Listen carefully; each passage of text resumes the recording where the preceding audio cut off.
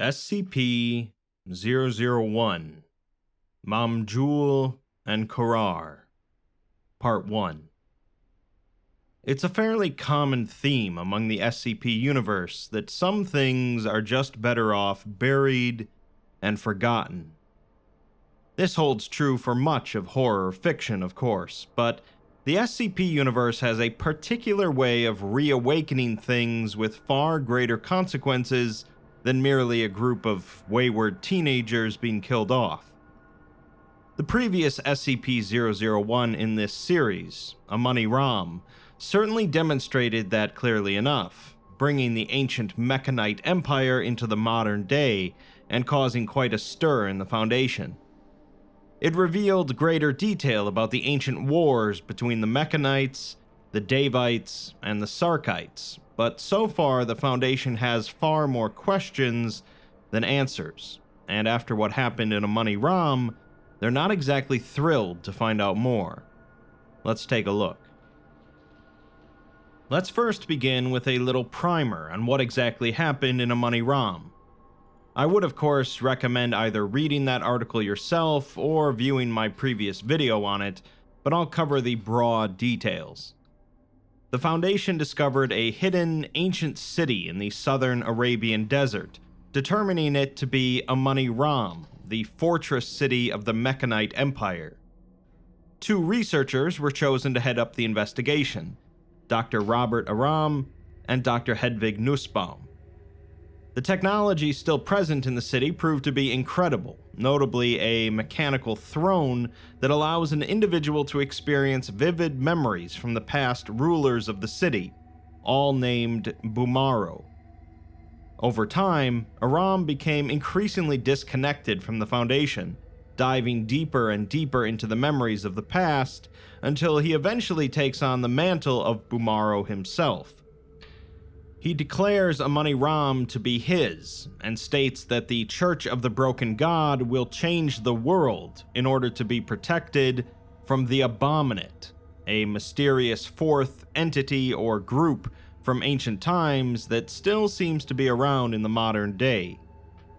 The rest of Aram's team, including Nussbaum, also betrayed the Foundation, although not necessarily of their own free will.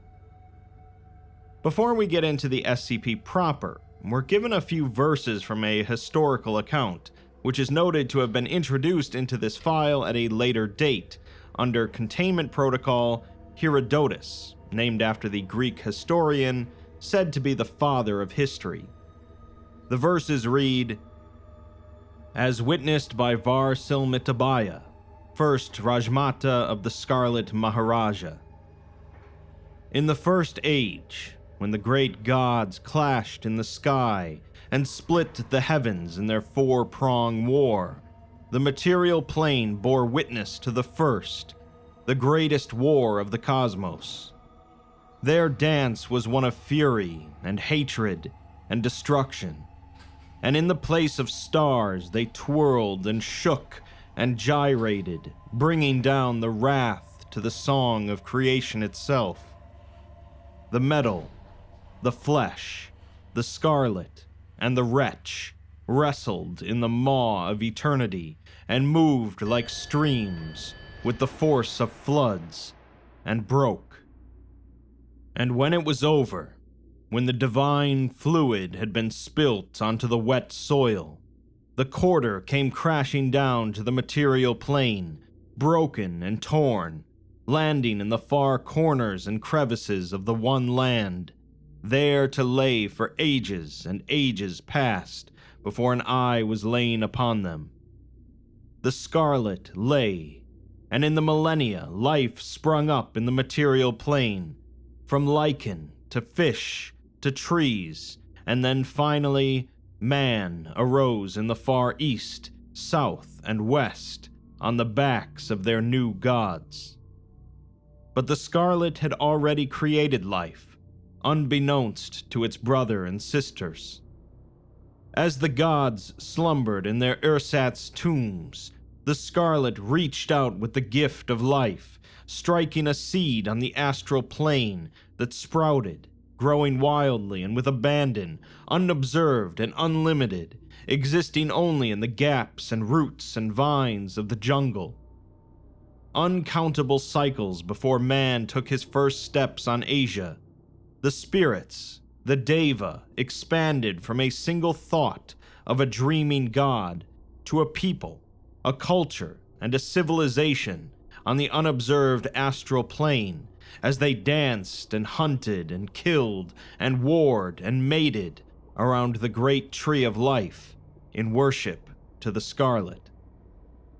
And the god, the Scarlet, pinned underneath the ever-growing weight of the jungle as the men moved in and built their huts and their farms and killed and died yet more victims of the brutal circle of life, reached up and dug its fingers in, plucking its eye from its socket and pushing it up just as the first man sought refuge under a tree.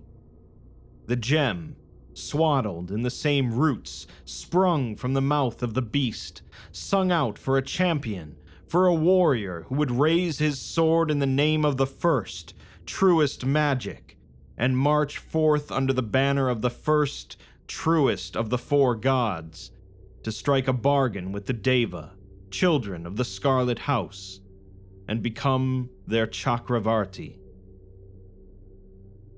Whereas the Amani Ram proposal took a close look at the Mechanite Empire, this time we'll be looking more closely at the Devites, with these verses explaining that they first arose in the astral plane, created by an ancient entity known as the Scarlet, after a great cosmic war. As mankind began to spread across the earth, on top of the tombs of the ancient gods, the Scarlet plucked one of its eyes out and offered it to a human champion, who would strike a bargain with the Deva and become their Chakravarti, their Emperor of Emperors. With that, we move on to the actual SCP itself, the ruins of Mamjul, an ancient pre-First Occult War city-state located approximately 734 kilometers off the southern tip of the Indian subcontinent.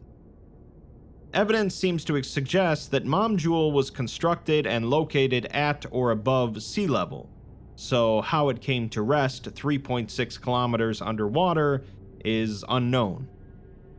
It was first discovered by the Foundation on August 24, 2002, and originally believed to be a mundane archaeological ruin.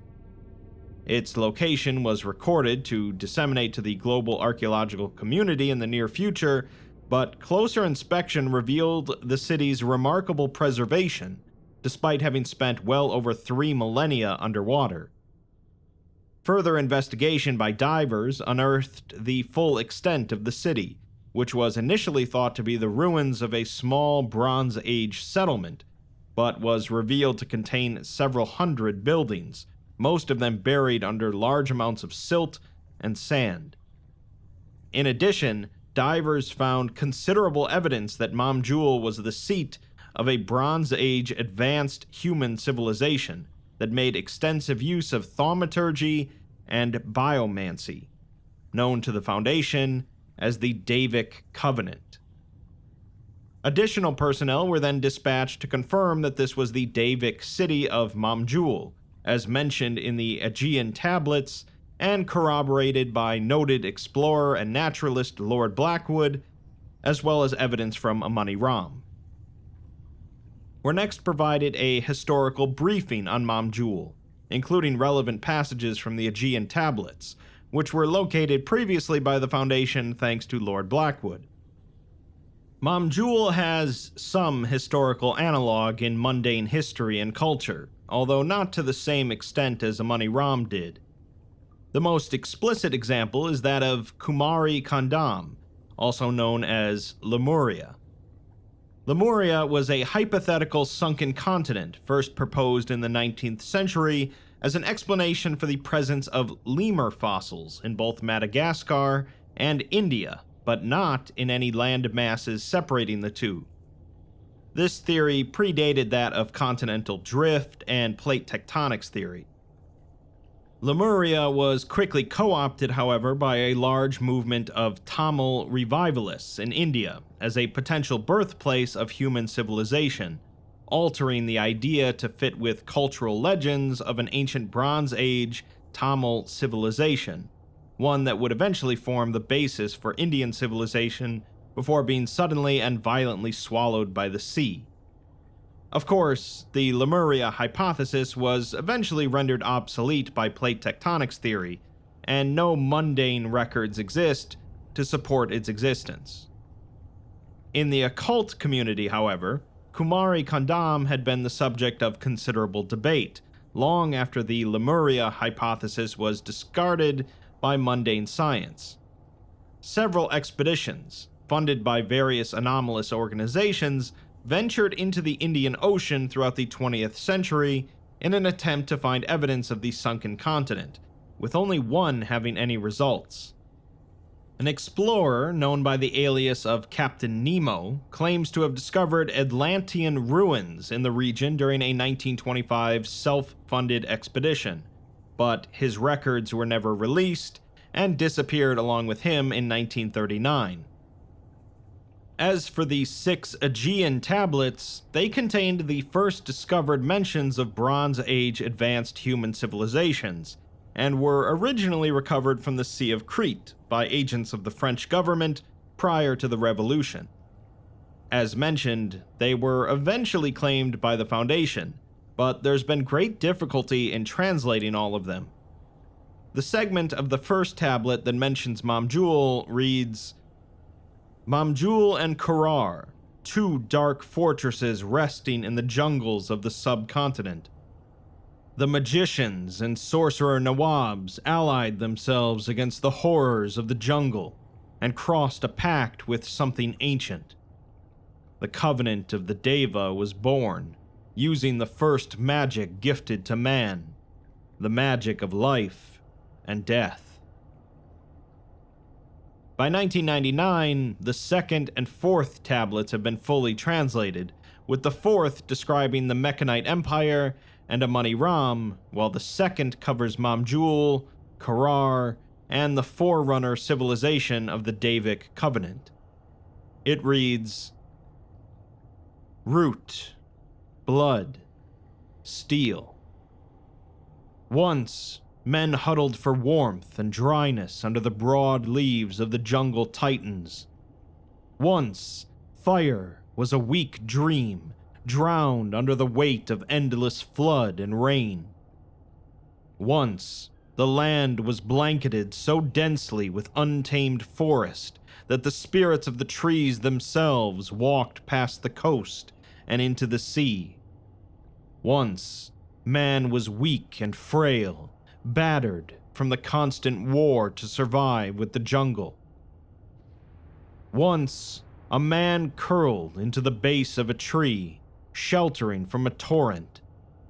His fingers discovered a scarlet jewel jammed between the knotted roots. It shone into his eyes, with depth like an ocean of blood. He pulled it from its nest and put it to his ear. The endless scarlet sang to him. It offered a deal. Should he lay down his own mind and soul in service to the spirits, they would gift him their boons. He would ascend to the realm of the gods, and in return, they would assure not just his people's survival, but their power. His children, and his children's children, would be sorcerers. The boons of the Deva would be at their fingertips, and he would be a once and future king. The covenant was struck. The Deva themselves descended from the realm of the spirits and the gods. They met the people and bonded with them. Every body contains 2 spirits and the power to bend the forest to their will. The first magic was used to raise the city in the depths of the jungle. The people toiled for a year and 1 day, laying the massive stones and bracing the walls with vine and root, crafting the city that would be the seat of an empire. Mamjul was built under the watchful slumber of the Scarlet and its prophet. And once the Davik cities were assured, and the record was writ, the Covenant marched north under the banner of the Scarlet Maharaja. The word Deva originally refers to supernatural entities and spirits, almost all of which are malevolent, within the canon of Zoroastrianism, a monotheistic faith predicated on good ultimately triumphing over evil. Variations on the term Deva appear throughout several different Asian religions and mythologies, suggesting the Deva mentioned in the tablets are a common source. This is supported by the tablets' claims that the Davik Covenant spread their culture and beliefs throughout Asia. Following the incident with Amani Ram, locating both Mamjul and Korar was elevated to global priority level Alpha in order to gain a material advantage over the Church of the Broken God. Various documents, murals, and scrolls recovered from Amani Ram indicated that the cities were located somewhere on the Indian subcontinent, although the loss of almost all personnel and original records from the Amani Ram initiative made more specific details unobtainable. Initial search efforts concentrated near established archaeological sites and in India's dense tropical forests resulted in no findings. We're then given a transcript from August of 2002, when the Foundation divers first found the ruins of Mamjul. The two divers, Khan 1 and Khan 2 of MTF Gamma 6, deep feeders, were being guided by senior researcher Pandora Galanis of the Foundation's Parahistory Division. They're located in the Laccadive Sea, about 300 kilometers off the coast of Sri Lanka, and they're investigating some underwater structures that a satellite array has picked up, although they don't expect to find anything other than piles of trash or weird rocks. The divers are equipped with coyote suits, allowing them to descend down to 5,000 meters with a self-sustaining oxygen supply. The two begin their descent, which will take them about half an hour, and they joke about what kind of weird rock they're going to find this time, while commenting about how they could be on worse dead-end assignments than this. Galanis tries to argue that this isn't a dead-end assignment, as it's global priority level Alpha, but Khan 1 remarks that it's been 20 years since all that crap in Saudi Arabia, and finding a way to kill SCP-682 is also a global priority level Alpha, even though there hasn't been any progress on that. Galanis says that they may not stumble onto the key to the world here, but they never know what might point them in the right direction. The Foundation wouldn't have ever even gotten involved without the Aegean tablets, and those got pulled out of a shipwreck in Greece. As they finish their descent, they activate their floodlights, seeing a massive, angled stone structure nearby. They begin to swim around the massive structure, which is a tapering cylinder with staggered, massive stone slopes, culminating in a flat central plane. It almost appears to be a pillar, but they can't tell how tall it is as they can't see the seabed, and it looks like there's a lot more buildings below them. Khan 2 activates a sonar topological mapper to give them a better idea of what they're looking at, with Galanis remarking that the structures remind them a little of Orkney architecture, so it's possible that they've stumbled onto some kind of colony. Khan 2 approaches the structure to brush aside a curtain of kelp and seaweed that's built up, discovering a large mural carved into it. It depicts figures dancing, fighting, eating, and copulating under a massive tree within a jungle. The scene continues well past the visible sides, and it appears that most of the structure's surface is covered in intricately carved murals. There's also a series of large glyphs, which they take some photographs of for Galanis to run against the Foundation's database. Galanis pauses as they do so, remarking that the glyphs seem familiar for some reason, which Khan 2 takes as a good sign, in that this is probably just another one of the ancient cultures that they've seen before. Khan 2 then reaches out and grabs a jagged outcropping, bracing her feet against the wall and pulling on it. It eventually cracks and gives way, and she holds up the broken piece, the exterior of which is a different color from the interior. It turns out that the structure is made of wood, which must be petrified and turned to stone. They don't see any planks or nails across the structure though, meaning that it's just one massive piece of wood. Galanis then remarks that the shape makes sense now, as it's not a tower, but a stump. The tree would have had to have been at least a kilometer tall, or probably more, so it's definitely anomalous. They continue to look over it, finding some gaps, but they look more like decorative arches than any entrance. The preliminary reading from their sonar device shows that the whole stump is hollow and very big, so they keep looking. On top of the stump, they find that the edge of it is raised slightly into a form of wall, and there are various sets of steps and short walls across the surface, all seeming to be naturally emerging from the wood. There's no seams or cracks anywhere, but Khan 2 finds a large, flat, circular covering in the center of the surface, with a small gap. They move to lift it, and to their surprise, it's much lighter than its appearance would suggest. Khan 2 says that the piece she broke off from the side was heavier than this covering is. The interior is dark, but definitely hollow, so Khan 1 floats down, confirming that this is in fact a building. He can see walls, a big spiral staircase looping up, probably to the roof, although the top of it is cracked off and it's lying on the floor now. Meanwhile, the scan of the glyphs on the side has finally completed, and a match has been found. Galanis checks it, and then tells both of the divers to hold their positions. A minute later, Galanis then tells them to start ascending back to the surface. As he ascends out of the stump, Khan 1 suddenly spasms and swears, saying that it sounded like someone was whispering.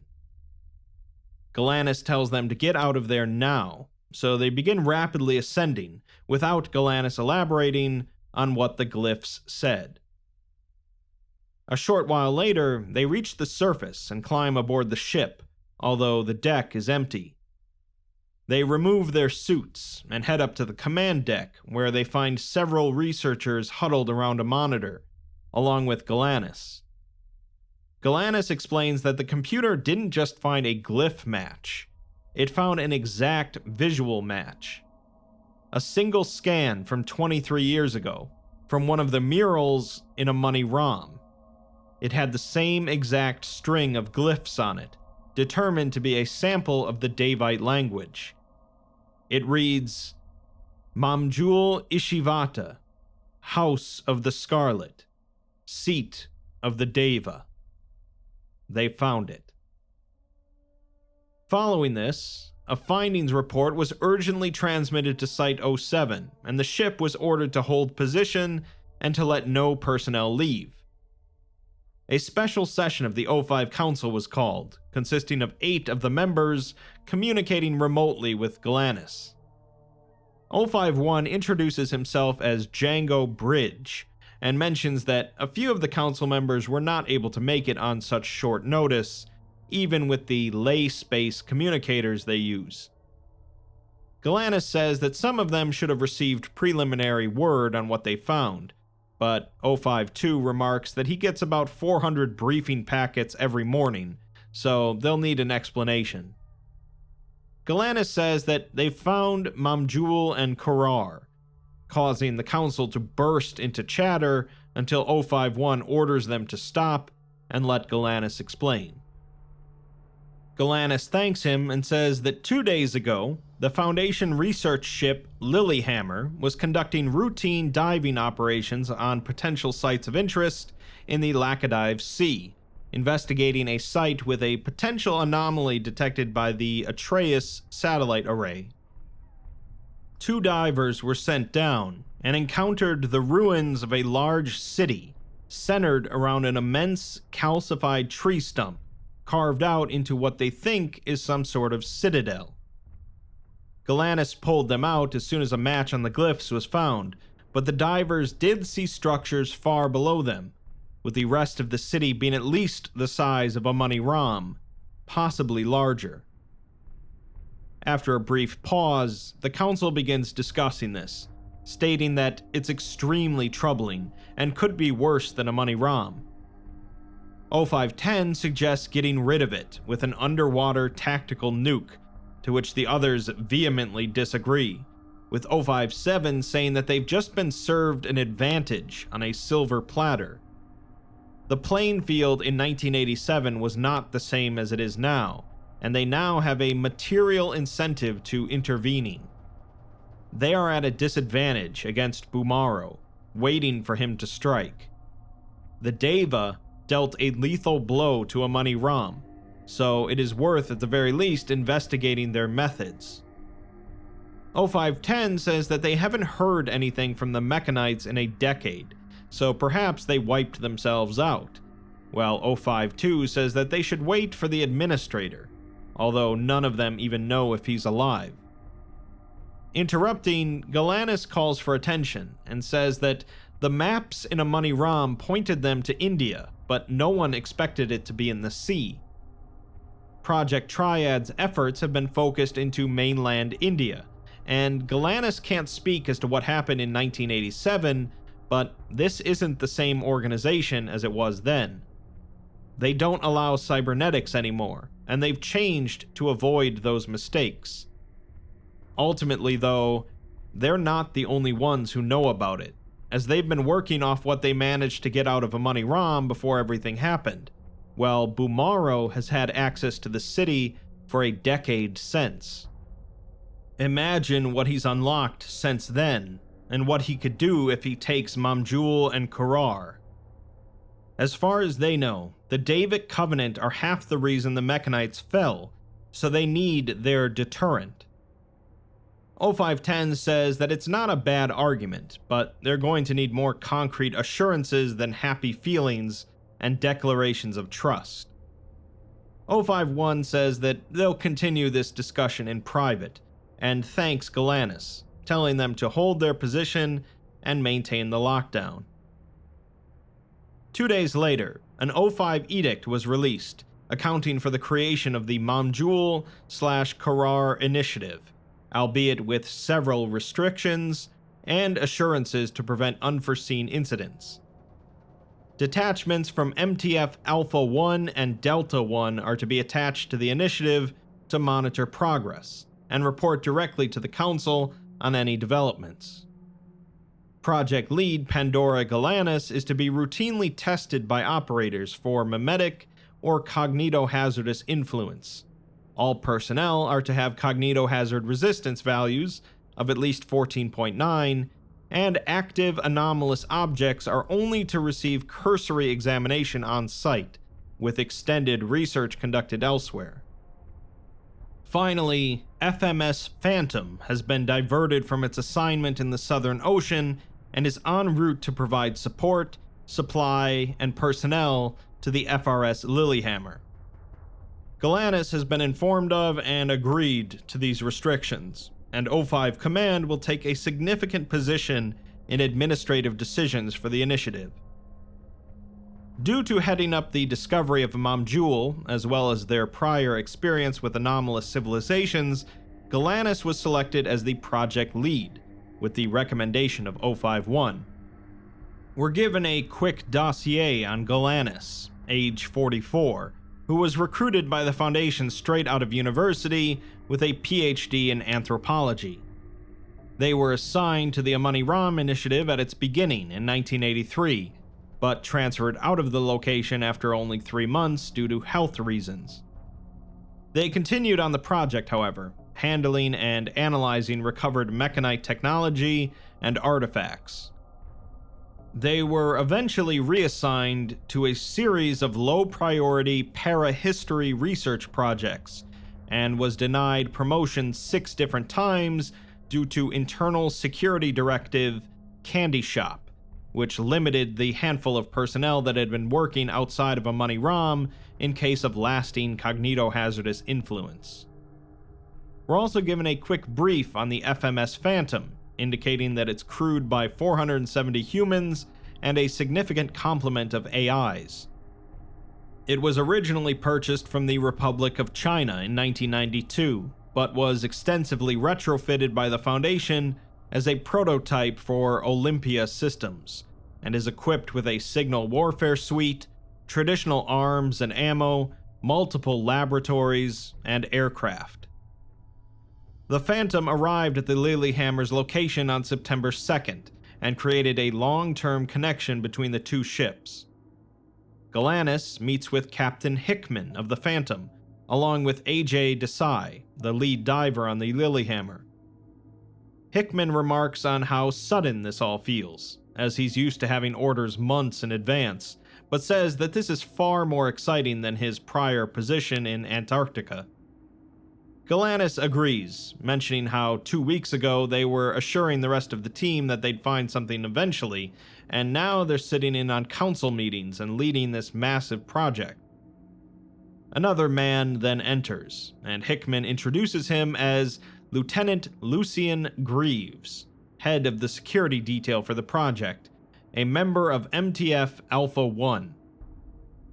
Desai immediately refers to them as their babysitters, to which Greaves says that he understands that Foundation naval teams are used to a certain level of independence this far from civilization.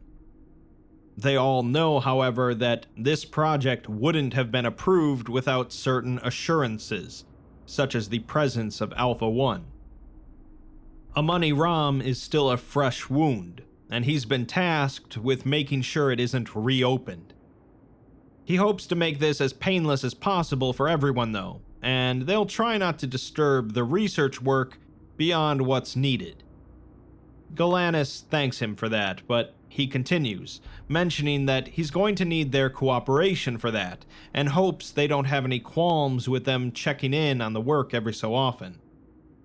Galanis understands, and Greaves leaves, with Desai immediately complaining about Alpha 1's presence.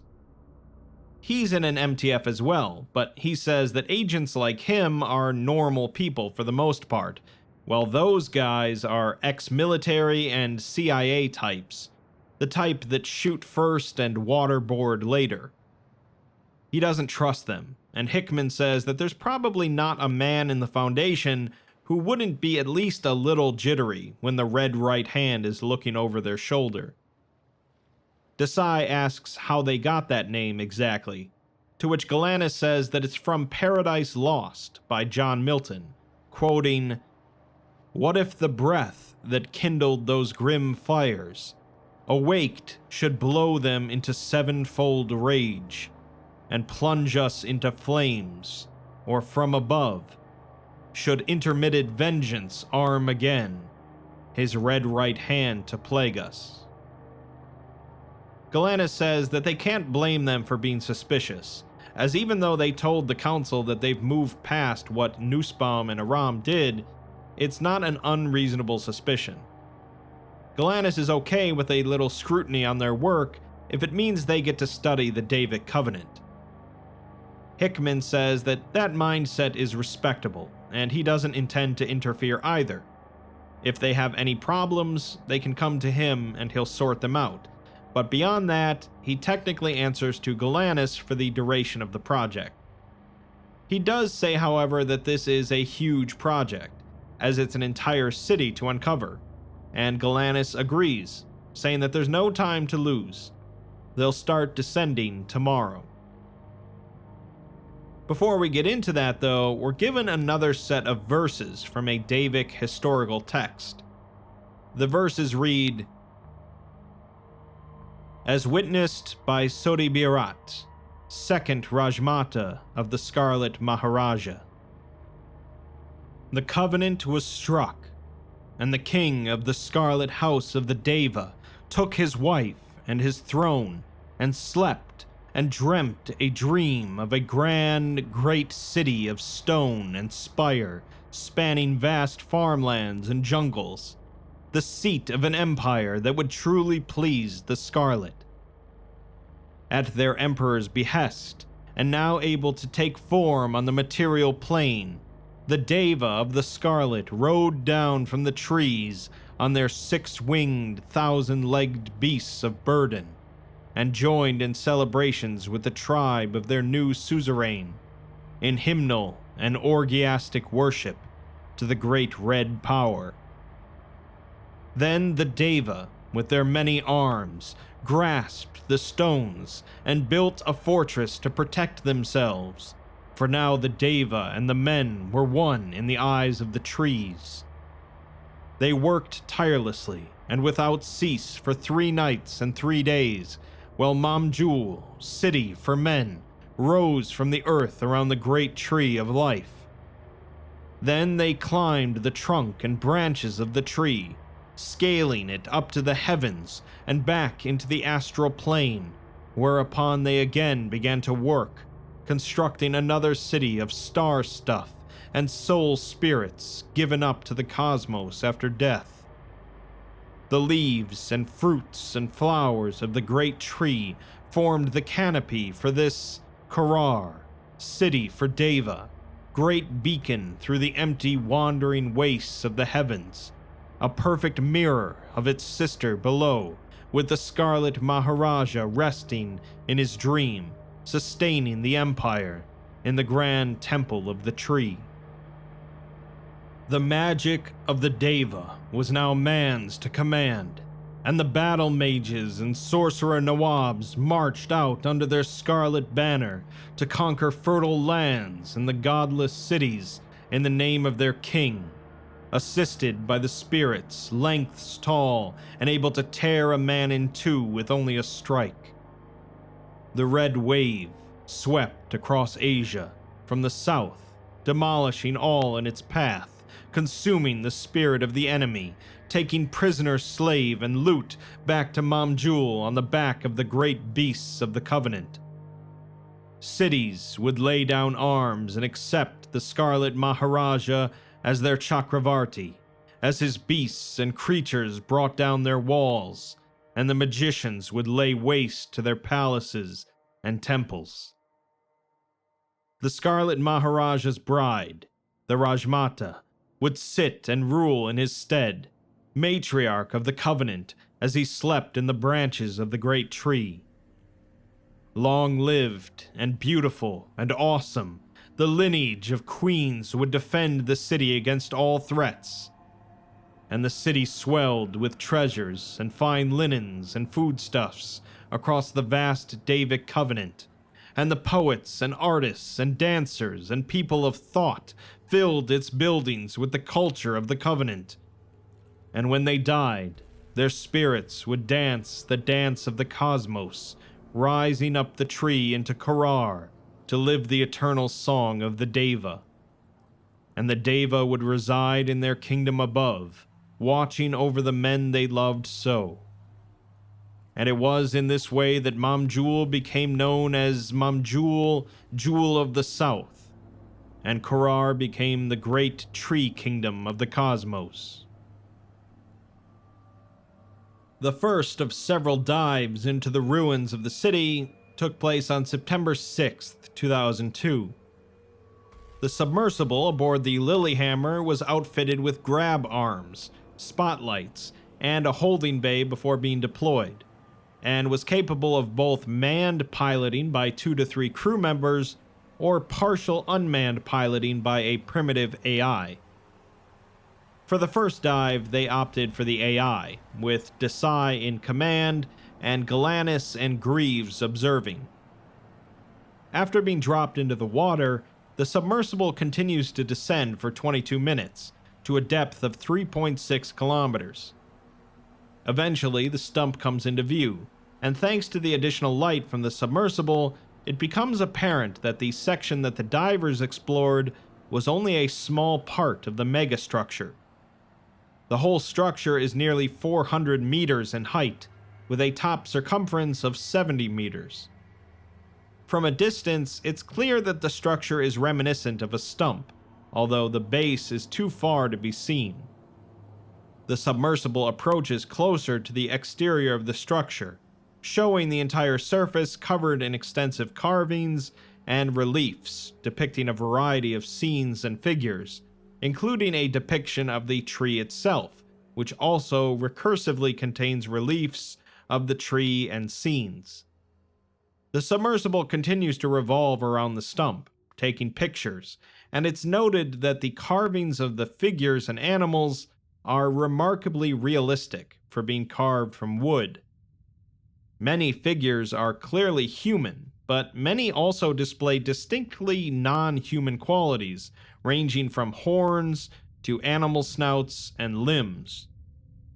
Two figures recur frequently, and are depicted as nearly 3 or 4 times the height of the rest. One is a long-bearded man with an elaborate headdress, shown carrying long spears across his back and typically with eyes closed. The other is a gigantic androgynous entity with an obscured face, inset with gleaming red gemstones. They are almost always depicted together. At Galanis' command, the submersible uses a laser torch to cut off a small cube of the tree material and store it. It then travels to the top of the stump, finding the entrance hole revealed by the divers. It's spacious enough to fit through, so it descends inside, revealing the interior to be intricately constructed, featuring landings, corridors, and doorways, presumably leading off to smaller rooms. The interior walls also contain carvings, but a smaller amount, and the rubble of a spiral staircase can be seen far below through holes in various floors. Shortly after, Desai complains of someone whispering in the command room, and Greaves says that he hears it as well, but no other members in the command room are speaking or report hearing any speaking. Galanis notes the anomaly, as Greaves orders a routine cognitohazard evaluation for himself and Desai, but the mission proceeds. The submersible arrives at the base of the stump, which is too small for it to safely maneuver through. The high ceilings are inlaid with a winding root and vine pattern, and the far end of the room contains some kind of pedestal with a long object on it, but the visibility is poor. Beside it appears to be some kind of wooden throne. The submersible turns in the opposite direction and finds an exit to the structure, exiting out into the center of a large, wide avenue, lined on all sides by large stone-cut buildings and fortifications. The architecture of the buildings is heavily reminiscent of ancient South Asian architecture, with stacked, terraced roofs and battlements of heavy stone. The street forks ahead, spreading out, and from where it's located, the submersible can see an entire section of Mamjul collapsed under the weight of the ocean. It begins to drift through the streets of the city, slowly mapping the area. The avenues are wide and broad, and the doorways and buildings throughout the city are strangely disproportionate to the average human body. The architecture remains similar, with towering shrines of stone and buildings with terraced temple roofs, but the farther away from the tree stump, the less intact the buildings are. Many show signs of extreme disrepair and stress, particularly around the outer edges of the city's walls, where they are practically piles of rubble. The submersible eventually ascends and deploys a sonar mapper to formulate a 3D map of the city. From this height, it's clear that the city is contained within 3 triangular walls, forming high ramparts, similar to Amaniram's circular Great Wall, although Mamjul is significantly larger in area. The submersible then returns to the base of the city, with operators pointing out sites of stress and battle. While a large amount of buildings appear crushed by the intense pressure, there are scorch marks, explosion craters, and bleached skeletons littering the streets of large portions of the city. The amount of skeletons is particularly notable, with certain sections of the city literally layered in dead bodies, many of which suggest a non-human skeleton structure. Samples of some of the bones are taken. The submersible then passes a large building that appears relatively intact, with an entrance large enough to maneuver through. Desai assumes manual control and pilots it through, finding the interior to be filled with toppled shelves and scattered skeletal remains. One corner of the building, however, contains a cache of ceramic chests and jars that appear to be water-sealed. A number of these smaller jars are recovered, but Galanis orders the larger ones to be left behind until divers can grab them.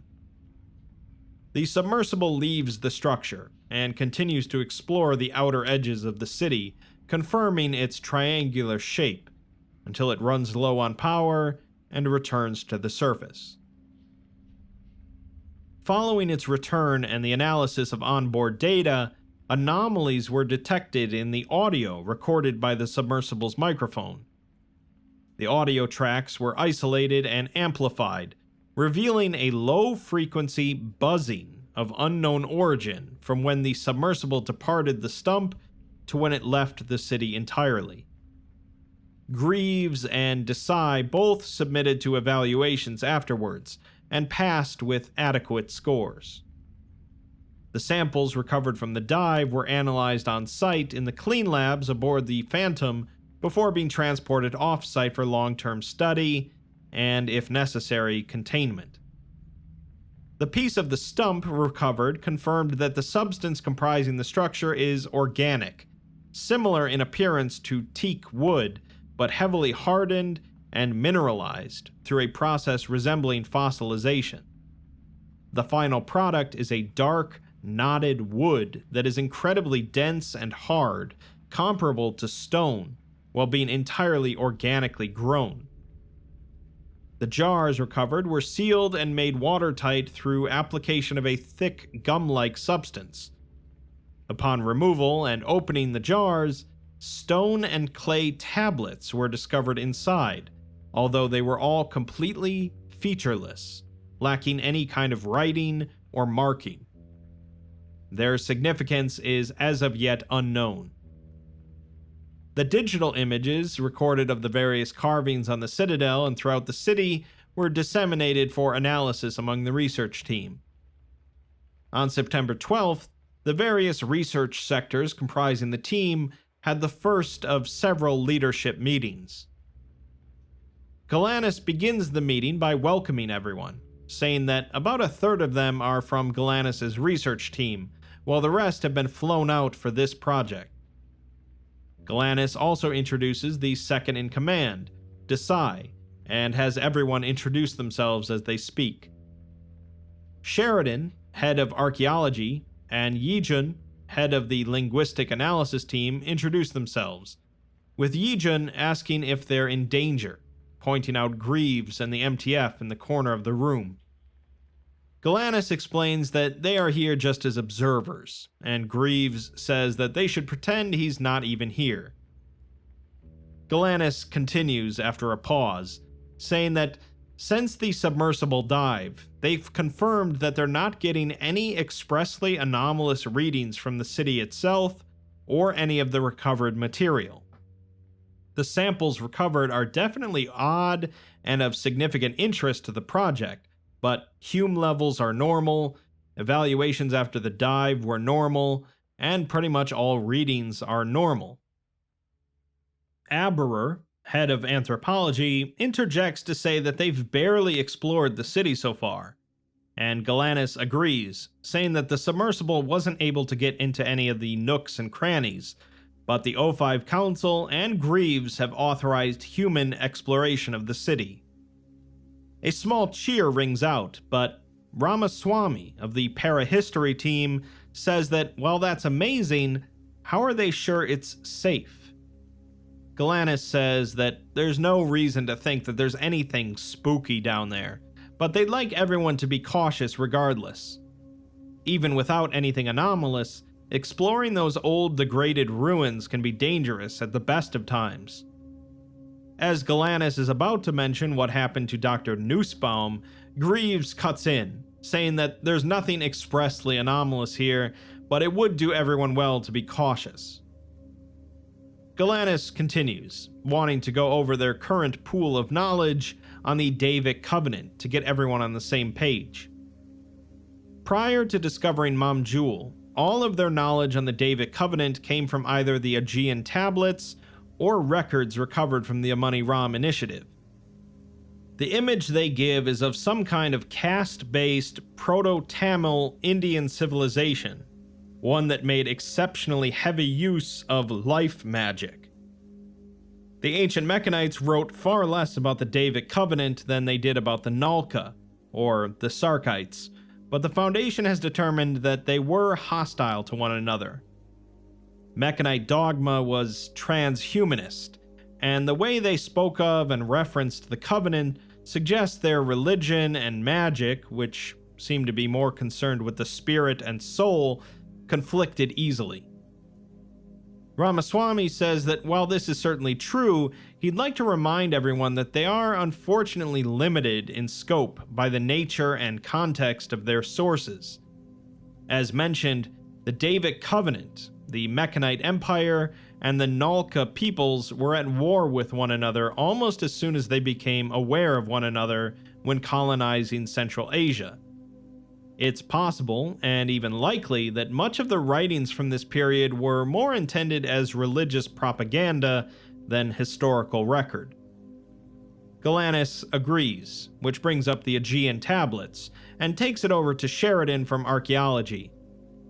Sheridan says that the section of the tablets they've translated so far, the one describing the Covenant, shares some broad strokes with the Mechanite portrayal. A precursor to Tamil Indian empires in the same way the Mechanites would later influence pre-Islamic Arabian empires.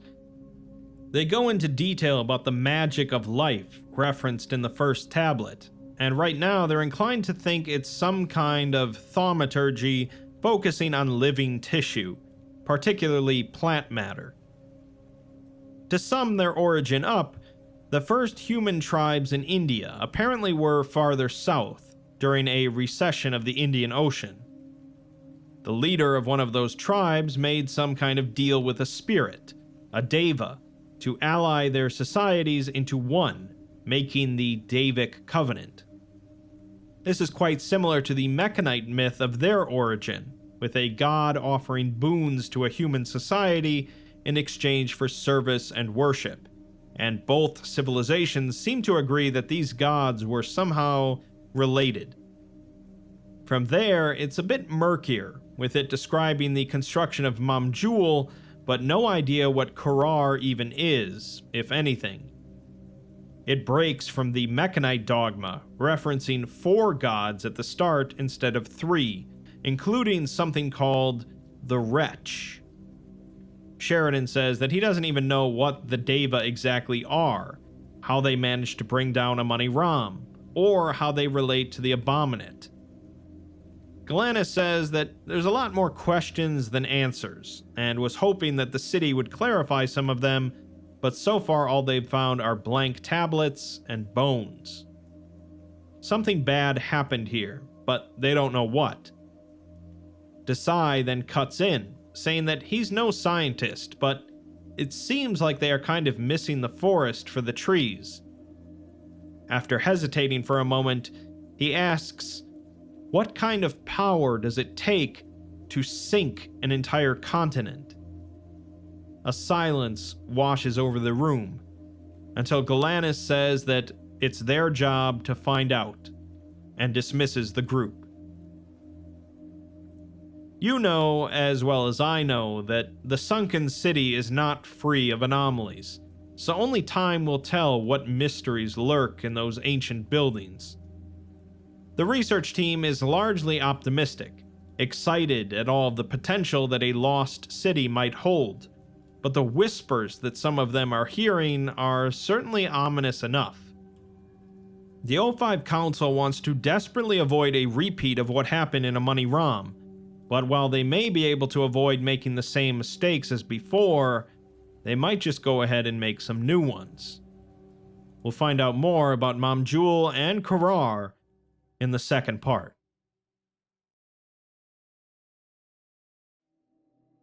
SCP-001, Mamjul and Korar, Part 2. Regardless of the canon, the Davite civilization and the Deva themselves are rarely presented in a flattering light. At worst, they represent one of the most dangerous threats to human existence, capable of rewriting history to ensure their supremacy. At best, notably in SCP-6140, they were a people merely made to seem savage by an outsider, although even then they still had the highest rates of slavery in the world before the slave revolt. In this canon, we so far don't know a great deal about the Davites, and neither does the Foundation. All they know for sure is they were a major part of the downfall of the Mechanite Empire, and since the Foundation has to deal with the Mechanite resurgence, in the form of Robert Bumaro and the Church of the Broken God, they're willing to look to the Davites for some answers. Let's continue. We pick up as the Foundation is starting to send divers down to fully explore the sunken city of Mamjul. Over the course of a few weeks, the trained Coyote divers of MTF Gamma 6 performed 13 dives, typically led by Desai and monitored by members of the research committee as well as a member of MTF Alpha 1. We're given a transcript of the first dive as the team exits the stump out into the city proper. One of the team comments on how this place gives them the creeps, but another says that these are just some old ruins, as anything else would be crushed at this depth, and even sperm whales don't go this deep. For members of an organization focused on the anomalous world, that seems like a fairly short-sighted view. Command tells them to just scout out the buildings, the architecture near the Citadel, and the interiors for anything of interest. They can split up to cover more ground, but they shouldn't stray too far from one another. They exit out onto the street and are all impressed at the size and architecture of the buildings surrounding them, some reaching up to 7 stories high. The avenue in front of them is littered with debris, including large amounts of bones. The team proceeds to split up, exploring the nearby portions of the city, and Desai proceeds to tell the others to turn off their lights for a second as he enters one of the buildings. They do so, and after several seconds, a soft, greenish glow begins to form from the cracks and crevices of the buildings, caused by some kind of moss. The surrounding area is illuminated in a pale, sickly green light. Khan 2 remarks that it's some kind of bioluminescent algae, but algae doesn't appear this deep, especially ones that need sunlight to glow. They take some samples, as Desai mentions how the buildings are familiar looking, comparing it to Angkor Wat in Cambodia, a gigantic Buddhist temple complex covered and layered in intricate carvings of myths and legends. He says that this place is drenched in religion, and you can feel it in every crevice. The team continues exploring, and all of the buildings are reminiscent of Cambodia and general Southeast Asian architecture, many of them resembling temples in structure and form. Unfortunately, all of the buildings they check out turn out to be empty, despite the fact that these should be the largest and most impressive buildings due to their proximity to the temple. Desai says that there's nothing here but dust and blood, seemingly referencing a tale focused on the Scarlet King. Later, on their 6th dive, the team travels as a group in a diamond formation, focusing on the layout of the city. They encounter several large pits in the place of buildings, carved with steps in the sides leading down, containing water significantly darker than their surroundings. Khan 2 says that it looks like a step well, a kind of ancient Indian reservoir consisting of a big pit in the ground that would collect rainwater. They take a sample of the dark water and continue on into the southern third of the city, floating over large pathways layered with bones. The team comments on the skeletons, both the number of them and their features, some of which are not human. Khan 4 floats down and picks up a skull, showing it to be far denser than its appearance would suggest, with the large cranium fanning out into two horn-like protrusions and a wide crest behind them. There are also 3 eye sockets spread horizontally. Khan 2 says that a lot of these look more like cattle than people, but even then, no cattle they've ever seen before. Desai remarks that Amani Ram had huge streets because of all their mechs and technology, while Mamjul had huge streets probably because of the larger size of their people. They also comment on the undamaged nature of most of the skeletons, with no signs of breaking or trauma. Clearly, most of them didn't die in battle, but that's for the researchers to figure out. On the 13th dive, the team focuses on more completely exploring the massive stump, the Citadel. Desai mentions that he's still hearing a noise and asks if someone's radio is on static. Command tells them to keep moving for now, but keep an eye on each other. The team, however, agrees with one another that there's likely nothing for them to find here, as they've been scouring the place for hours now. They were definitely right about it being a citadel, though, a cross between a fortress, a palace, and a temple. There's an extensive system of rooms, but since there's no furniture, there's no way for them to tell what they're intended for. They've taken samples of the plant life, but there's not much else they can do. Desai wants to check out the base floor, though, and then they can leave. The team descends down the central passage to the ground floor, turning on their flood lamps to illuminate the space. It's dominated by 2 massive statues resting on a dais with an altar in the center. They resemble the 2 largest figures on the carvings outside, one male in a headdress and armor, and an androgynous spirit inlaid with red jewels. The 2 appear to be dancing, and in front of them, a throne sits almost 2 meters off the ground, carved from what appears to be a single root of the tree. Several other statues with cupped hands decorate the space. Desai points out the floor as well, showing it to contain a similarly intricate series of wood symbols and lettering, spreading out in concentric circles from the altar. He approaches the altar, into which is embedded a knife of some kind.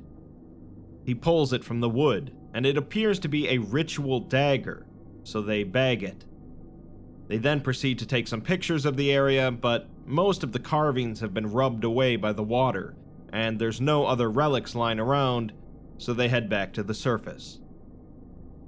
All of the samples the divers recovered were analyzed on site in the following weeks by the various sub-teams and personnel of the research committee, under the direction of Dr. Galanis. However, the limited array of samples and general lack of historical material caused difficulty and a lack of actionable results. Galanis wrote a memo the following month on their personal thoughts on the research progress. It reads, "This hasn't quite worked out the way I'd hoped. I don't feel cheated or bitter. Nobody could have predicted stuff like this, that the city would be nigh empty, or that we'd be working from scraps. But it's still frustrating regardless. This was supposed to be my big break. I've enjoyed spending my time on the Lillehammer's crew, but I think everyone knew why I was there instead of climbing the ladder back at a real site. relegated to the dustbin of history for something I didn't even do. I mean, I'm not stupid. I get it. They can't know for certain I had nothing to do with what happened in a money ROM. But it's still unfair. And then, of all the ships in the world, I happen to be on the one that stumbles across Mamjul. It's gotta be fate, I tell myself, and promise that I'll do the best I can to show them all that I'm not Bumaro or Dr. Nussbaum.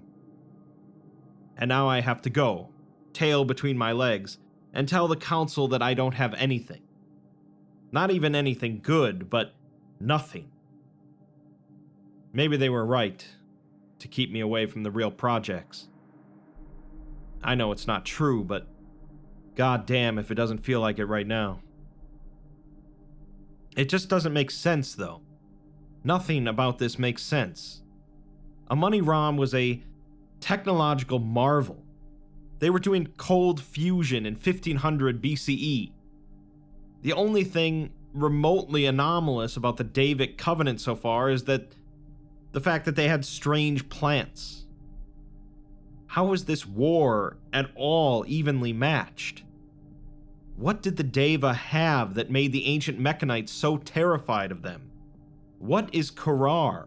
What the hell happened here? We might even be able to answer that if we had anything left of records, writings, materials, artifacts, relics, anything. But there's nothing. It's as if the Deva have been wiped from history. It's infuriating. The research teams are demoralized. The divers are sick of going down to root around in old ruins and find nothing. The fact that their every move is constantly watched by armed men doesn't exactly help. I've had people coming to me and AJ for weeks with complaints of the MTF guys making it impossible for them to get any work done. But there's not much I can do without them thinking I've gone native. It's funny how many of my problems lead back to Bumaro, despite never even meeting him. I don't know what to do. There's just so many questions that haven't been answered. All we know right now is a facsimile, a half-dreamt image of the Davic culture. A rich history of architecture, art, and dance that you can still see influences of in Indian and Cambodian culture. An almost religious reverence for nature, androgyny, and dreams. But also indications of cannibalism, ritual sacrifice, brutal slavery. And these are all just from what we've observed in the city. No one really knows anything about the Deva. If we just had some kind of guide. Try as I might not to, I keep returning to Bumaro and Nussbaum, what they would have done. Though they did it for an abominable purpose, they were the only ones in the situation I'm in now. They were blockaded in their research until they found the Preserver to help them understand. Conventional methods stopped working, so they looked for a guide and found one. Except there aren't any guides left here. Or maybe I just need to broaden my horizons. Afterwards, a meeting took place between Galanis and 051 using a lay space communicator. The communicator projects the two into an alternate location to have the conversation face to face, which is, in this case, an ancient desert city.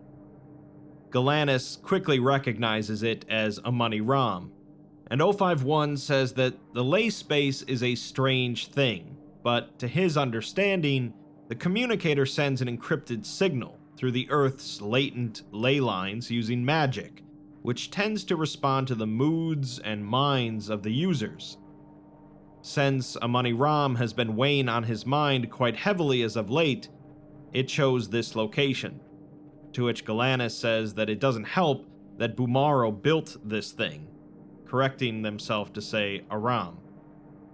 051 says that they can call him Bumaro, as he's no longer the man that they hired, as far as he's concerned, and maybe not a man at all. They last heard from him nearly 10 years ago now, but things went poorly, although he's not at liberty to divulge too many details. Galanis tells him it's worrying to imagine someone that unhinged running around with that kind of power, and that he's one of their biggest threats. But 051 disagrees. The Council all agrees that Bumaro is an existential danger to the Foundation, but he does not believe that Bumaro is insane or the biggest threat they face, only the most present one. Galanis asks him if he thinks he's doing all this for power, to which 051 sighs and asks how old Galanis thinks that he is. Galanis laughs and says that they don't really know, as it's kind of an open secret that the 05 members are long-lived, being around for pretty much as long as anyone can remember. Galanis knows that that wasn't really what he was asking, though, and says that he looks like a very good 80 or a really bad 60. 051 stops walking and looks upward, saying that he was born in a Roma camp in Wales in 1880. He was at Verdun, Gallipoli, and the Somme. He lived through the war to end all wars, and another after that, not to mention the countless other conflicts scattered across Europe. He witnessed their hidden underbelly, the occult wars with their carnage left unseen and unknown by the world at large. Dying angels in no man's land, accursed weaponry, and soldiers roused from the dead. He saw Robert Bumaro in the last message he ever left for the Foundation, and his was not a face of Machiavellian scheming. His was a face that 051 is unfortunately familiar with seeing and wearing. A man terrified, able to see the world sliding into another occult war, powerless to stop it. The two continue walking, and 051 apologizes, saying that he prefers to keep his thoughts on the matter to himself, but he does think that Bumaro discovered something about the Abominate, whatever it is, and it shook him to his core. He's seen too many men die not to say that, as a young man, if he had known what he knows now, he would have done anything to protect the ones he loves. He simply disagrees with Bumaro about the means, as the Foundation remains the best and only vanguard against such a threat. He is sure the threat is coming, however. Galanis swears and apologizes, saying that that's a lot to take in. 051 replies that this is why they've taken such a risk on this project and on Galanis, as whatever the secrets of the Deva are, they need them now more than ever. Galanis understands, but the pressure is worrying, as they're not the kind of person built for leadership, and can't help but wonder if the Foundation is better off choosing someone else. 051 says that perhaps that might be true, but it doesn't really matter, as Galanis is the one they chose, for better or for worse. For what it's worth, he thinks that they're doing fine, although he can tell that there's some bad news. Galanis says that the project is stalled, for lack of a better word, and apologizes. 051 replies that Galanis doesn't have to apologize, as he likes them, and does not consider Galanis' worth contingent on the success or failure of this mission. Galanis is surprised by this, and thanks him, as 051 continues to say that they are both historians, and Galanis actually reminds him quite a lot of himself in younger years, before he saw all the horrid depravity the world has to offer. He tells Galanis not to lose their bright eyes of optimism, as they will need idealists in the Foundation in the times to come. When asking why the project is at a halt, Galanis says that they just don't have anything to work from, as there's almost no historical record, no analogous societies, no writings or sources. The most they've been able to do is work on analyzing the architecture and carvings throughout the city, but even that's limited because it's in far worse condition than a money ROM. 051 asks if they have any idea what or where Korar is so far, because if they were sister cities, perhaps Korar is better preserved and contains something that they can actually use. Unfortunately, they haven't found anything, and Galanis is honestly not even sure that it is a city at this point. The Davic Covenant were paradoxical, and the only thing they can do is analyze their murals, so that's what they've spent most of their time on. What they have is confusing though, as the Davites had an intense focus on the metaphysical and spiritual. Unsurprisingly, it seems like they were theocratic, given that the central citadel is both the temple and the palace, worshipping some entity or greater power called the Scarlet. 051 says that he's never heard of such a thing, and Galanis says that they first thought it would be a blood god, which a lot of the research committee still thinks that it is, as they had a place for ritual human sacrifice, with altars and obsidian knives, and all kinds of carvings of people being split open to appease the Deva spirits. The depictions, however, are different than they've seen in other Asian and Mesoamerican societies. It's a joyful affair, and the sacrifices seem almost as pleased as the Deva are to welcome them. 051 says that it's hardly reasonable to think that all societies would view death as final, especially given the exposure to necromancy that the Aegean tablets suggest. Galanis isn't convinced, though, saying that the depictions of the Scarlet are softer, more magnanimously indifferent than vengeful and demanding. Their art is complex, gentle, and almost sensual. Their cities are magnificently constructed, but at the same time, they know from the Mechanites that they had a vast slave system enforced by magic, and that their anomalies were at least in part fueled by sacrifices. 051 asks if there's any indications as to what that magic was, but beyond it being something related to horticulture, there isn't. There's similarly a lack of indications about their history as a society, including what happened to land them 2 miles underwater. The team doesn't know what to do, and Galanis feels like they've failed. 051 says that they've done admirably, given the circumstances, but Galanis says that they've exhausted all of their conventional options. 051 tells them to turn to the unconventional then, to which Galanis says that there is one idea, but it's kind of out there.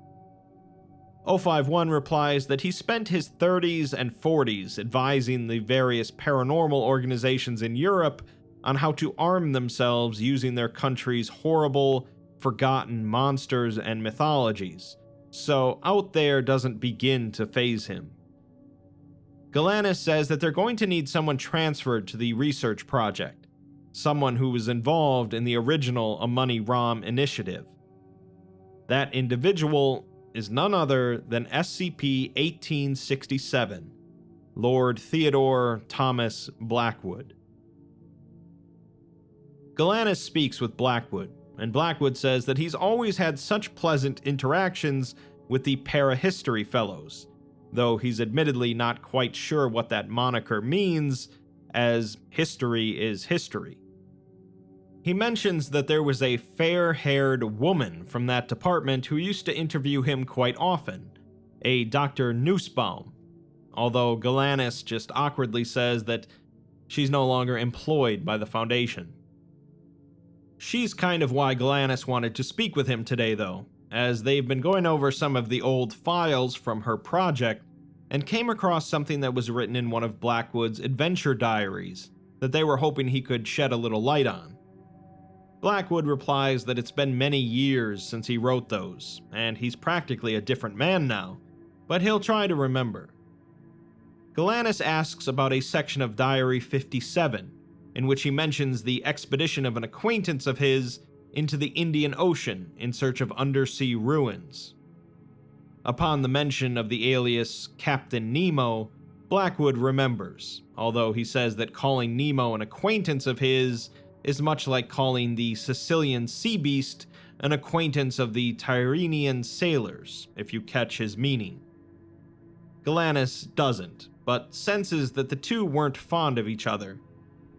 Blackwood says that he had no quarrel with the man, and in fact he admired his can-do attitude and breadth of inventions to support his adventuring, having had the pleasure of witnessing his submarine, the Nautilus, surface once. It was a technological marvel, the likes of which the world may never see again, longer than many ships, and seemed natural, appearing as though carved from a single titanic block of jungle wood, but filled with engines, armor, and livery. Galanis remarks that that's oddly familiar, and asks if he ever went inside. Unfortunately, he didn't, as Captain Nemo wouldn't allow it due to having a deep-seated resentment in his heart for all Englishmen. Blackwood has never been particularly attached to his homeland, finding more solace in darkest Peru than he does in Durham. But Nemo was of Indian descent, and held a chip on his shoulder over the Crown's dominion over his land. He felt that every well-born individual who had benefited from the plundering of his homeland deserved nothing but scorn at the best. Blackwood was unable to go on Nemo's expedition, but he knew some of the individuals that did go along, and had heard that they had found something far south of India on the seabed. The specifics were murky at best, but through the grapevine, it was whispered to him that some of the many spiritually inclined men under Nemo's command had returned from the expedition shaken and disturbed. To a normal man, this might have meant nothing, but as Blackwood studied with the Castor Monastery on the slopes of Makalu, he knew that Nemo had them doing the art of projection. With intense practice, meditation, and no small amount of psychotropic assistance, it's possible to enter into a fugue state of sorts, during which the soul may depart the body and enter into the astral plane. The Castor monks have spent centuries studying the existence of the astral plane and the vast mysteries it contains, and have ascertained that it is a manner of reality blanketing our own, invisible to the naked eye but interweaving with all parts of daily life, and is inhabited by spirits. The nature of the astral plane is such that it is at once a reflection and a cause of our own material plane. Significant people, events, and even places can leave impacts and connections that persist long after the destruction of the physical form, such as the presence of poltergeists and jinns. Blackwood's theory is that since Nemo possessed no gift for the metaphysical arts, he attempted to use his crew to astral project and discover the secrets of the Atlanteans. His crew, however, being largely unrefined brutes, lacked the necessary finesse. Blackwood would have stepped in then, but only a month after he heard about this, he heard that a common vampire had been sighted east of the Ural Mountains for the first time in more than 3 centuries, and he couldn't miss out on the opportunity. Galanis bets that he would like to see the sunken city, and Blackwood responds that he certainly would, to see if the legends of monumental towers powered by light and glass and great sea beasts bound into service are true. Galanis tells him that the Foundation has an interest in Atlantis as well, although its proper name is Mamjul. They've located the ruins, but there isn't much to see, leading them to go over the records of the initial discovery of a money ROM and notice the references to some kind of psychic detachment. If Blackwood is prepared to share his knowledge of astral projection, they could probably convince their superiors to allow him to be on the first team. Blackwood contemplates this for several seconds before saying that he shall assist them in their endeavor, and together they shall unlock the mysteries of Atlantis. Blackwood was subsequently transported to the research ships, along with a number of supplies, equipment, and a detachment of personnel from the Psychotronics Division at Site-19. Over the following month, almost every member of the Mamjul Korar initiative was subjected to a gauntlet of tests to determine their psychic potential. Those with the highest scores and sufficiently high cognitohazard resistance values were inducted into a provisional applied task force, codenamed Dream Team. By mid-November, 9 members of the initiative had been inducted into the team, including Lieutenant Greaves, Operator Desai, and Dr. Galanis. Foundation research into extrasensory perception had exploded since 1944 with the founding of the Psychotronics Division, and provided several advances, such as low telepathy, scrying, and limited divination, though true astral projection remained out of reach. With the assistance of Blackwood's expertise on the matter, Psychotronics Division personnel were able to train members of Dream Team into being able to induce a fugue state that Blackwood affirmed would result in successful astral projection if performed under the influence of nestic drugs. Additionally, 051 requisitioned the LSAP Cadmus Aram Deep Brain Oniric Parietal Stimulation and Recording Array, a one-of-a-kind prototype constructed by Dr. Hadley Cadmus and Dr. Robert Aram. The device consists of 2 separate portions, a medical implant of several electrodes inserted into brain tissue, leading out to a wire through the nape of the neck, and a computerized system to which the wire would be connected. The implant would stimulate brain tissue to produce a heightened state of awareness during dreams, and the computer would record sensations and visuals to produce as text. The text would require additional human processing, but the final product was a largely accurate transcription of what the subject says and does, including while dreaming. The device was tested and confirmed safe before being implanted into Greaves to serve as an indisputable, impartial record of what was discovered for Council records, in compliance with the 05 Edict. Following the operation and his 2-week recovery, Greaves returned in preparation for the first attempt at astrally projecting into Mamjul, performed on December 20th, 2002. For the first projection test, Blackwood and 4 members of Dream Team were selected: Galanis, Greaves, Desai, and operator Sarah Morello. All of the members were given medical and neurological workups before entering into a secure padded containment chamber aboard the Phantom. They were seated in restrained reclining medical chairs with various instruments attached to the sides, leading to displays of neurological activity, heart rate, and similar readouts. IVs of Class W Nestics were inserted into the arms of all personnel, aside from Blackwood, who instead had a small amount mixed into the bowl of seawater in which he was placed. The members were also given sedatives and muscle relaxants in order to begin the test. Blackwood begins by explaining the process they're going to be going through, and tells them to remember that excess stress will wake them from the state, which may prove to be a boon or a burden depending on what they encounter. They should begin by closing their eyes and relaxing, allowing their muscles to slacken, opening their mouths and allowing their lungs to loosen and breathe simply and naturally. They should consider their place in the universe, members of their various homelands and their governments, members of their families, members of the Foundation. They should then consider their physical place, floating aboard a great ship, leagues off the southern tip of India. At the same time, they are floating leagues above the ruins of an ancient civilization. Their position is relative, so they may change it as they please, and the world will change accordingly. The plane of our existence they see is simply one more axis of position, and it's alterable. There's no reason they should not be able to change it as easily as one can walk from one end of the ship to the other.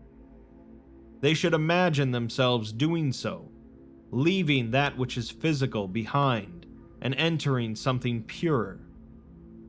They should allow themselves to walk from the bow to the bridge, along the gunwales of the vessel. It's a familiar path, with the sea on their left and the metal of the ship on their right. Their bodies relax as they continue down the path, until finally arriving at the stern, and as far as they can see, there is only the ocean. Blackwood then tells them to open their eyes, and since we're only receiving Greaves' perspective, we see him open his eyes, revealing himself to be standing in an alien landscape.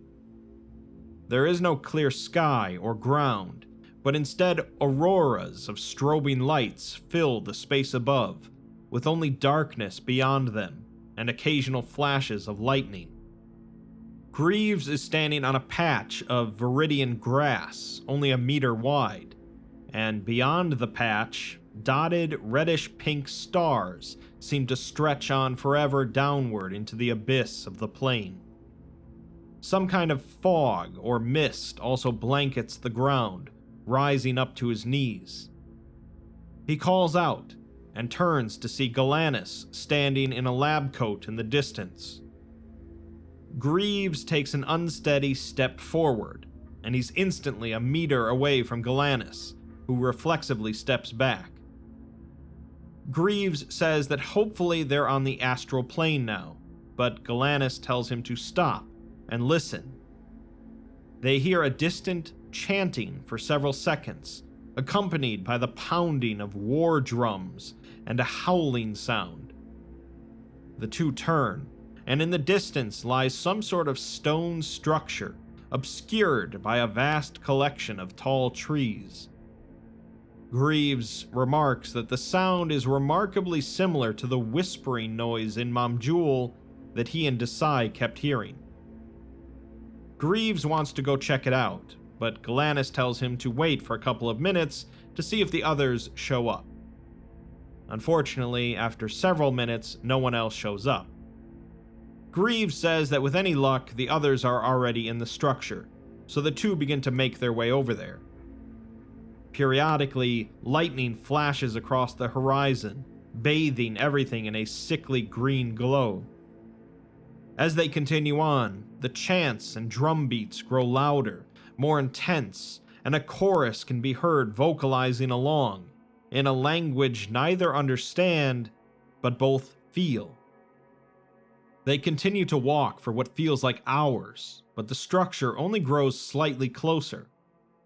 They pause, as out of the fog and mist, Desai, Morello, and an unknown figure steps out.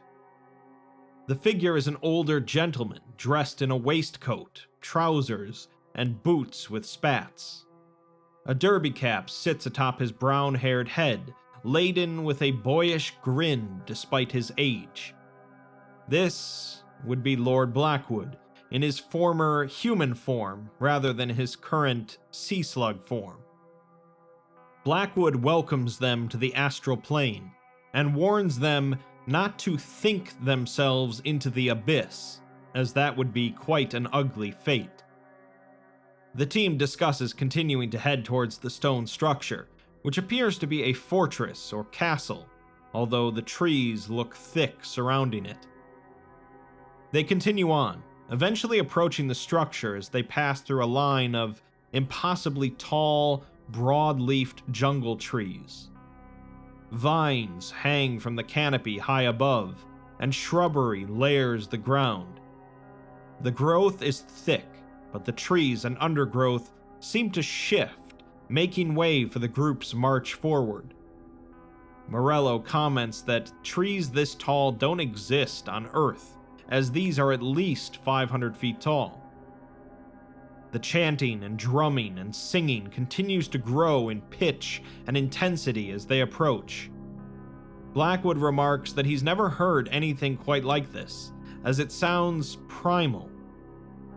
The group then suddenly breaks through the tree line, finding themselves face to face with a massive wall, constructed of massive blocks of stone carved into shape. On the battlements, unclear figures peer over, and the surface of the stone is alive with pulsating stars, moving in tune with the song. A huge archway dominates, through which a great door is very slowly opening. The door eventually opens, and the group walks through, stepping on the dirt and soil that covers this portion of the plain. They find themselves in a massive, intact city, with temple-like buildings rising for stories in all directions. In the far distance, at the center of the city, and at the end of the long avenue on which they currently stand, the topmost portion of a huge tree can be seen, its branches spreading atop the sky. The chanting and drum beats are louder than ever, and in every direction there is bacchanalian celebration, as huge figures fill the city shoulder to shoulder, engaged in revelry. The entities all vary in shape and appearance, but they're tall, in excess of 3 meters, with pale mint skin and long curling horns. They drink, dance in intricate patterns, and sing their chanting harmony in tune with the huge drums. However, they leave the main Broadway entirely empty for the group to walk through, while looking at them. Desai remarks that the buildings look like the ones in Mamjul, but alive, and Galanis says that the Deva never died out, just the Covenant did. The city resembles the architecture of Mamjul, but raised to an inhuman standard, with buildings and temples that could only be 3 or 4 stories shooting into the distance, causing the team to crane their necks to view. The branches of the great tree are carved with living spaces and dotted with yet more Deva engaged in revelry. The carvings adorning every surface and building dance in time with the great song, coming from everywhere around them. The crowd seems to move and thrum with a life of its own, and the communal dance pulses every entity in sight forward towards the citadel tree in the center of the city.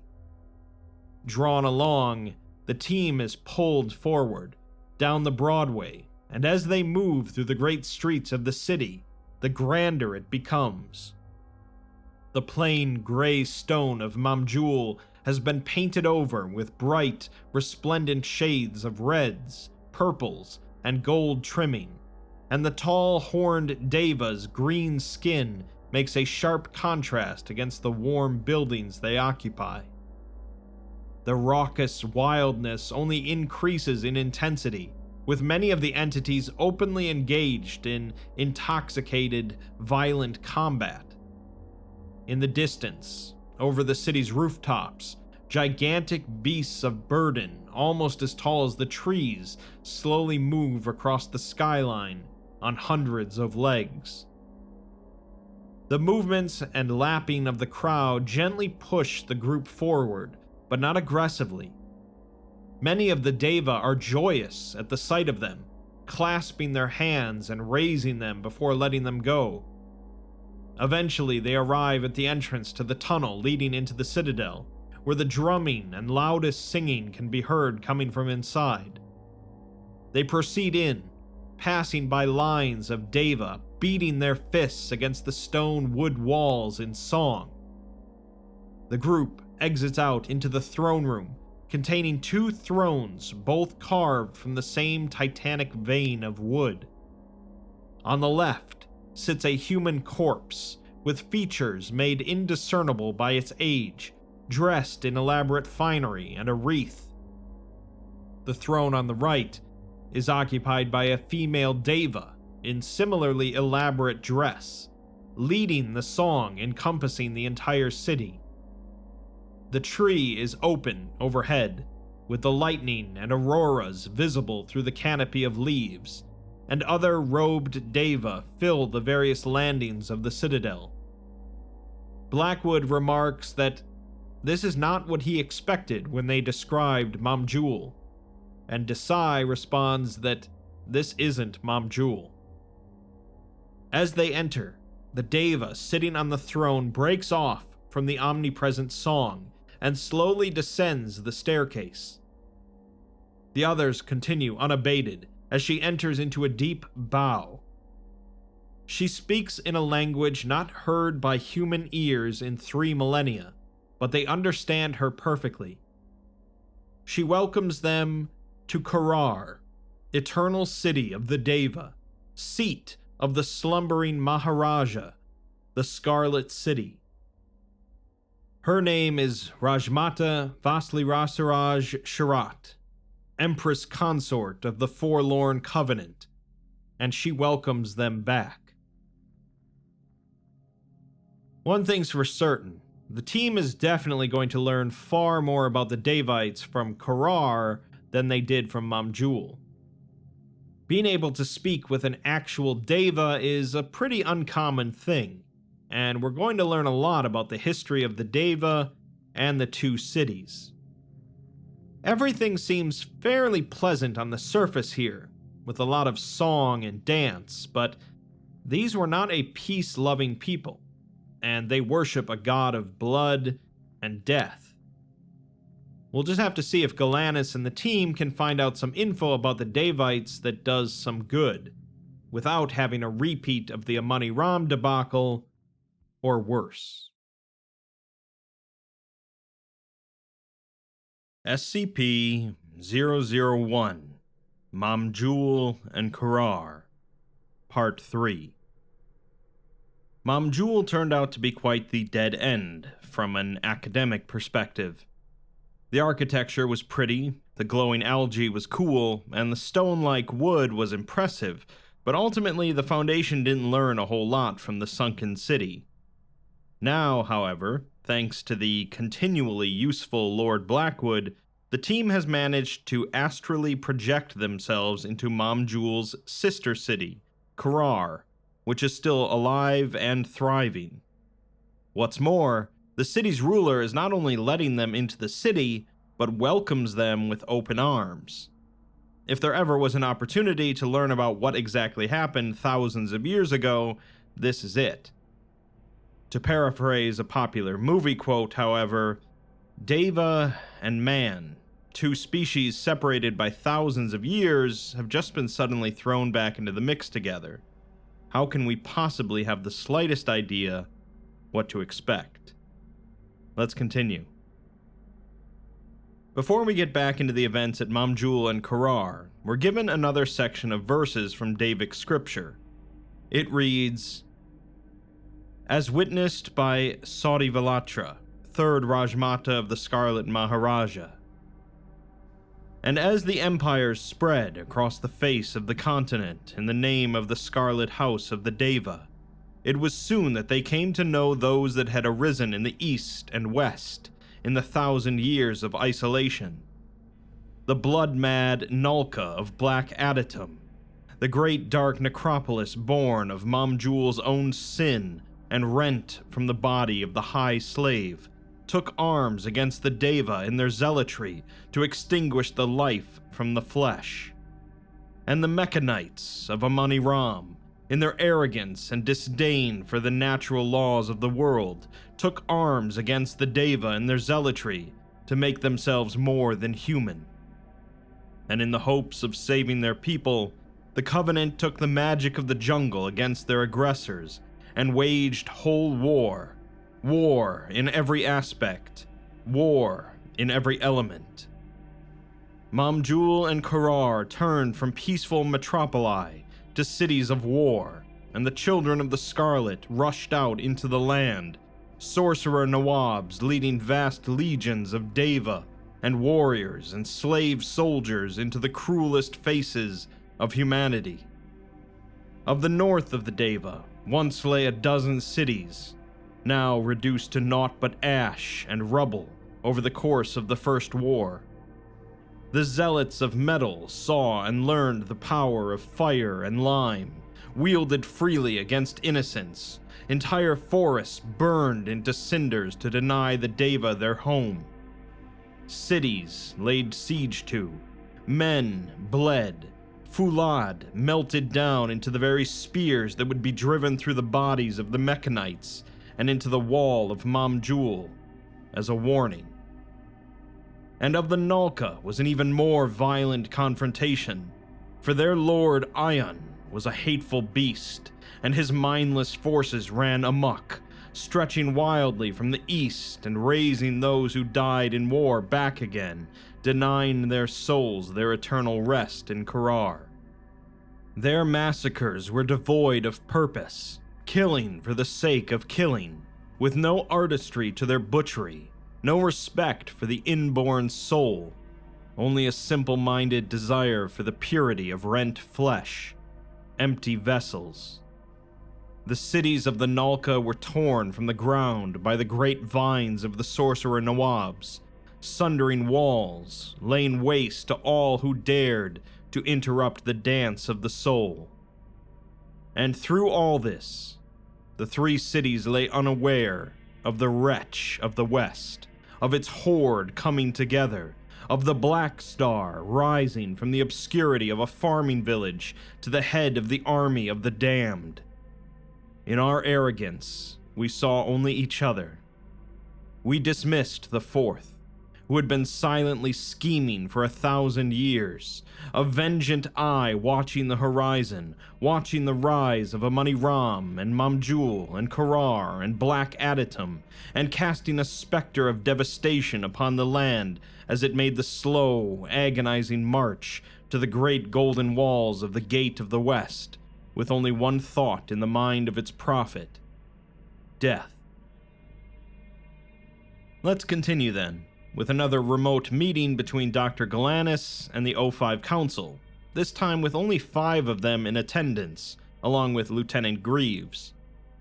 Galanis asks where the rest of the council is, as they were hoping to brief everyone at once. O51 replies that it's pretty rare for them all to be able to attend a meeting, but they'll make sure everyone is updated. Galanis begins by explaining that 3 weeks ago, they conducted the first astral projection test as part of the Mamjul Korar initiative. They weren't really aiming for anything in particular, but just like how they stumbled into Mamjul, they also stumbled into Korar.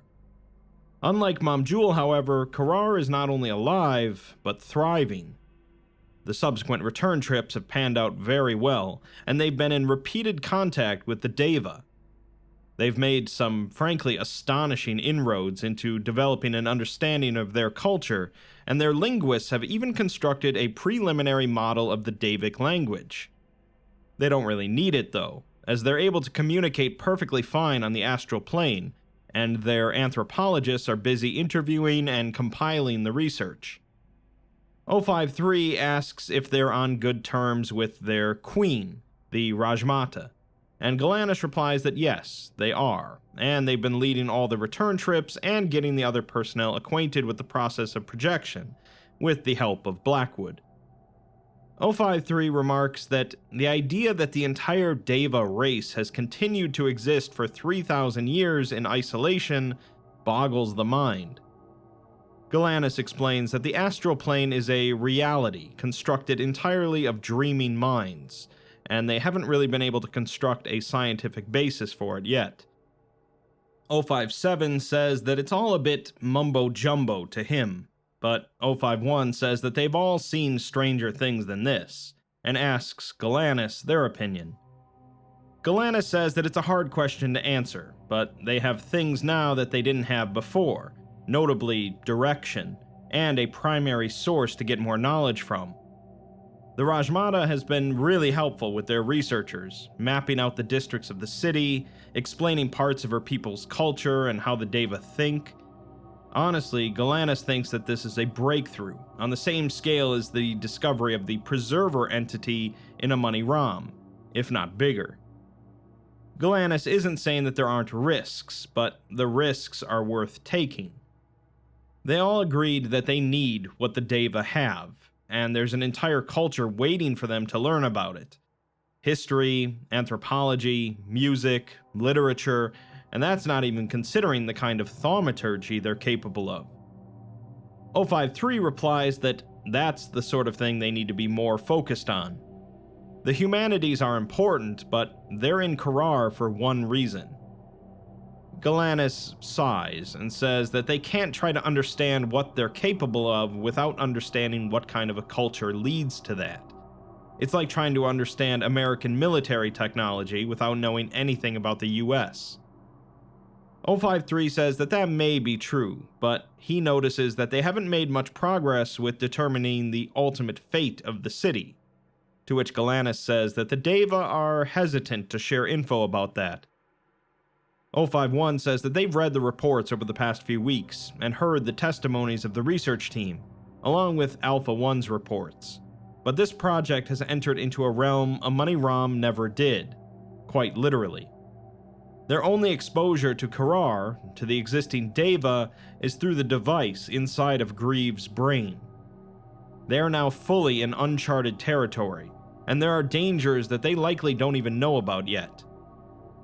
There has been a not insignificant push to have the initiative cancelled, all personnel amnesticized, and the records sealed. Galanis yells out that they can't do that.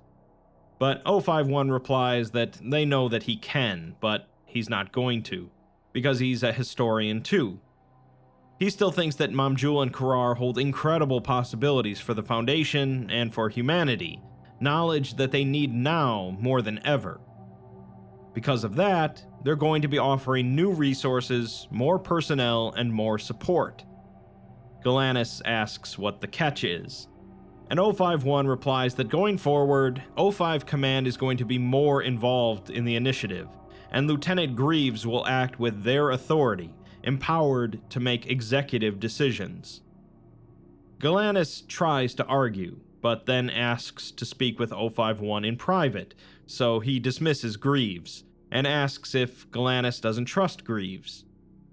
Galanis says that it's not that, but they don't know how useful more oversight is going to be, as it's a little stifling. The researchers keep coming with complaints about the Alpha 1 operators impeding their work, and it's bad for morale. Galanis doesn't think that Greaves has the best interests of the initiative. 051 suggests that Galanis speak to him to see if the security can be integrated into their workflow better. The 05s chose Galanis to be in charge of this project, and it's within Galanis' right to speak to Greaves if there's an issue. His team is there for their own protection, and in the last 12 years of employment, he's never known Greaves to be anything less than perfectly reasonable and deeply loyal. Galanis has been given a chance, so they should extend the same courtesy to others. Before Galanis departs, 051 says that Director Actus was being crude, but he's right. They trusted the Preserver, and that ruined them, so they should keep a close eye on the Rajmata. The realization that the Davic Covenant was not in fact an extinct civilization caused a sudden shock to the personnel of the Mamjul Korar initiative.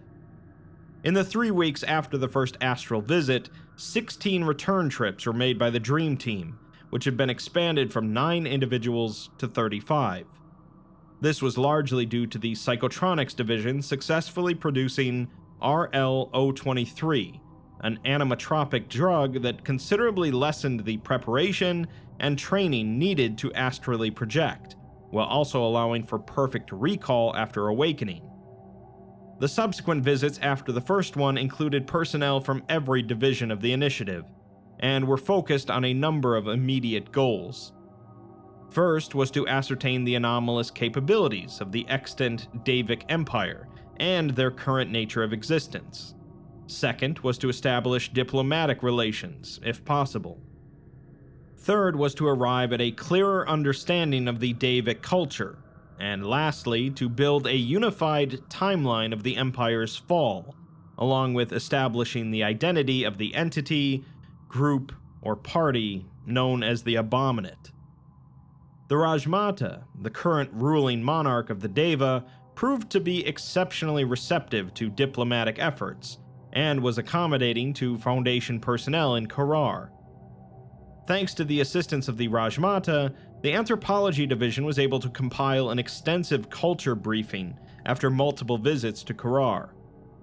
We're going to be provided with several excerpts from this culture briefing, the first of which is about their societal structure, and reads, "The Davic Covenant Society is extremely rigidly caste-based, with roles in society occupied by dozens of complex, interrelated castes. Broadly, they can be grouped into 4 categories. As with many ancient cultures, slaves occupy the bottommost rung of society and are afforded few rights or luxuries. The Davic Empire made extensive use of slaves in almost every line of work that could not be done through their aboromancy, from construction to agriculture to bureaucracy. We estimate that the Empire contained 3 slaves for every free citizen. This system was brutally enforced through both anomalous and mundane control methods and violence.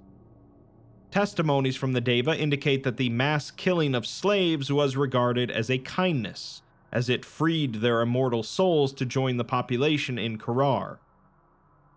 Beyond the slaves, the castes were less rigidly separated. Freed laborers were afforded only a handful of rights above slaves.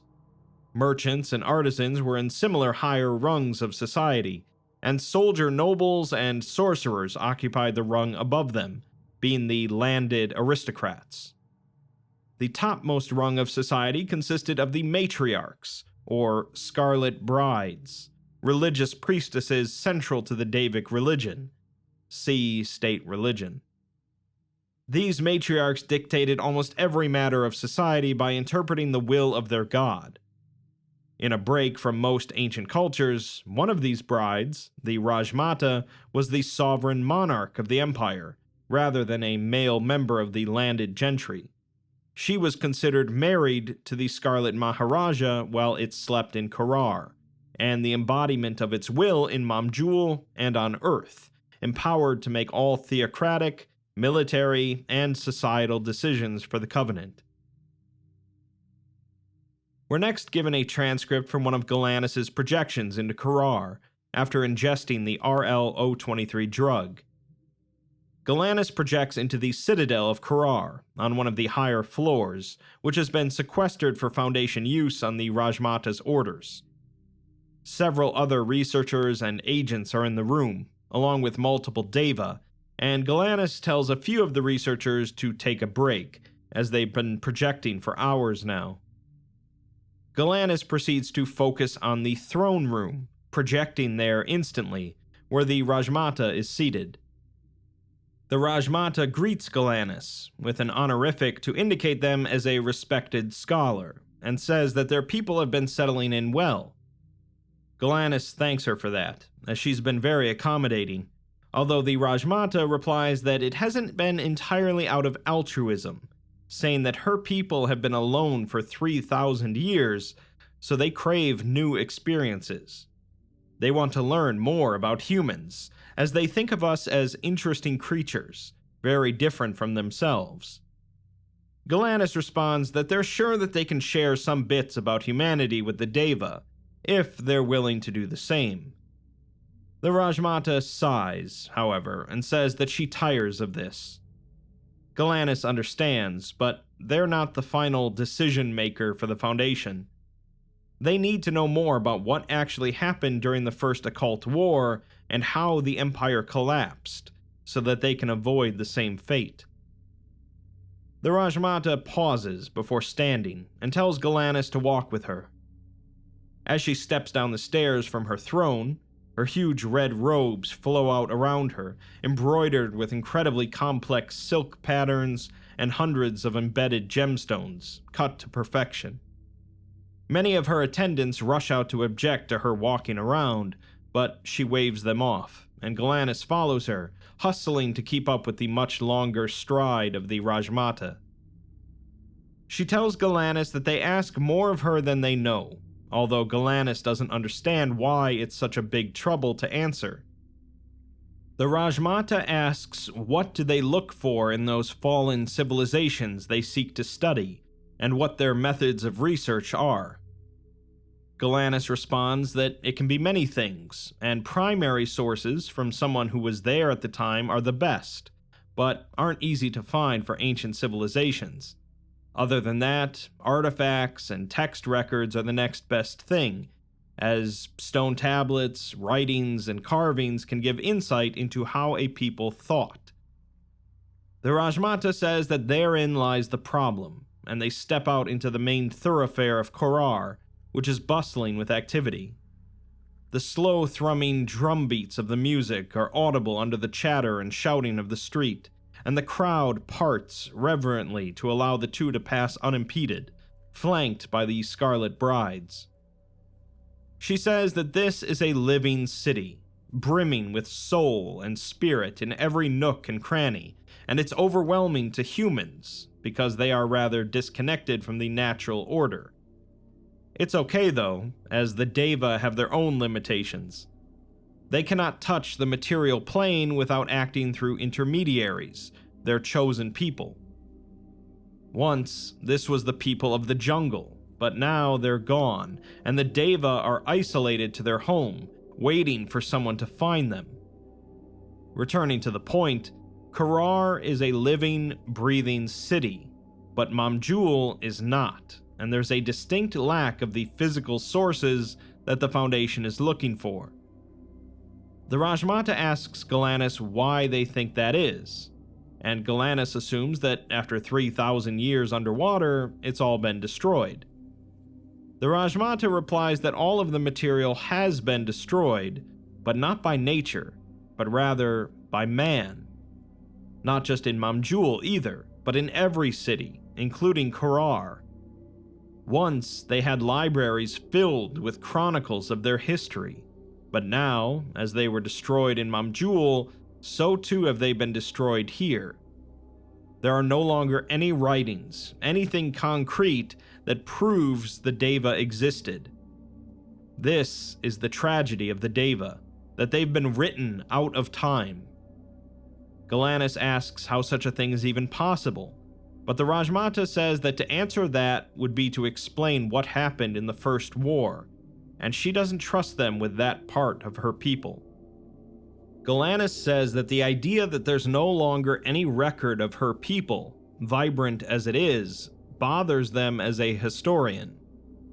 The Rajmata replies that she didn't say there were no records, and tells Galanis to listen, to silence their mind and eliminate their thoughts.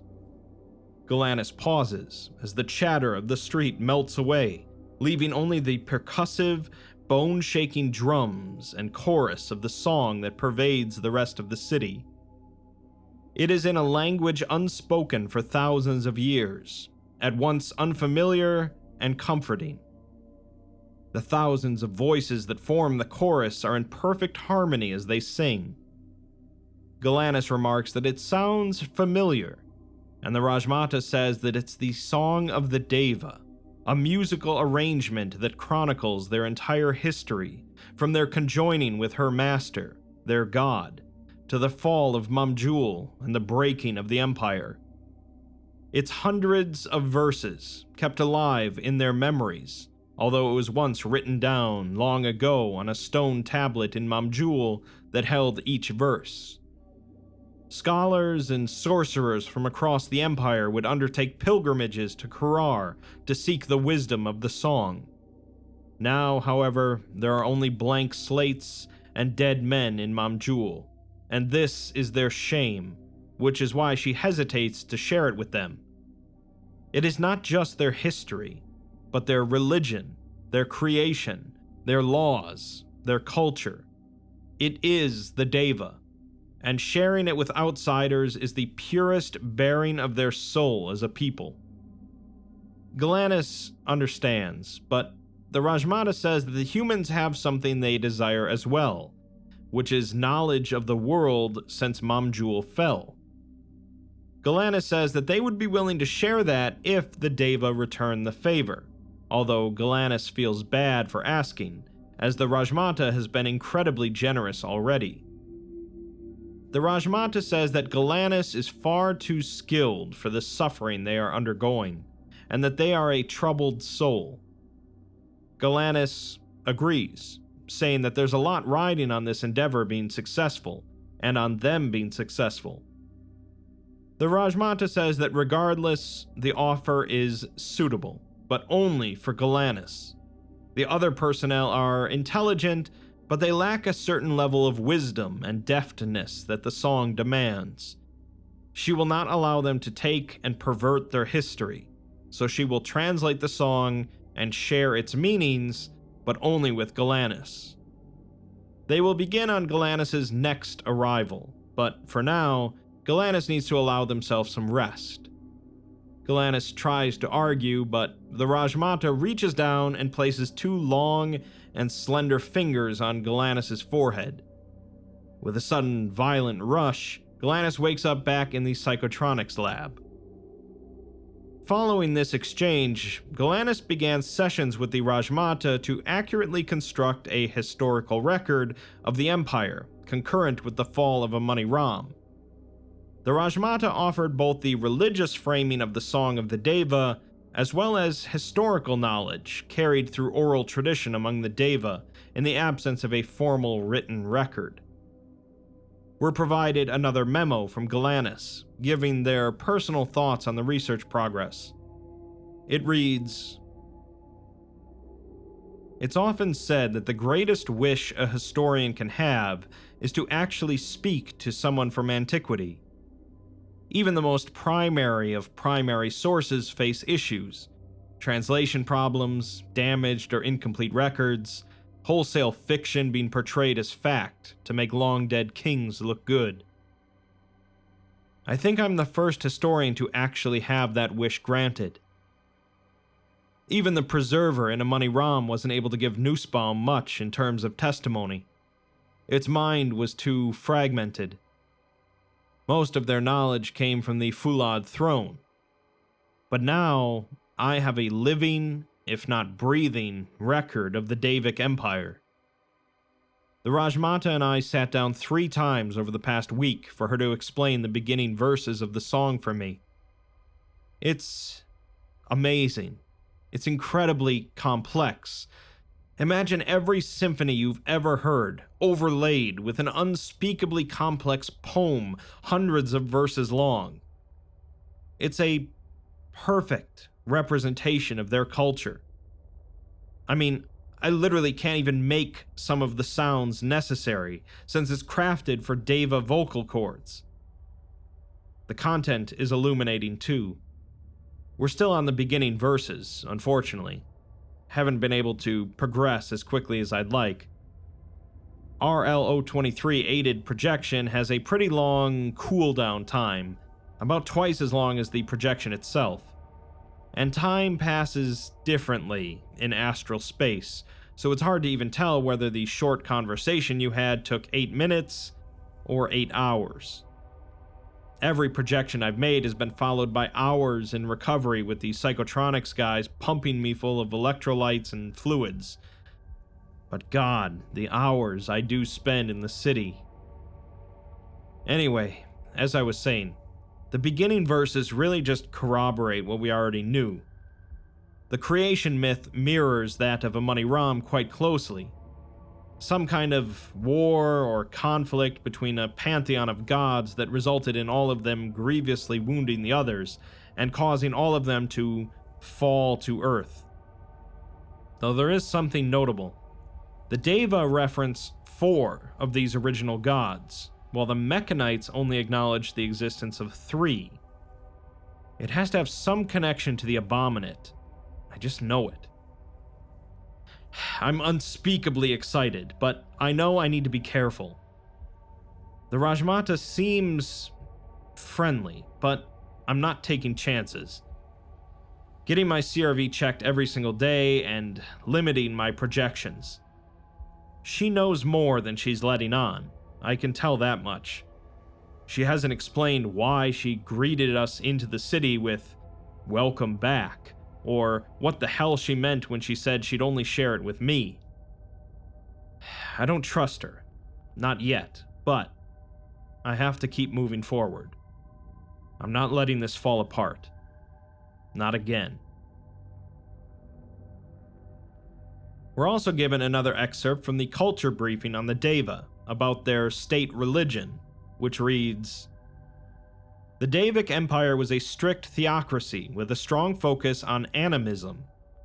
The Deva were considered nature spirits and immutable evidence of the validity of the Davic religion, but they were not the central objects of worship by citizens of the Empire. Instead, this role was occupied by an entity concept known by many names: the Slumbering God, the Scarlet Maharaja, the Khan of the Scarlet House, or simply the Scarlet. The consistencies are self-evident. All representations of the god are strong in nature, primal instinct, natural order, violent survival of the fittest. This entity, called the Scarlet here for simplicity's sake, was one of the gods cast down to the earth when a war split the pantheon, landing in what is now the middle of the Indian Ocean, but at the time was a lush jungle subcontinent. It became the king and sworn god of the nature spirits, and eventually connected these spirits with the fledgling tribal humans living on the subcontinent by taking a human avatar and forming the Davic Covenant. This avatar is suggested to be an unspeakably powerful sorcerer, with abilities suggesting at least a Type 4 Class Blue entity, but is asleep, with their dreams forming the foundations for Korar's continued existence and the Empire's successful conquests. Put simply, the Scarlet is the cosmic representation of the concepts of brutal primality, and the Scarlet Maharaja is its prophet in human form. The religion of the Davic Empire was one of unwavering, zealous commitment to the Scarlet Maharaja, as their dreams allowed for the continuation of the Empire. The systematic manifestation of this were the Scarlet Brides, an imperial cult of handmaidens, attendants, and priestesses, though many were also male or androgynous, that were considered literally wedded to the Scarlet Maharaja. Their favored wife among the brides was the Rajmata, the queen ruling in their stead until the Maharaja awoke from his dream when the Deva had conquered the entirety of Asia for them. Hymns, magic, and sacrifices formed the basis of Davic worship. Hymns and associated dances occupied a central place in Davic culture, and complex dances were a way to honor their god. And use of the magic gifted to humans by the Scarlet was a holy act in and of itself, with sorcerers akin to religious preachers. Human sacrifice was a core part of Davic worship. It is estimated that over the 1,000 years of the Empire's existence, well over 40 million people were sacrificed, most with religious intent in specially constructed pits, and many being children. This was not seen as a cruelty by the Empire, as killing a human member of the Empire was believed to allow them to reincarnate as a Deva in Korar, a more fulfilling and eternal life. But the fact is that the Empire practiced a level of brutal human sacrifice and slavery on a scale completely unprecedented in ancient history. Over the following weeks, Galanis continued to sit in private sessions with the Rajmata, and through these sessions, several assumptions that the Nussbaum model had made regarding the para-historical element to the Bronze Age collapse were challenged and clarified. In one meeting in February of 2003, Galanis enters into Korar in a secluded antechamber of the Korar Citadel. Overhead, a starry, lightning-streaked sky is frozen in time, and the Rajmata stands nearby, draped in embroidered and bejeweled shawls. She greets Galanis and says that she understands why they have to keep returning to the physical plane, as they are small and frail and their physical needs must be met. Galanis says that that's not quite how they'd phrase it, but they appreciate the sentiment, to which the Rajmata bows and apologizes. Moving on, they were discussing the Middle Ages of the Davic Covenant, but the Rajmata says that she worries her explanation does little good when she can just show Galanis instead. She proceeds to lock her hands and lowers her head, as the latent noises of Korar's hustle and bustle far below seem to melt away, leaving only the slight shifting of the leaves. Then, the Rajmata begins to sing, an incredibly deep and rich sound, with guttural lows and humming highs. As she sings, it sounds as though multiple voices from across the tree join in the chorus. This is the song of the Deva, but she says that now they must go a step farther. She begins to dance with the music, graceful despite her large size and heavy dressage, drifting slowly in complex motions around Galanis.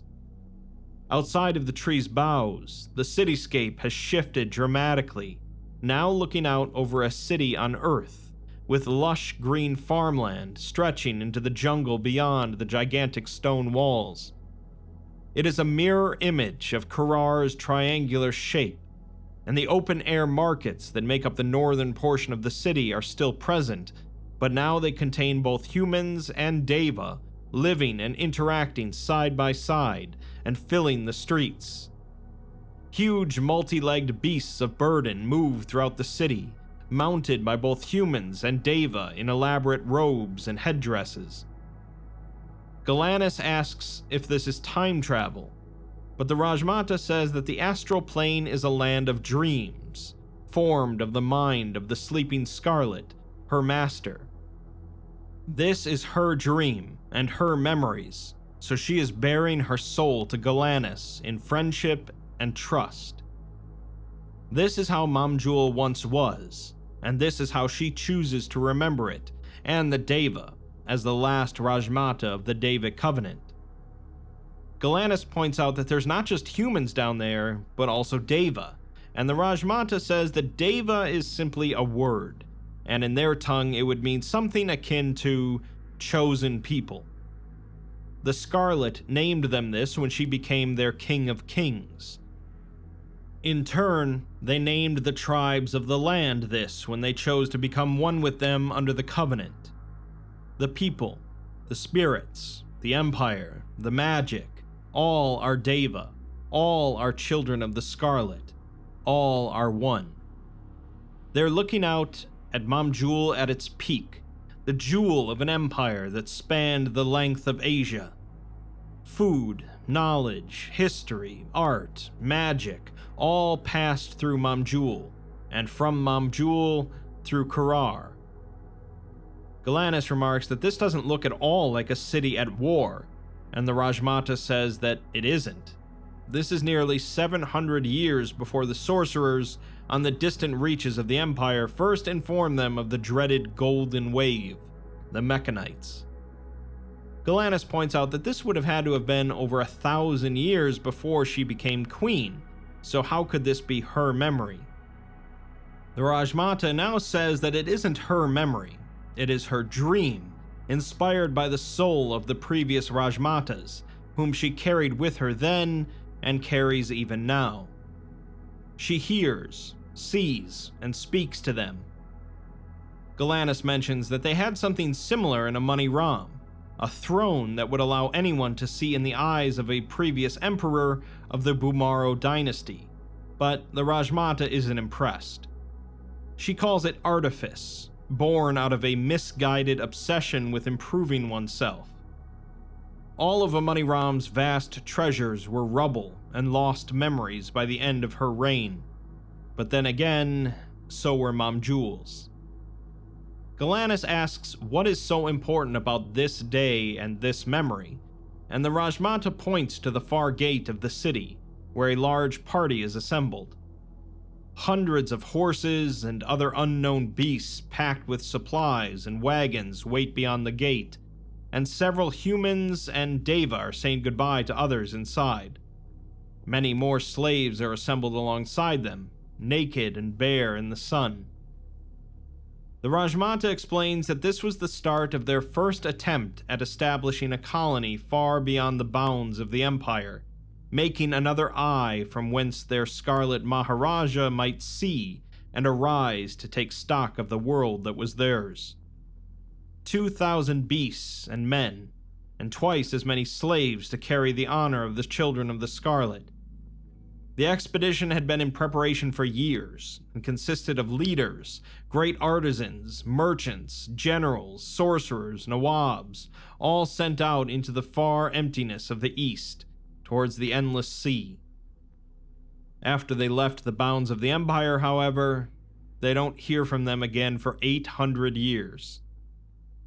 Galanis comes to a realization, recalling the Aegean tablets mentioning that the capital city of the Nalka, Black Adytum, was originally a slave colony, and that it must have started from this expedition.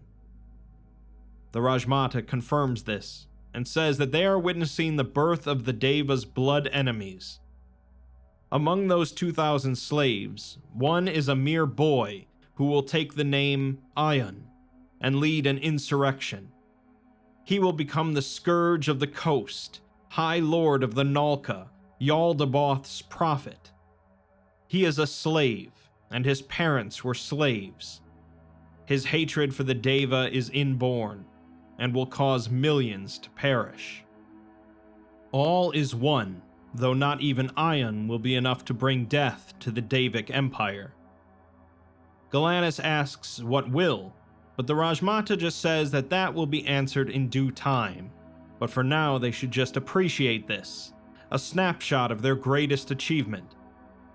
Galanis takes this to mean Mamjul, but the Rajmata corrects them, saying that it was peace.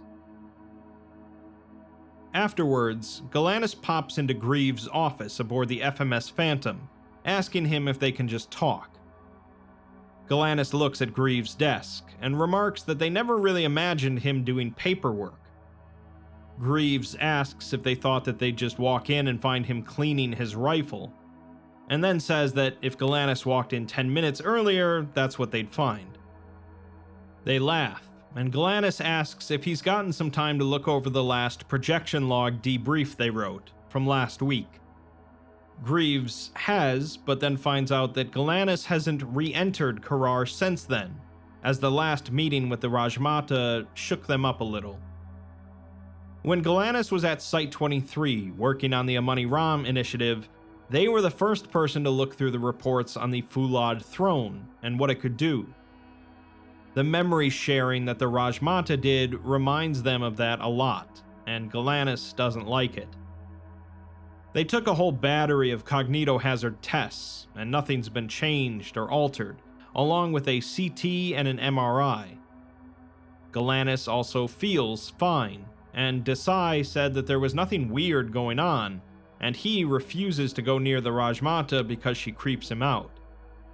Galanis is still worried, however, and then sighs and says that they and Greaves haven't been on the best of terms, but he's the person the O5s put in charge of making sure that Galanis doesn't go insane.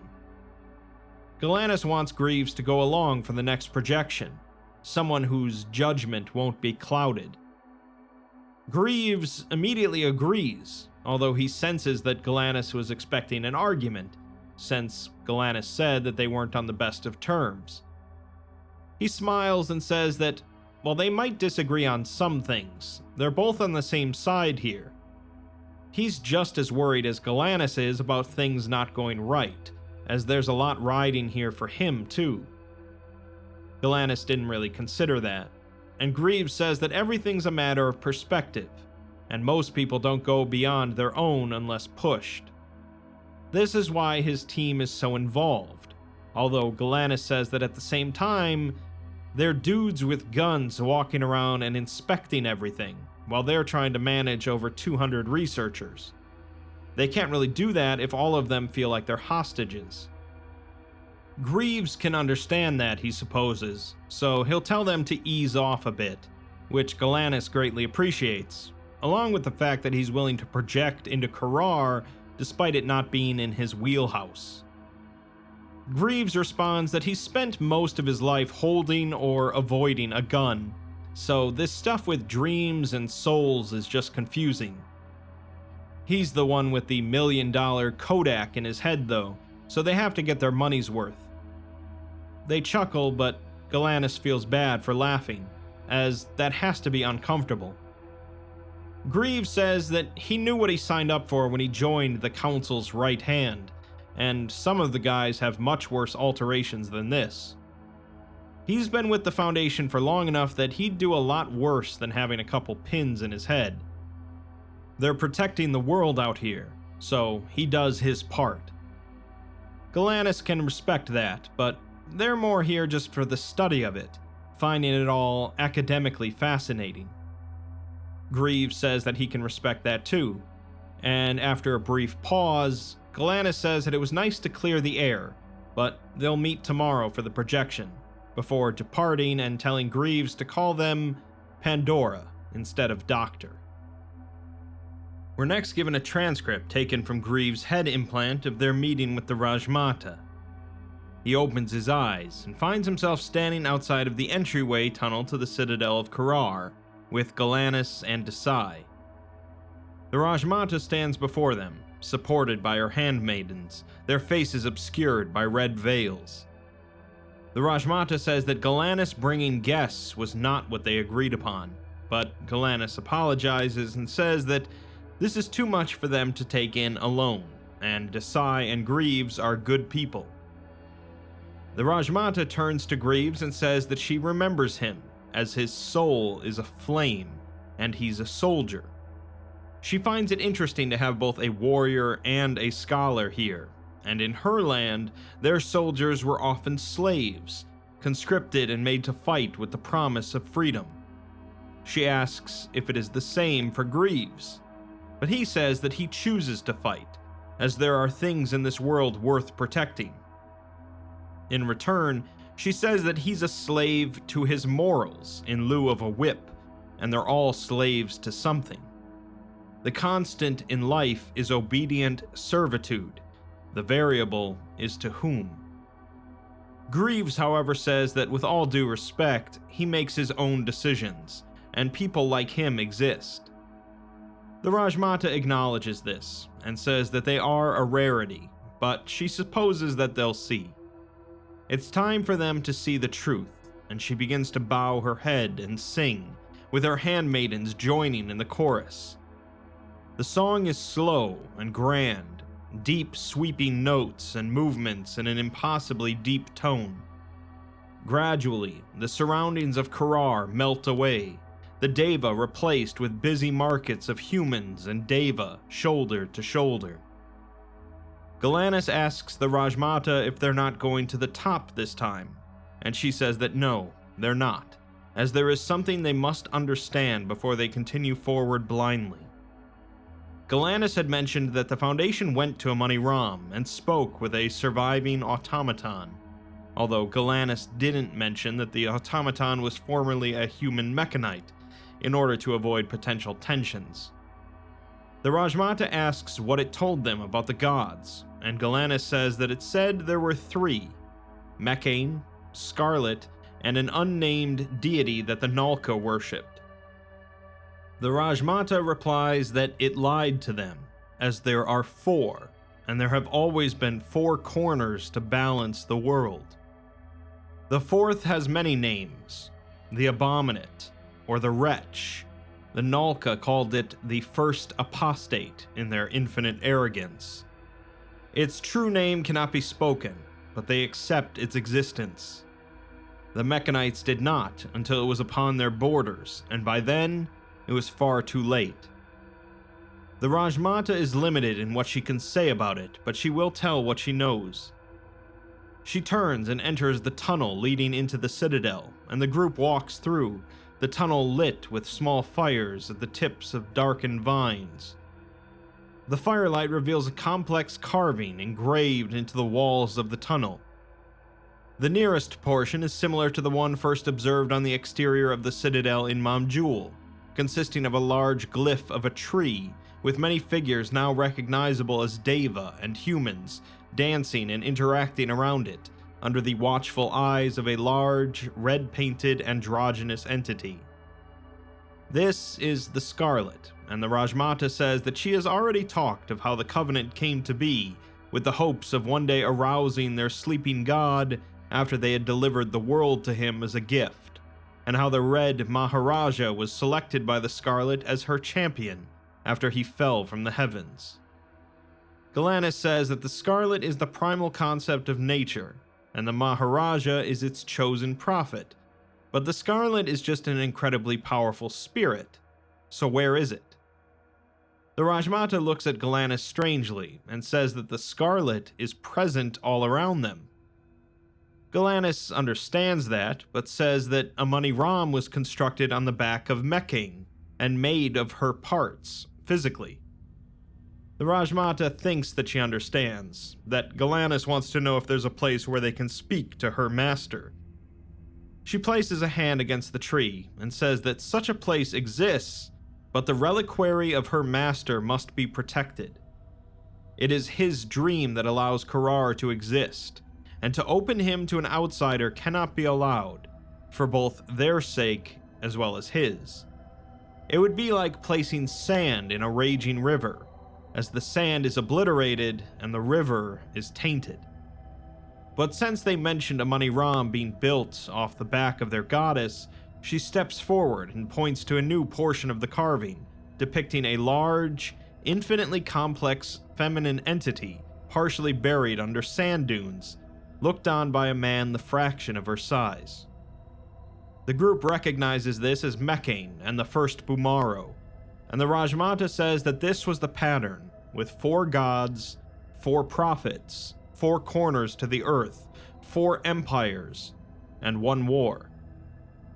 Their gods are grand creatures, but they demand vessels for their power.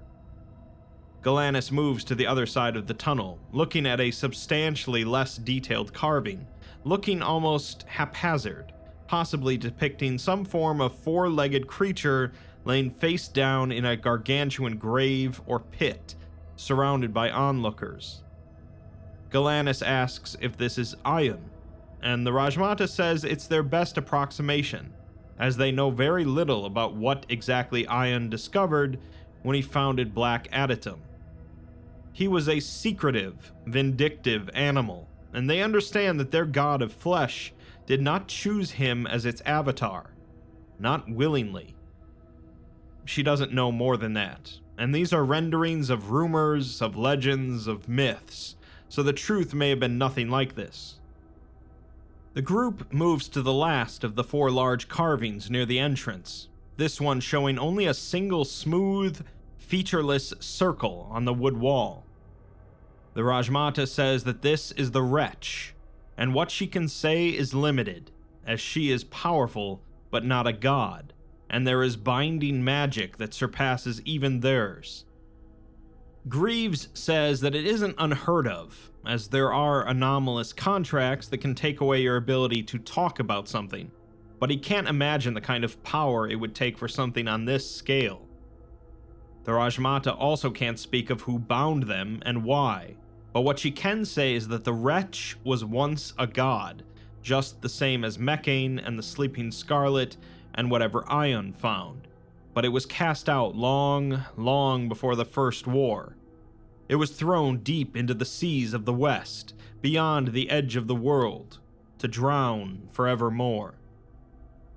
Desai asks what it did to deserve this, and the Rajmata just says that it was the first sin, although she doesn't know what that was. It was the introduction of disorder into a perfectly balanced universe, and the first vestiges of chaos. Galanis says that the Mechanites didn't recognize the legitimacy of the Abominate, or the other gods, rationalizing Mekane as the only legitimate deity, but the Davites recognize all of the deities. The Rajmata replies that they don't pledge their allegiance to the Sleeping Scarlet because they are innately supreme over their brethren. They do it because the Scarlet has protected them, uplifted them, provided for them, and they swear fealty because they choose to, as a covenant. As the other civilizations don't follow that belief, the first war was inevitable. The scene then changes, and the group is now standing on the battlements of the northern wall, seeing a gargantuan group assembled outside the gates.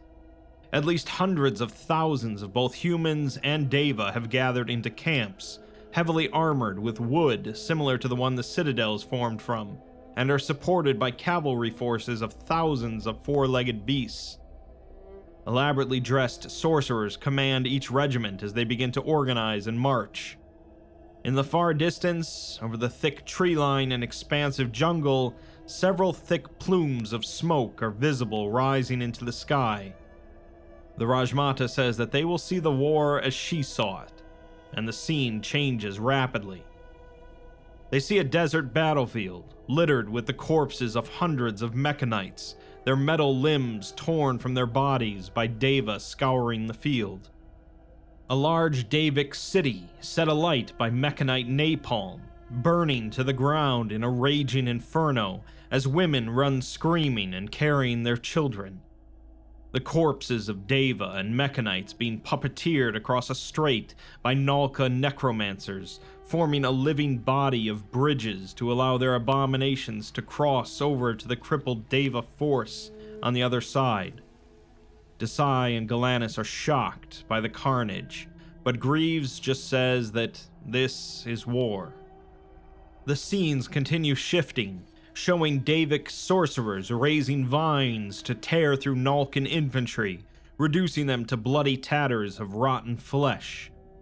Prisoners of war being massacred on altars as human sacrifices, along with mass graves and killing fields.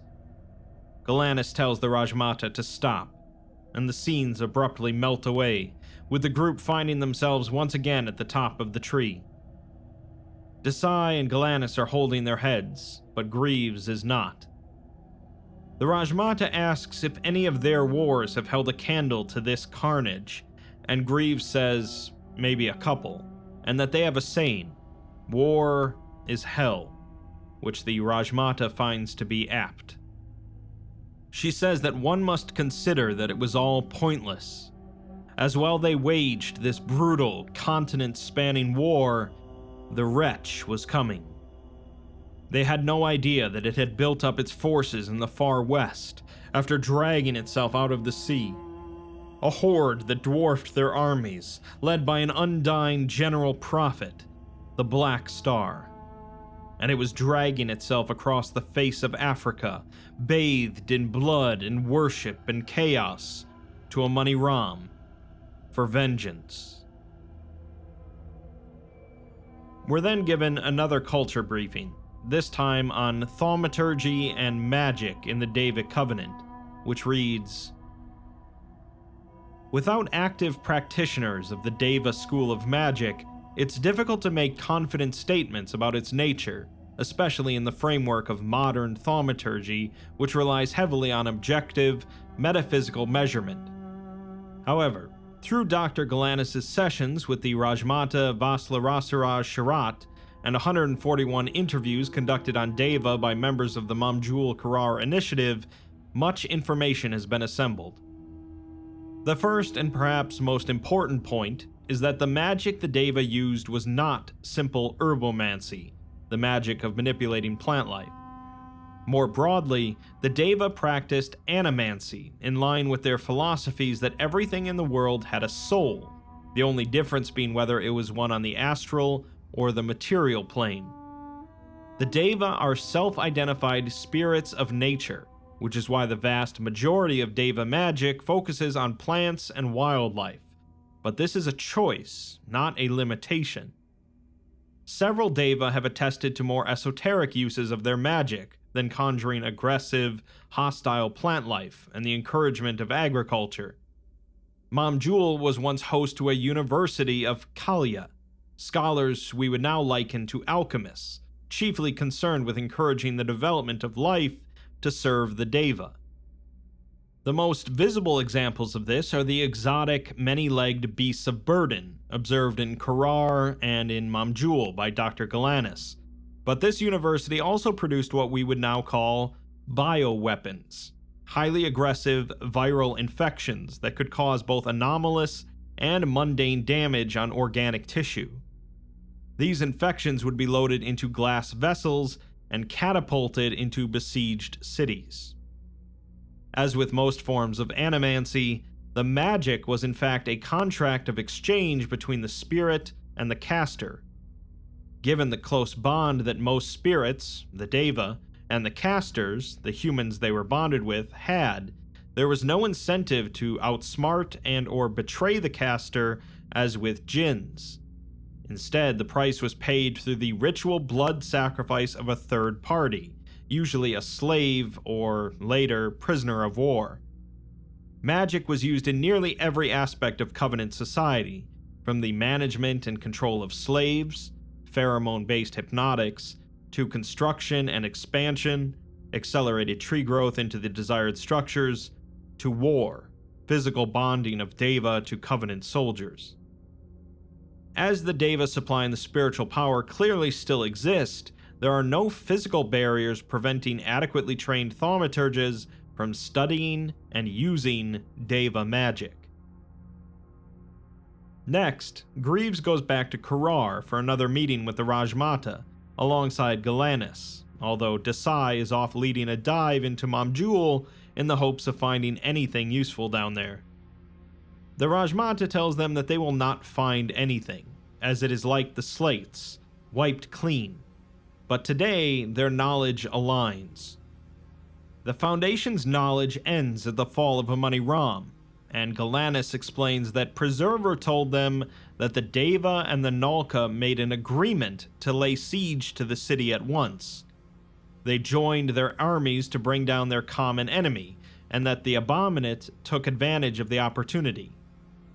The Rajmata, however, says that the automaton was wrong, and her voice rises and grows heavier, saying that after everything she's told them about the history of her people and the Nalka, of Ion's first hatred for them, of the carnage they laid upon each other, of their attempts to deny the Covenant's fallen entry into the next life, what makes them think that the Nalka would ever fight alongside the Deva?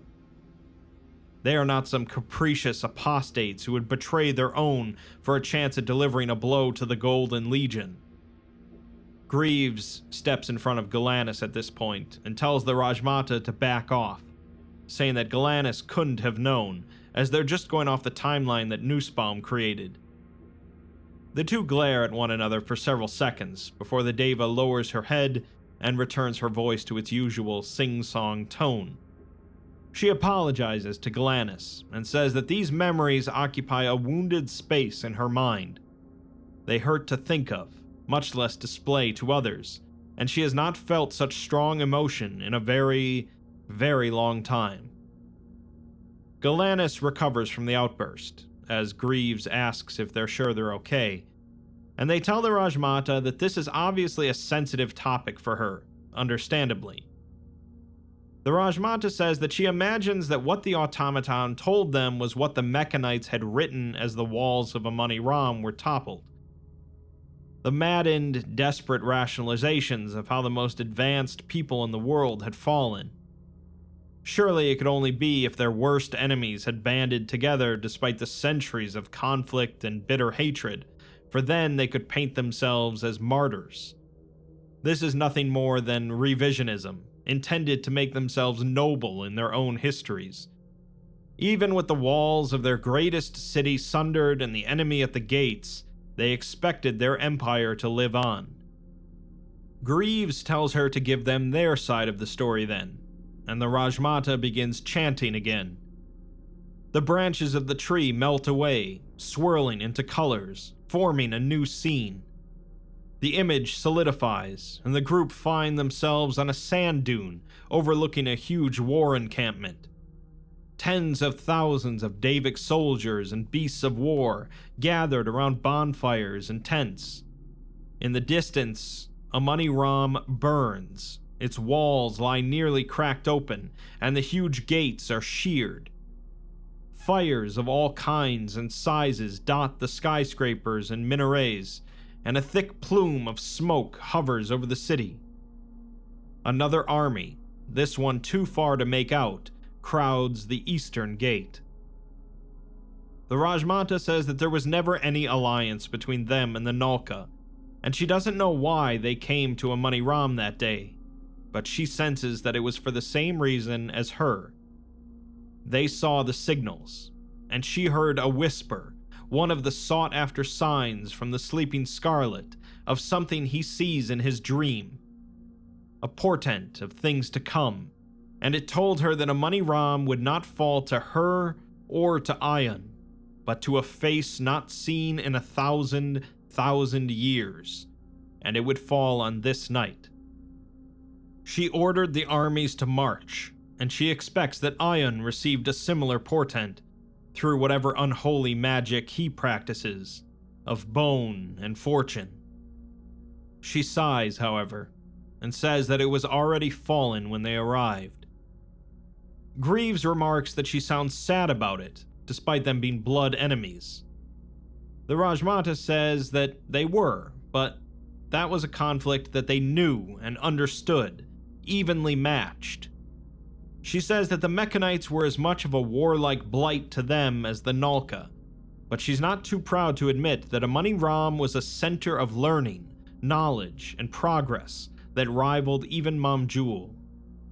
The razing of the city did not just put humans back 1,000 years, it directly led to the fall of her own, and for that she must lament.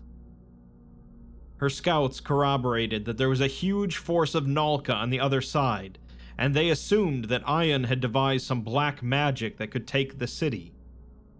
They thought that the third army was the dead, raised by the Nalka. They knew that the treasures of Amani Ram would be a great boon to whoever sees them, and they couldn't allow the Nalka to seize them, so her generals decided to march in and loot after the gates fell. By morning, the walls fell and their armies moved in. They expected resistance, but this was chaos. The scene cuts to a rooftop in Amani Ram, showing the streets littered with corpses and fires burning in every direction. The Covenant soldiers and Deva are armed in curved swords and colorful clothing and are pushing against the surviving Mechanite troops. The Nalka necromancers move through the streets, raising dead civilians to join the fray. The Rajmata says that it was a massacre, and it's clear now why the three-prong army didn't try to occupy the city after bringing down the walls, letting the other armies tear each other apart. She's sure that Ayan thought the exact same thing, that she had brought down the walls and was going to seize the city. They massacred each other, all while the Black Star watched. Galanis asks about the Black Star and why the sound of its name sounds like that. The Rajmata explains that names have power, some more so than others. The Black Star was the wretch's chosen, just as Bumaro was with the metal, as Ayan was with the flesh, and as her master was with the scarlet. He was to lead its armies and to destroy the world in its name. He was a man in flesh, but a monster in soul, able to shape reality like sand in his fingertips. His atrocities only began with the destruction of Amani Ram. The scene shifts once again to a distance away from the city, with half the Davic army still at the encampment. Suddenly, a low-pitched drone fills the air, growing steadily louder. The soldiers quickly get to their feet, pulling their weapons and looking around. The droning grows louder, and just as it hits its crescendo, the towers and spires of Amani Ram vanish. This was Meccane's grace, something the Rajmata is unclear about. Galanis explains that it was a superweapon, the last-ditch efforts of the Mechanites, meant to transport the entire city away in the blink of an eye, if it were ever besieged. Unfortunately, it didn't work how it was supposed to, and instead it moved the city into a pocket dimension and killed everyone and everything inside. The Rajmata bows her head and whispers a quick prayer to her master for the departed. She says that they can see now how the Davic Covenant were crippled, and they hobbled the long march home, disorganized and routed. But what weighed heaviest on her mind was not her lost soldiers or the fate of the city. It was that the wretch, hated enemy of the gods, demon of demons, had returned. And with the Mechanites reduced to dust, half her armies gone, and the Black Star carving a path westward, Mamjul and Korar were next. Before we end off this video, I want to take the time to read a short accompanying article that relates to the destruction of a Money Ram at the hands of the Abominate's army. It's titled The Black Star at a Money Ram, and rather than giving it its own short video, I think this is the most appropriate place to include it. And then there were 3 cities for the 3 old gods, scattered and sundered to the corners of the continent. In the sands of the desert, with sun glinting off the metal, lay the sister Mechane with the first of the great Rams on her back. The fruit and the trees bore witness to the signing of the pact between the sorcerers and the brother Scarlet, giving rise to Mamjul and Korar, resting in different realms on the land. And at the edge of all of Aditum curled the rotting corpse of the sister Yaldabaoth, until the misstep of a wayward slave revealed her. And of course, there was the 4th, but of them we will not speak. Poem from a mural in a Money Ram, translated from Mechanite. The Black Star looked over his hordes, at the great walls of a Money Ram lying sundered and broken in the distance, and frowned. The sun cast a strange glow over the tableau. A Money Ram's golden towers shone, even through the smoke of the shelling. The camp was set up some distance away from the walls proper. Soldiers massed around bonfires, drinking and cavorting, celebrating the shattering of the city's east gate, which had given way under the artillery some hours ago. The mostly human among them slept in preparation for the horrors tomorrow's incursion would bring. All stiffened and rose to their feet when their commander exited his tent. There was a stiff night wind coming in across the desert. It ruffled his hair and sifted through his beard. He took a seat on the sand dunes, his back to the battlefield. Money Ram's gates were broken, but the siege would not be over tonight. He looked up at his moon. The sun was still up and would be for some time, but the moon he looked at was not the same moon that would rise in several hours. It was an ugly thing, high in the sky, impossibly round and dark, like staring into a bottomless pit. Around it, a soft corona of red light, glowing through the smoke and haze drifting from the city walls. When he looked at it, he could hear his own blood pounding in his ears. He put his hands together, bowed his head, and prayed to it, thinking back to the first time he had seen it. He must have been young. Yes, young. Not a child, but not yet a proper man.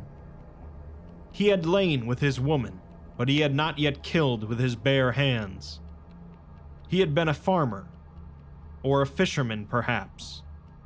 After so long, remembering his life before the moon was like remembering a dream from the night before. A handful of details mired in uncertainty and confusion. Picking apples in a fog-ridden field. He was young, and his father had also died young. He had never been taught of the proper way to address a god should he find himself unlucky enough to be in one's presence. As is the nature of such things, this was exactly where he found himself. Out, doing the simple acts of man when the time escaped him. Caught up in the act at hand, he found the sun on the edge of setting and home nowhere in sight. Only unfamiliar, menacing surroundings. Fear gripped him and froze him. Naked in the eyes of the predators, he scrambled up a rock face and into a small cave overlooking a beach. The water was cool and still that night, and the waves had long since retired. The sun fell into the abyss, and in his hole he felt sleep grasp at his frayed nerves. He pushed it, and by the time he realized it had overtaken him, he was already asleep. And he dreamt. He dreamt of things long past, of the first men capturing fire, and of things yet to come, of a massive palace in a land unknown, of war on a scale yet unheard of massive hordes and steel armies clashing at the base of a mountain that would collapse, crushing them both, of himself hefting a black saber and bringing it crashing down to earth, sinking the world, of unchecked destruction and agony. As he dreamed, he smiled. He opened his eyes, and things were different. He was lying by the shore of the beach. The sun had vanished, and the night was dark. Not the soft blue darkness of moonlight, but of a colder, more watchful darkness. He looked out over the water. The reflection of the moon on the sea was warped and twisted, spreading every which way like a dying hand. And looking into the sky, it was. The twisted moon furled and unfurled, looking down at him, bathed in its red light. It invited him to join it. And so he slipped from the sand and waded into the warmth of the sea, into the reflection of the moon as it drew closer and closer. He felt it grasp him and slowly snake up his chest, around his throat. It reached an arm out and whispered in his ear, explanations of the scenes he had seen in his dreams, that he was destined to greatness, something far greater than the life of a fisherman, that the world needed a warrior, a champion, something to defend it, someone capable of killing in the name of, but that it could offer him things: safety, power, control. He thought of how just a few minutes ago the darkness had frightened him, assured him of his own demise. He thought of humanity, a fledgling species scattered across the world to far east where the sun rose. He thought of the legends he'd been told as a boy, of heroes that rose to the call when no one else would, those brave few who received the opportunity and shaped the world in their image. Kings and conquerors. In the deafening silence, all he could hear was the steady rhythm of the dark water lapping against the shore, glowing in the red light. Overhead, the black orb seemed ever closer, approaching him curiously, the shimmering tentacles groping the edges of his being. He whispered out a soft answer, and the moon smiled. It withdrew for a moment, and in that moment he suddenly heard something else, something fast, violent, angry, rushing through the water, something underneath him. Something wrapped around his ankle and pulled him into the depths. The dark serenity flipped into violence. He thrashed, blind like a sick dog, throwing his arms in every direction as he was shaken back and forth. His lungs screamed and the water poured into his mouth, nose, ears. His mind cleared, and as he fought against the current, he became aware of a voice somewhere deep inside his mind. Yes, struggle, it said. Struggle is the natural form of creation. And so he struggled, beating his fists against whatever was gripping his ankle. This is the chaos of the primordial womb. You are not thinking of morals, or principles, or mighty laws. He felt his fingers scrape against something hard and solid, a scale perhaps. He wrapped his fingers around the edge. They are all extraneous. There is only the inescapable cycle of violent struggle. This is how we all come into the world. This is what the world is. He pulled, his muscles screaming and dying. He pulled as what remained of his vision began to blacken and fade. He pulled until it gave way with a disgusting pop, and the grip slackened. Survival is the only law. He felt himself float up, back to the surface. His head broached the water, and he breathed in deeply. The water was as impassive as ever, no sign of a life or death struggle under it. Look, child. Strike the deal in blood. Something else was floating in the water before him, the red light glinting off its wetness. It was no creature he had ever seen, a misshapen mass of flesh only slightly larger than his torso. It gurgled and aimlessly waved two vestigial limbs at him. Its eyes glinted in the moonlight. He felt a heaviness in his hand, a short, black dagger, glass-like. He raised the knife and looked into the thing's eyes. Kill it. Take your place in the cycle of violence. Take your birthright. The deal was struck. He woke again, this time returned to his cave. The sun was rising over the horizon, spreading its light into his surroundings. And he saw, in the back of the hollow, a burned-out fire and a short black dagger cooling in the soot. It sung to him, and in the song a fable could be heard. One of a rising sun and a falling moon, and of the moon's rise as the sun ran past the horizon. He put his hand around the hilt, and felt a presence high in the sky, whispering one thing. Welcome, Black Star. Hundreds of years later, he sat on the sand dune with his complement of guards at a respectable distance. He prayed to the moon for guidance, for assurance that all this butchery was what he was meant to do with the army and the power given to him. The moon stared back at him impassively, daring him to show weakness and fear again. None came. The Black Star's eyes narrowed and his gaze hardened. He stood, turning his back against the emptiness of the desert. On the horizon, a money ROM burned. The Mechanite Empire would fall, and the Black Star would be the one to bring it to its knees. And before the old gods fought their war and broke the sky, and laid the foundations for the next civilizations of the earth, there were once four gods and their 4 cities.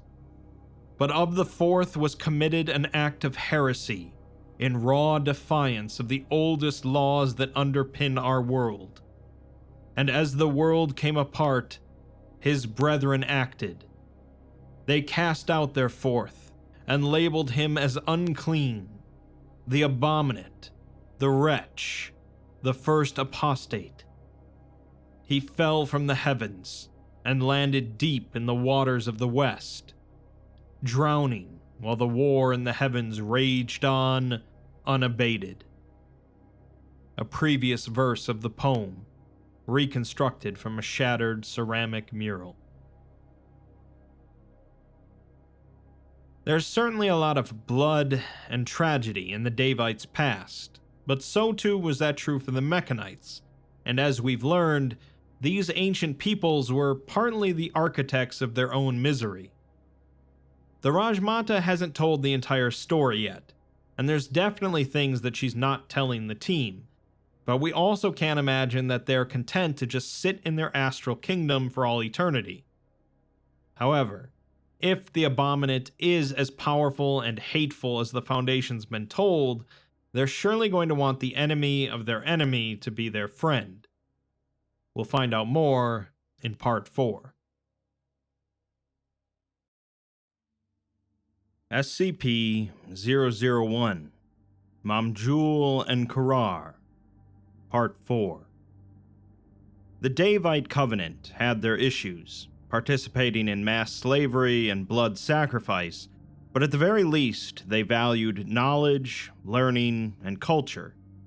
The Abominate and its prophet, the Black Star, on the other hand, only seemed to value conquest and bloodshed, effortlessly conquering Amani Ram before setting their sights on the Deva. The Foundation is determined to find out how exactly the Black Star managed to annihilate both the Mechanites and the Davites, and hopefully use that information against their current threats.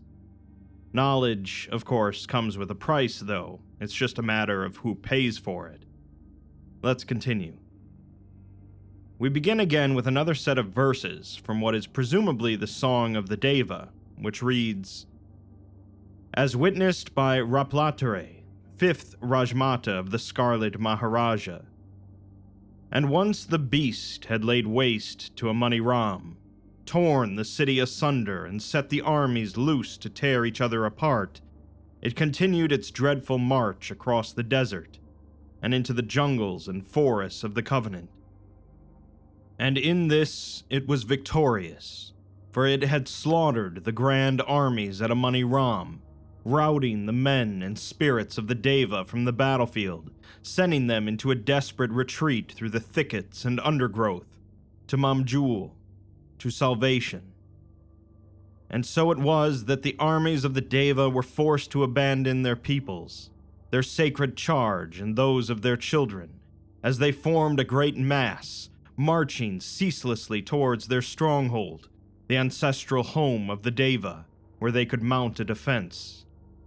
But as with all things, such decisions are rooted in sacrifices of blood, of honor, of duty. And the ultimate sacrifice was made 100 times over. Loyal soldiers left to their devices against the chaos of the Horde, knowing their deaths inevitable, taking solace in the fact that their deaths might preserve their afterlives. Because it was understood that were the Black Star to lead his armies across the isthmus and into Mamjul, he would lay siege to the city and break it just as he had broken Amani Ram. The slaughter would be wholesale and complete, and not only of the material plane.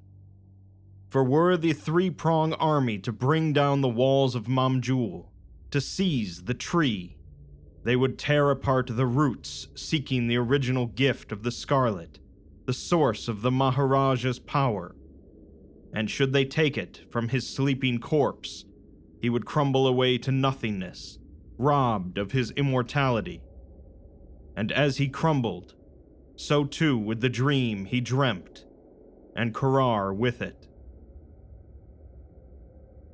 On April 11th, following several months of cooperative research from all teams of the Mamjul Korar Initiative, the first revision of the Davic Empire Cultural Briefing was finalized, covering nearly every aspect of cultural knowledge that the Deva had been willing to share.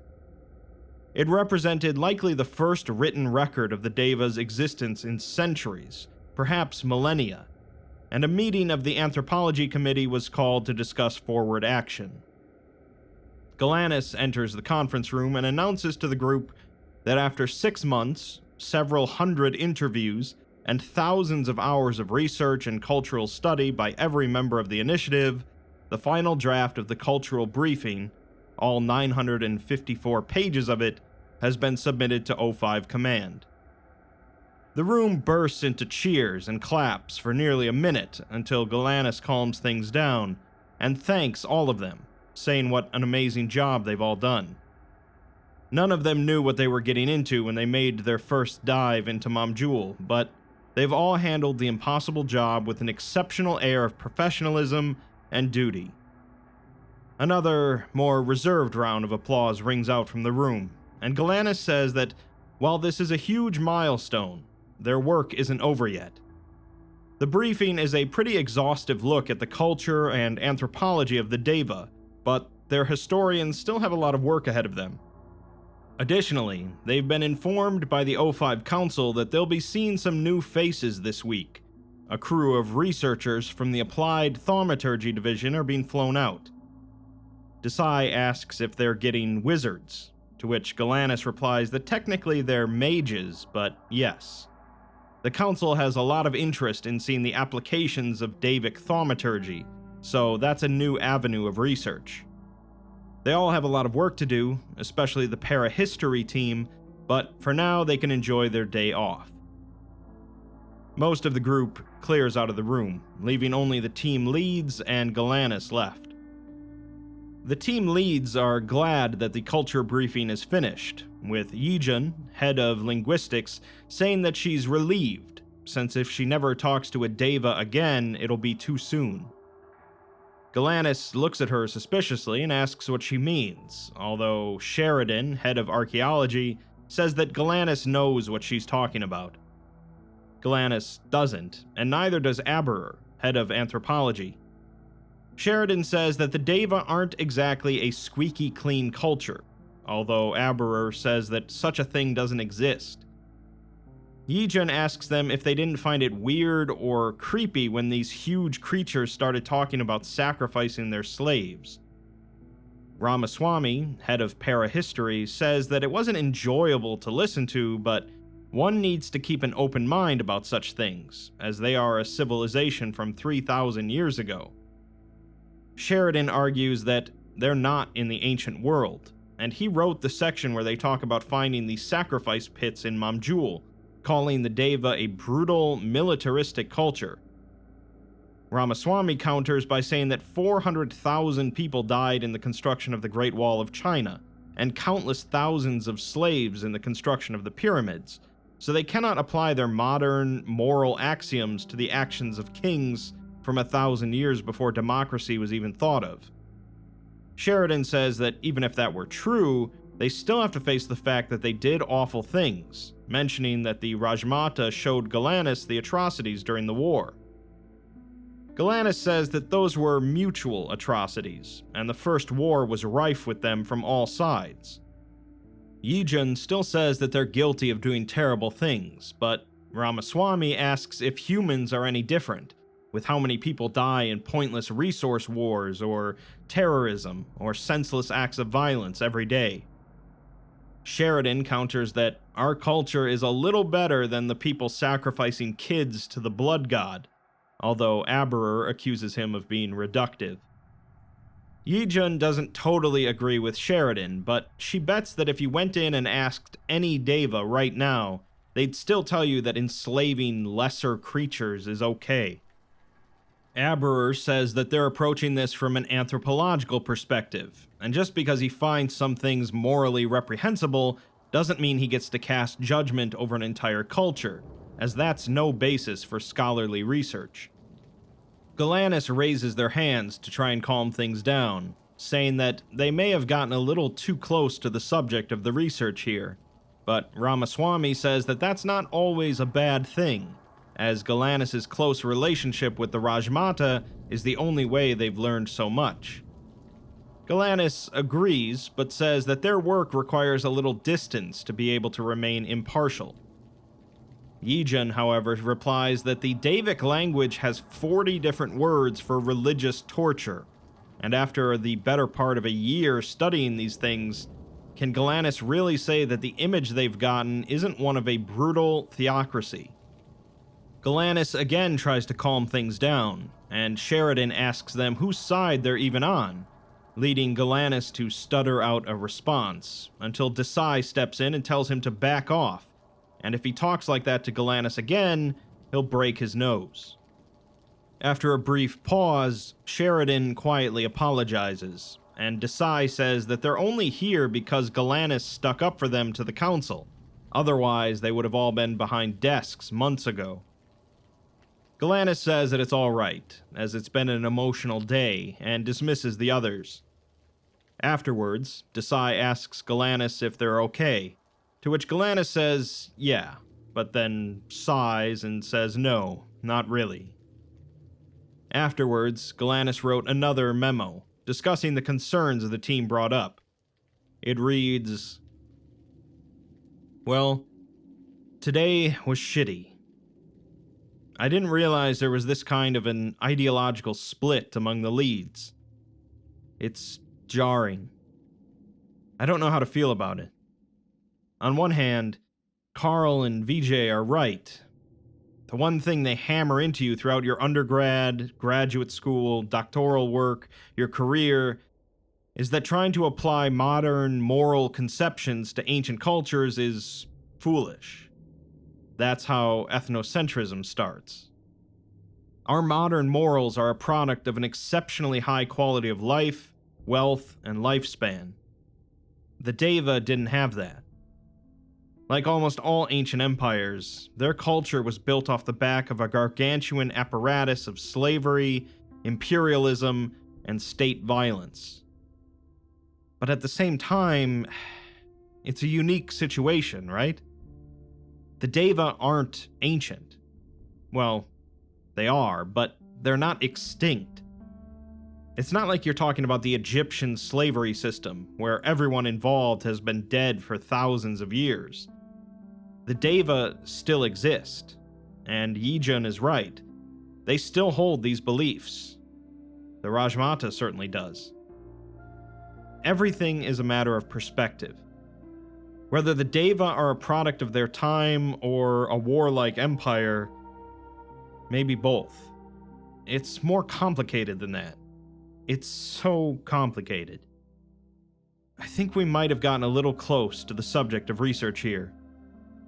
We had to immerse ourselves in the culture to learn what we did, but I'm not sure we've learned what immersing ourselves has done to our own perspectives. Not to mention the fact that we still need to figure out what happened to the Covenant after Amani Ram fell.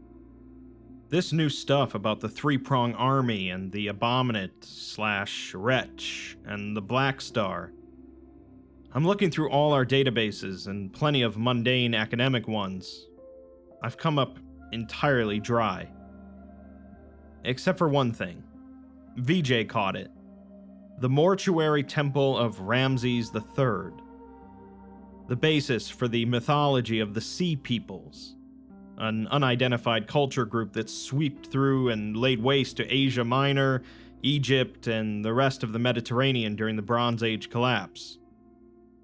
We have no records of who they were or how they managed to annihilate a slew of powerful military states, just some Egyptian writings that prove their presence in the region. But the Rajmata mentioned the Wretch had crawled out of the sea and quietly built an army that proceeded to steamroll over every other culture on its way to Amani Ram. Writings in Amani Ram and the Rajmata's testimony indicate that the Three-Prong Army came out of North Africa, and the Sea Peoples would have had to push through Egypt if they wanted to get to Amani Ram. It's not perfect, and the evidence is circumstantial, but it's something. Though it raises two more questions that have been nagging at me. The first, what happened to the historical records of the Wretch? If a culture really did sweep through North Africa and then obliterate half of Asia, there has to be some kind of archaeological record of it. It doesn't make sense. And the second, why would Robert Bumaro be so terrified of something from 3,000 years ago? Despite the finalization of the culture briefing, the primary goal of the initiative remained to construct an accurate timeline leading to the fall of the three empires and identify the Abominate. Galanis' sessions with the Rajmata had reached the fall of Amani Ram in approximately 1200 BCE, which is where the historical model constructed by Nussbaum ended. The council unanimously agreed to permit further sessions, and Galanis and Greaves return to Korar. They find themselves standing in a lush, verdant rainforest, with the trees in front of them growing thinner until eventually turning into a wide clearing containing a large village. Several dozen large stone buildings and many smaller wooden huts form the low, flat settlement, the architecture consistent with many of the constructions in Mamjul and Korar. There is no one else visible, and both Galanis and Greaves are confused about where exactly they are. Greaves pauses, though, his hand unconsciously going to his side, and he says that something is wrong, as he recognizes this feeling. The Rajmata then materializes out of the trees and says that she had a feeling that he would. She had to gauge whether or not Greaves would be able to recognize an ambush. She then waves a hand out towards the empty clearing, and although Galanis says that there's nobody there, Greaves says that they're everywhere.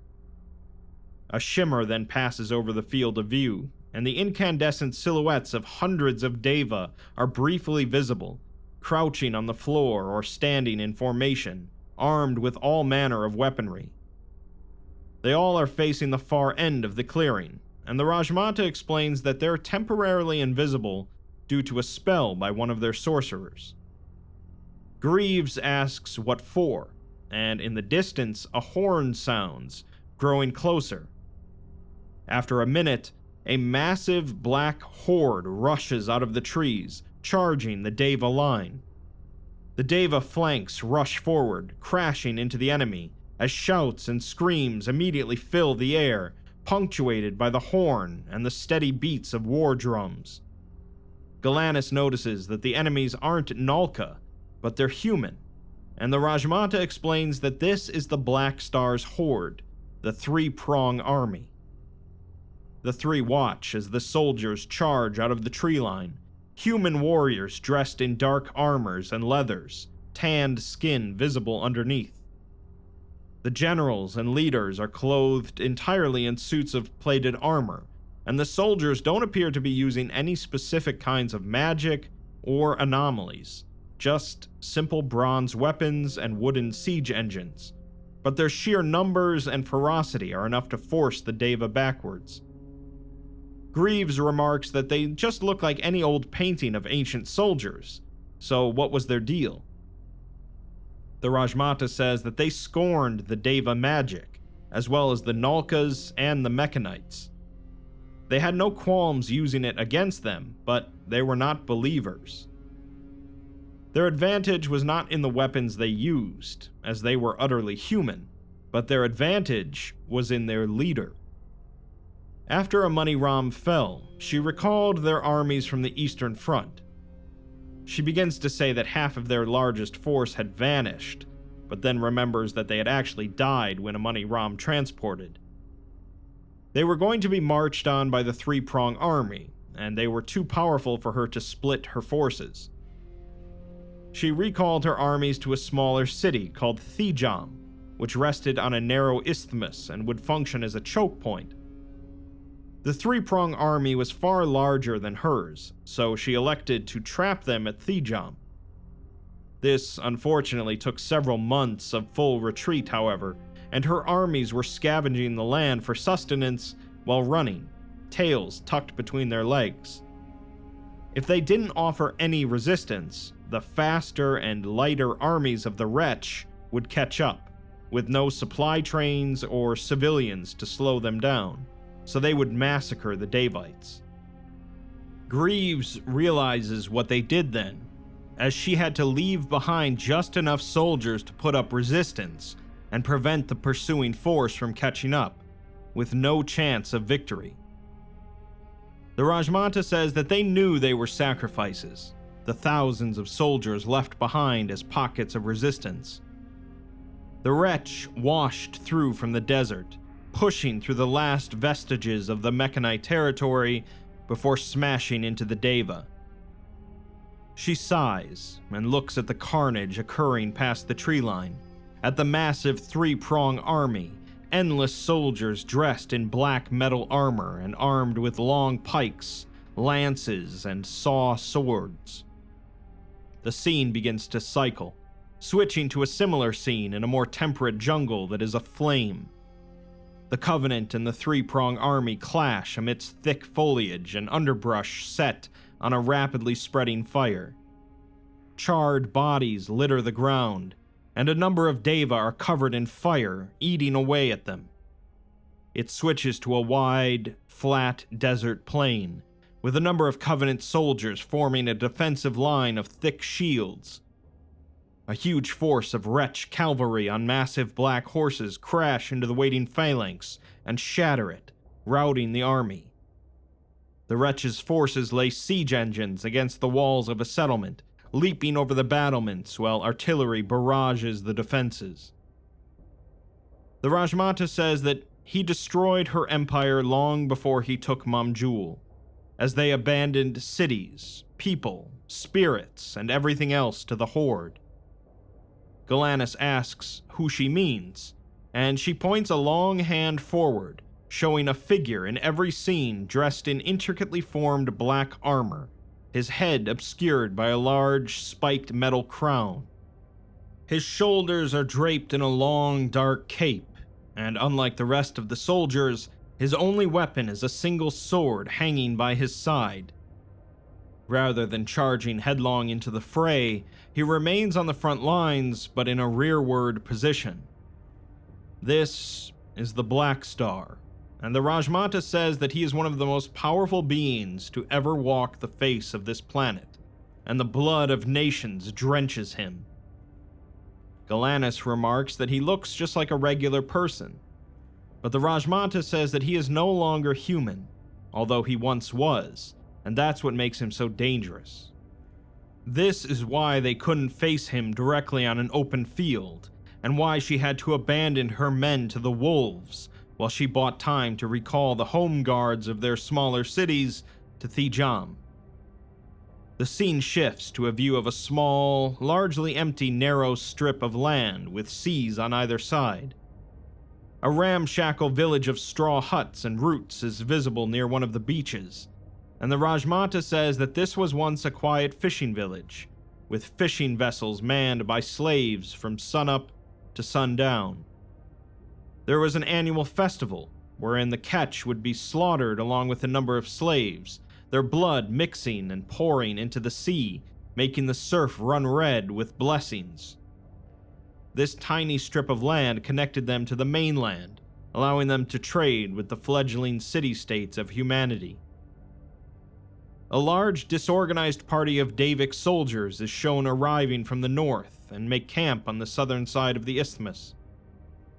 The scenes are in fast forward, and show bloody armies arriving in retreat from the north under scarlet banners, fresh reinforcements from the south, beasts of war, and siege engines. More and more soldiers arrive, the encampment swelling to at least 100,000 troops, stretching far into the south. Greaves asks if they just lied in wait for the three-prong army, but the Rajmata says that it was quite the opposite. A line of finely dressed sorcerers stretches down the width of the isthmus, at least 25 kilometers. They dig their hands into the ground, and with an inhuman effort, raise the beginnings of a wall, made of intertwined stone, sand, root, and vine, petrified and hardened. It slowly rises out of the ground, inch by inch, until the sorcerers collapse, many of them clearly exsanguinated of all the blood in their body. Soldiers then rush forward with tools, fortifying and expanding the structure, even as the dead sorcerers are replaced, their blood spilt into the foundations of the wall. The cycle continues as the sun sets and rises and sets and rises, until the wall is dozens of meters high and as thick as a building. Staircases and ladders let soldiers man the high battlements. Galanis and Greaves remark on how this wall is both taller and thicker than the Great Wall of China, by a lot, and ask how they managed this without architects, construction machines, or anything. The Rajmata asks if they see the gateway in the wall, and Greaves says that there isn't one. She says that anyone on the other side of that wall was going to be killed, and this was their last stand. This is what drove them, and drove her, the understanding that she must do what she has to for her people to survive. Galanis remarks that her people didn't survive though, as Mamjul is still at the bottom of the ocean, and the Covenant is dead. After a brief pause, the Rajmata admits that no, she failed, and Galanis says that they need to know what the Abominate is, and how it broke the Deva. The Rajmata says that this method of showing her memories is a loophole in the laws that she and the Deva have been bound to. They are seen more than any living creature in 3,000 years has. Galanis appreciates that, but it's not enough. If the Black Star still lives, if the god he serves still exists, they need to understand them to be able to defend themselves. Galanis asks the Rajmata again that they be allowed to commune with the Scarlet. It knows the Abominate, and it cast it out to sea, so it's the easiest way to learn what they need to know. The Rajmata says that communing with the Scarlet is a dangerous task, and she has been wedded to it for centuries, but has only done so a handful of times.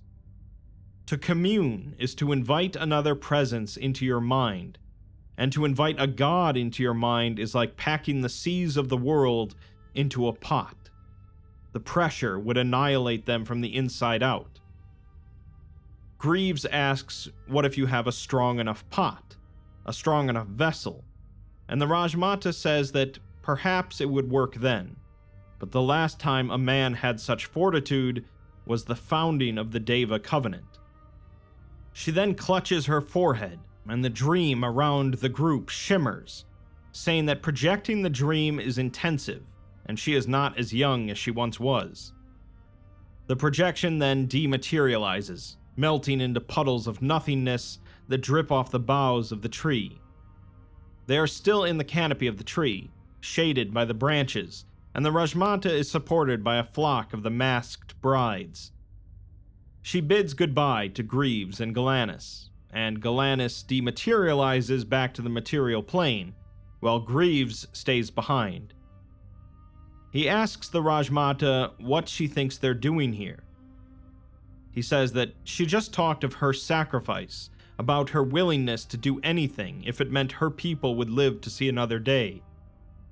She failed, but they haven't yet, and they might still have a shot at surviving.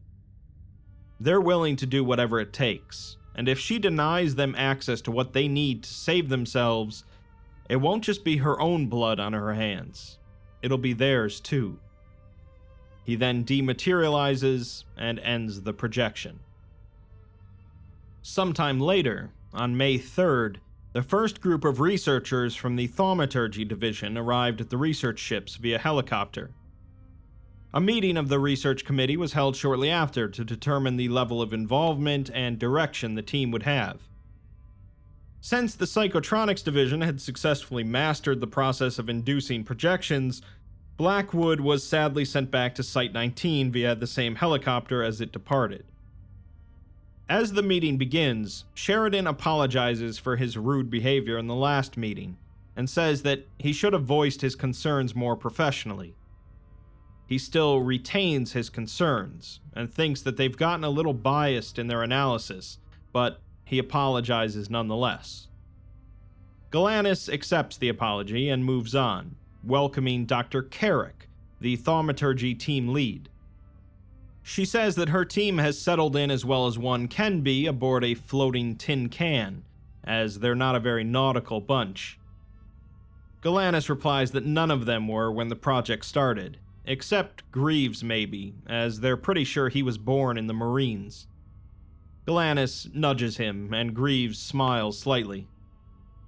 Galanis asks Carrick if they're finding the analysis sufficient, but she says that it's a very solid start, especially for people who aren't thaumaturges, but all thaumaturgy really is a framework for understanding magic. To understand what drove the Deva's magic and how they can utilize and recreate that, her her team will have to converse directly with them. Galanis says that that can be arranged, and she should begin to have her personnel tested to see which ones will have the easiest time getting into Korar. Carrick says that that'll definitely help, but the problem is more so that they don't really feel comfortable tapping into spirits for their thaumaturgy yet without a greater understanding of the processes at play. They'll be limited in what they can do without the Deva, and she's just trying to set a realistic expectation, as they won't be able to do the miracles that the Deva could do, at least not at first.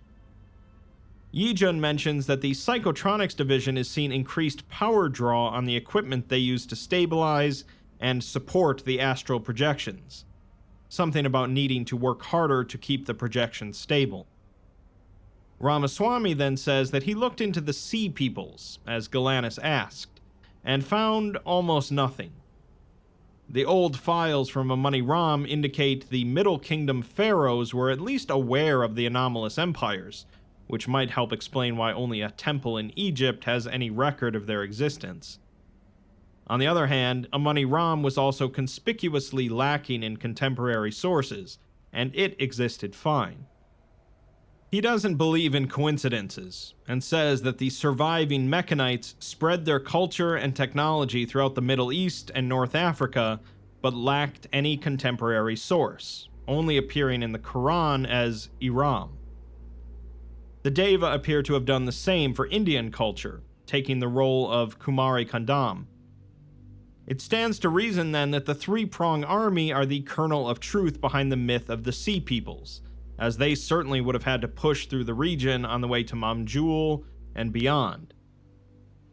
Sheridan mentions that the only thing the mundane archaeological community has ever found related to the Sea Peoples were bronze weapons, and since the three-prong army looted Amani Ram, and scuffed Fulad looks an awful lot like bronze, it just makes too much sense. He asks about the name, the three-prong army, and if that means anything for the Deva. Yijun looked through the preliminary translation they've compiled, and as far as she can tell, it quite literally just means 3 points. It could be a descriptor of their military strategy, or it could be referring to a trident, possibly fitting with the Sea People theory. Moving on to discussing the town of Thijam, Sheridan says that it seems like it would be an isthmus connection between mainland India and the now sunken continent. Ramaswamy remarks that isthmuses have historically been of great importance in ancient cultures, such as in the case of Constantinople or the Suez. It makes sense that they would make their choke point there. The problem is, however, that they can't find it, as they don't even have a very good understanding of what the continent looked like back then, just altered maps from Amani Ram and maps from Blackwood's journals. The narrowest point of the isthmus could be a kilometer south of the tip of India, 100, or even inland. Sheridan sighs and says that it feels like they're at a point where they've run out of knowledge to collect, and they're not any closer to finding out their answers. Galanis counters that they've learned a lot about the Deva, what they were, and what happened to the world after Amani Ram fell. Sheridan says that he's an archaeologist, so he knows firsthand what it means to search after knowledge most people will never appreciate, for the sake of nothing but the knowledge itself. But if this Black Star stuff is still an existential threat, they need knowledge that they can apply, and they're not getting that here. Galanis says that Carrick is making a great start on applying Deva magic, and Greaves finally speaks, saying that, as the representative from the council, they're quite pleased with how the project is progressing under Dr. Galanis. Sheridan says that he's not questioning Galanis' leadership, he's just saying that he thinks it's time to go to the source of the knowledge. Galanis responds that they'll take that into account, and dismisses the group. Afterwards, Greaves and Galanis are standing together on the deck of the ship, looking out over the sea. Galanis thanks him for sticking up for them back there, and he says that he was telling the truth, while grabbing a cigarette and lighting it. He says that he's worked in the Foundation very nearly all his life, and noticed that their academics tend to get myopic, so they need a reminder of who's signing their paychecks. Galanis says that he's not wrong, although it's also not a problem confined to the Foundation, and asks him if he's really been working for the Foundation his whole life. He says that he was 21 when Vietnam ended, and he had no college education and no prospects. He had a friend who said he knew a government agency that was willing to hire veterans who didn't ask questions. He did a year in site security, then worked in all sorts of mobile task forces, including Nu 7, Zeta 9, and Eta 5, before getting hand-picked for the big one. Galanis says that he's killed people then, causing him to look at them askance. Galanis apologizes, but he says that, yeah, he's killed people, but he's not one of those Kilgore nut jobs. He doesn't take any pleasure in it, and, at least for the Foundation, he knows that it serves a greater purpose than some political game. Shooting at rice farmers with AKs to stop the Red Menace isn't doing anything for anyone, but shooting at someone who plans to release and recapture the Lizard to use in his Nazi private military company is something he feels pretty comfortable doing. Galanis says that it still can't be easy to kill someone, but he says no. Killing someone is the easiest thing in the world. It's what comes after that's the hard part. Galanis asks how he deals with it, and he responds that he has a kid, 13 years old, and she plays the clarinet.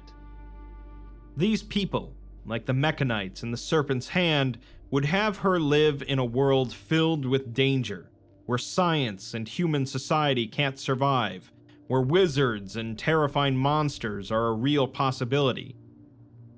He asks himself what he would do to ensure that she has a future to look forward to, and the answer is pretty much anything.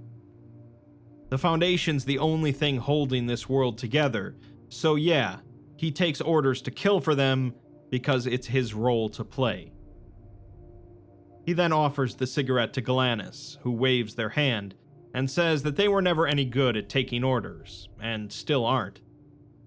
They're being pulled in about 30 different directions at once, with half of the research committee thinking that they've all gone off the deep end, the other half thinking the others are being ethnocentric troglodytes, the Council, 051, the Rajmata, the Initiative itself. It's a lot of pressure, although Greaves says that Galanis will get it done, because they're a leader, and leaders rise to the occasion. Galanis doesn't feel like a leader, but Greaves says that that's usually the first sign that they'll make a good one.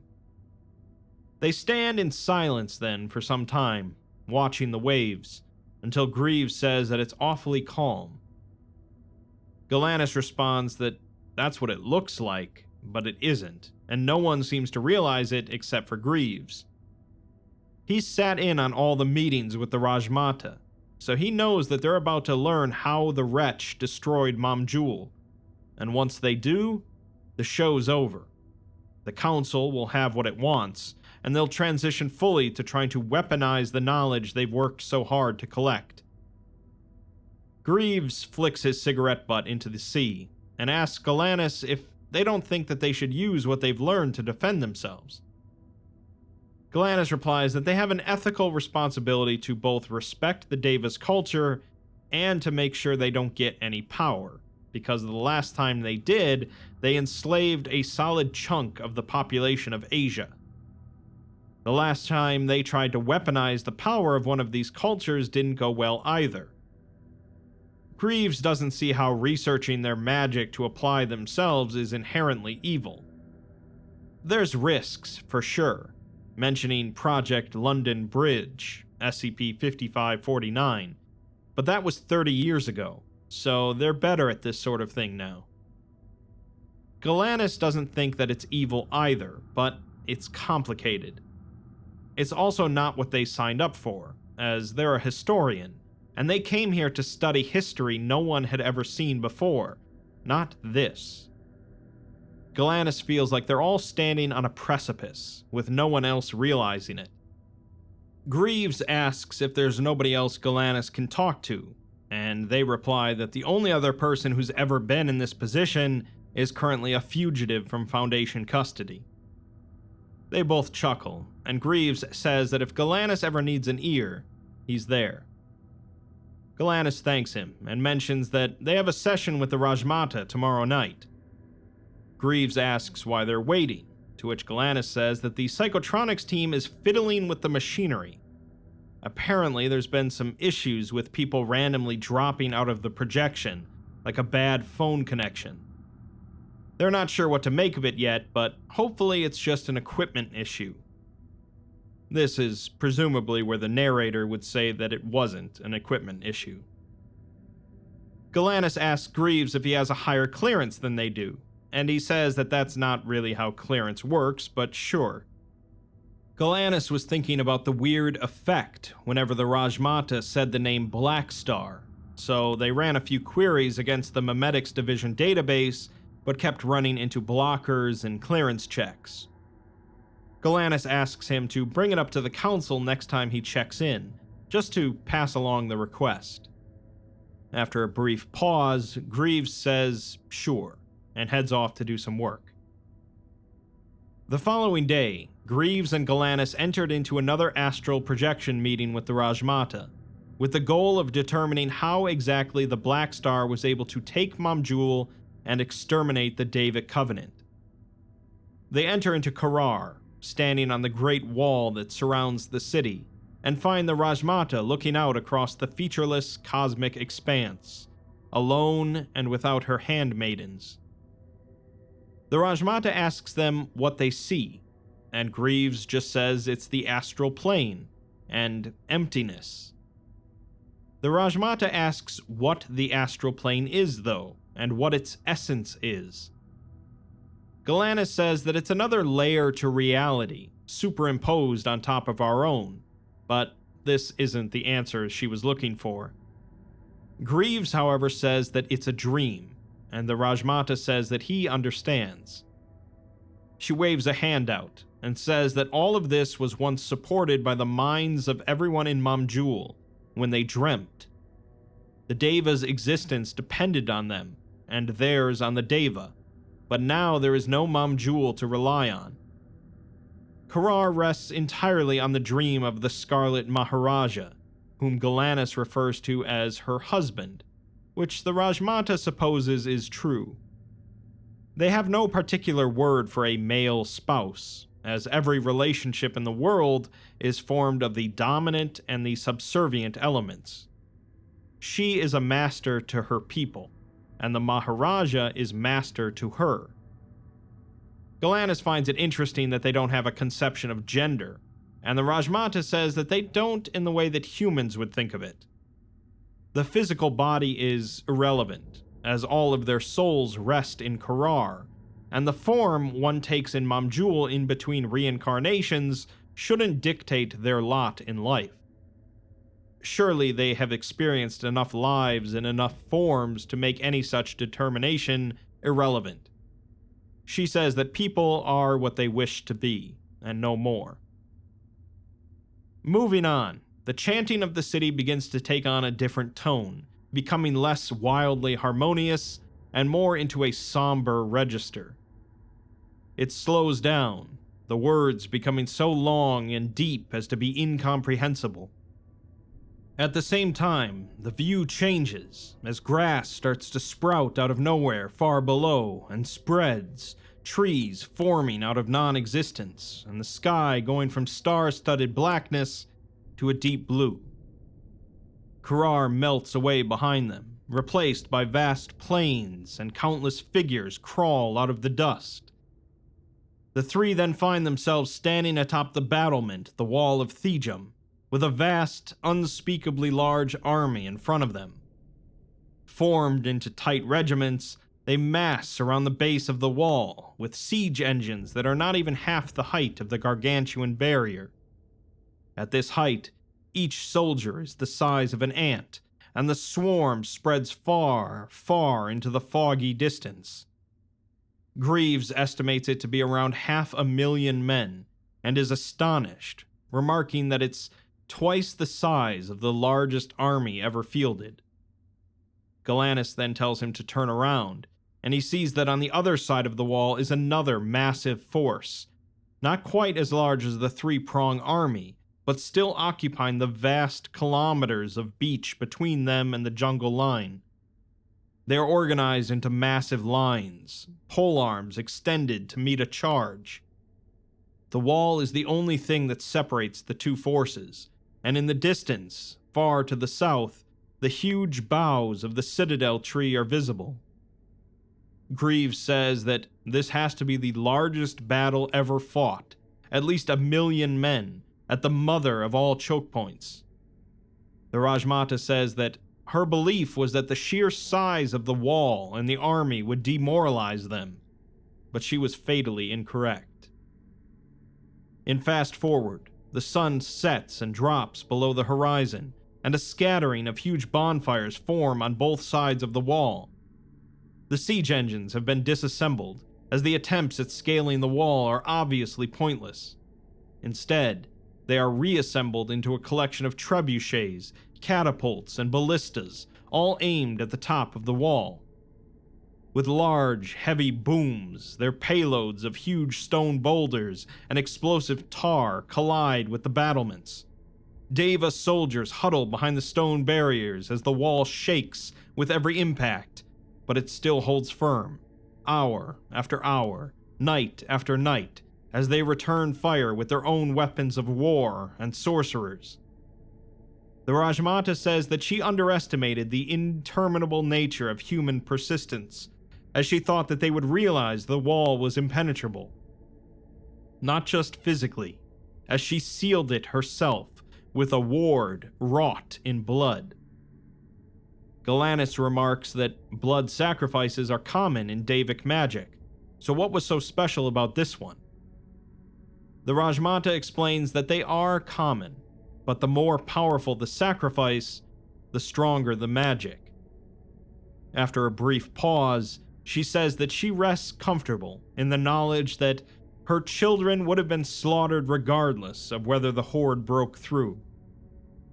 7 bodies, 7 wards, 7 chains to protect the Scarlet Maharaja from those that would seek to destroy him. Their souls belong to Korar, to him, and she simply did what he commanded, releasing their physical form with the same dagger that she was anointed with. This is the black dagger that they found initially in the throne room in Mamjul, which is why it survived when nothing else did.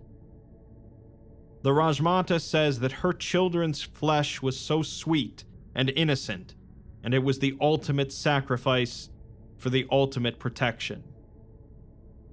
She then turns and spits on the stone wall as the scene continues to fast forward. The sun rises and sets and rises and sets as the siege carries on for a week, then 2 weeks, then a month, and 2, and then 6. The wall continues to be battered and stands firm as the vines and toxic clouds and poisoners fall from the walls and collide below, thinning out the Black Star's forces before they are immediately crowded out and replaced. The defenders are killed and replaced by more reserves from the amassed army, and sorcerers raise water spirits to destroy any attempt to cross from the sea. Greaves says that they're not going away, instead laying siege to the wall, just like how they did to Amani Ram. But Mamjul is protected, and the Davites are clearly holding out, so what happened? The Rajmata says that their master arrived, and a ravine forms in the vast army as soldiers separate, standing a respectful distance away from one figure. He appears to be a regular man, but his very presence is larger than life.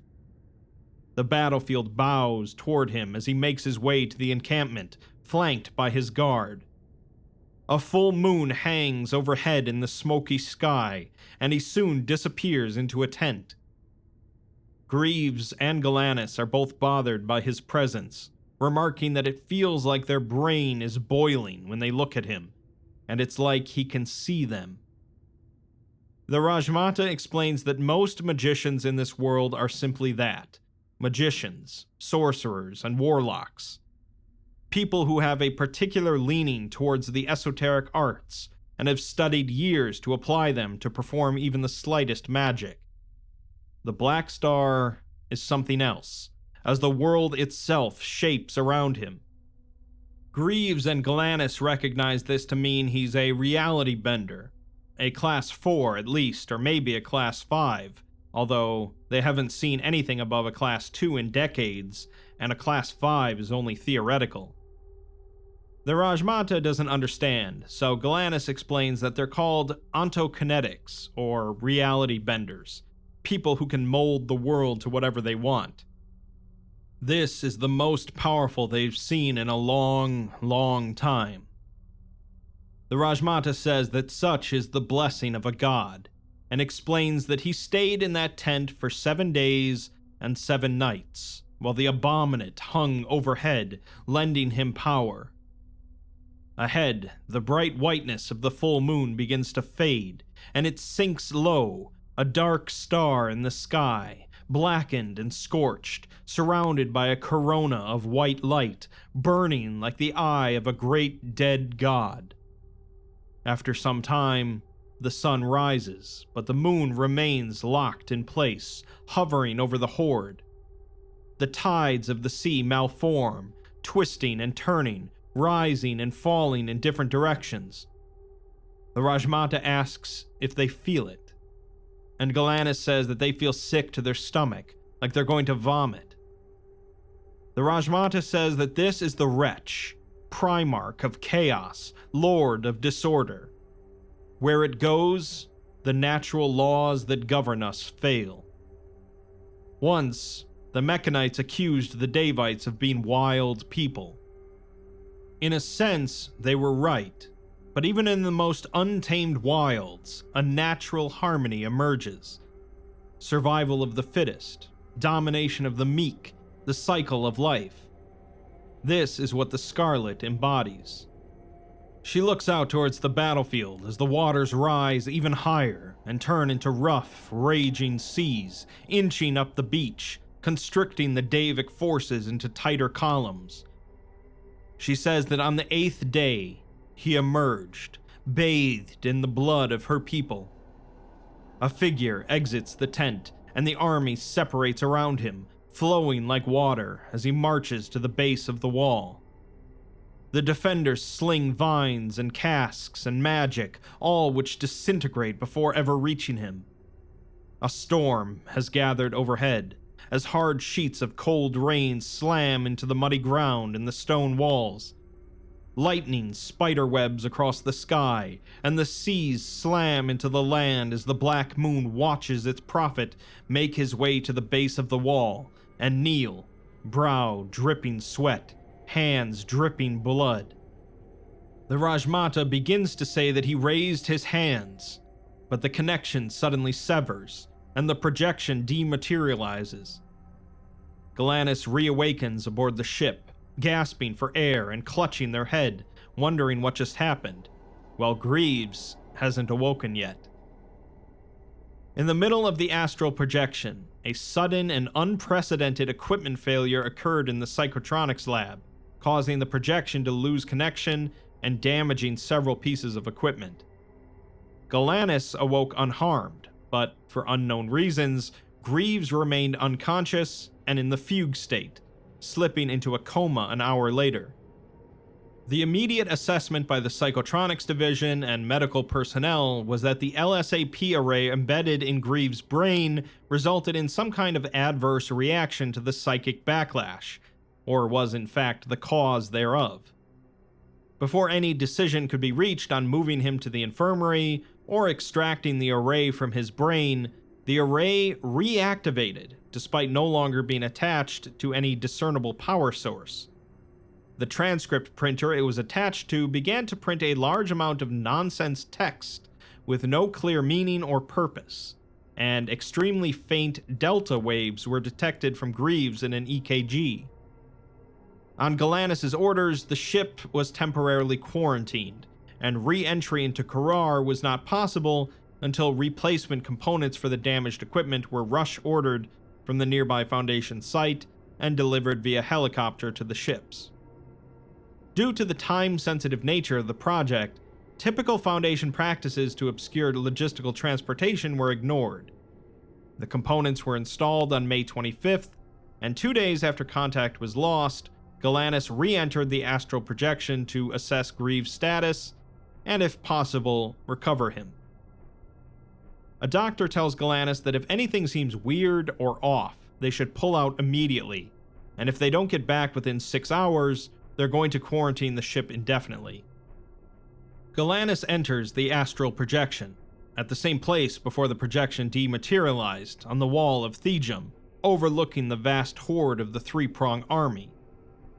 Time is frozen, however, as the sheets of rain hang in the air, and the surf of the rough waves is frozen in mid-splash. Despite the stillness, it is not silent, and drum beats can be heard through the air, far, far louder than ever before. The voices making up the chorus are high and strong, reaching a loud peak as they sing out from every direction. The Rajmata and Greaves stand overlooking the scene, and he turns and runs to greet Galanis. He asks what happened, as Galanis simply vanished and it's been hours. Galanis replies that it's been 3 days, and there was an accident, an equipment failure in the lab. It pulled them out of the projection, but Greaves slipped into a coma, with the array continuing to output nonsense text about dreams and waves and the sea.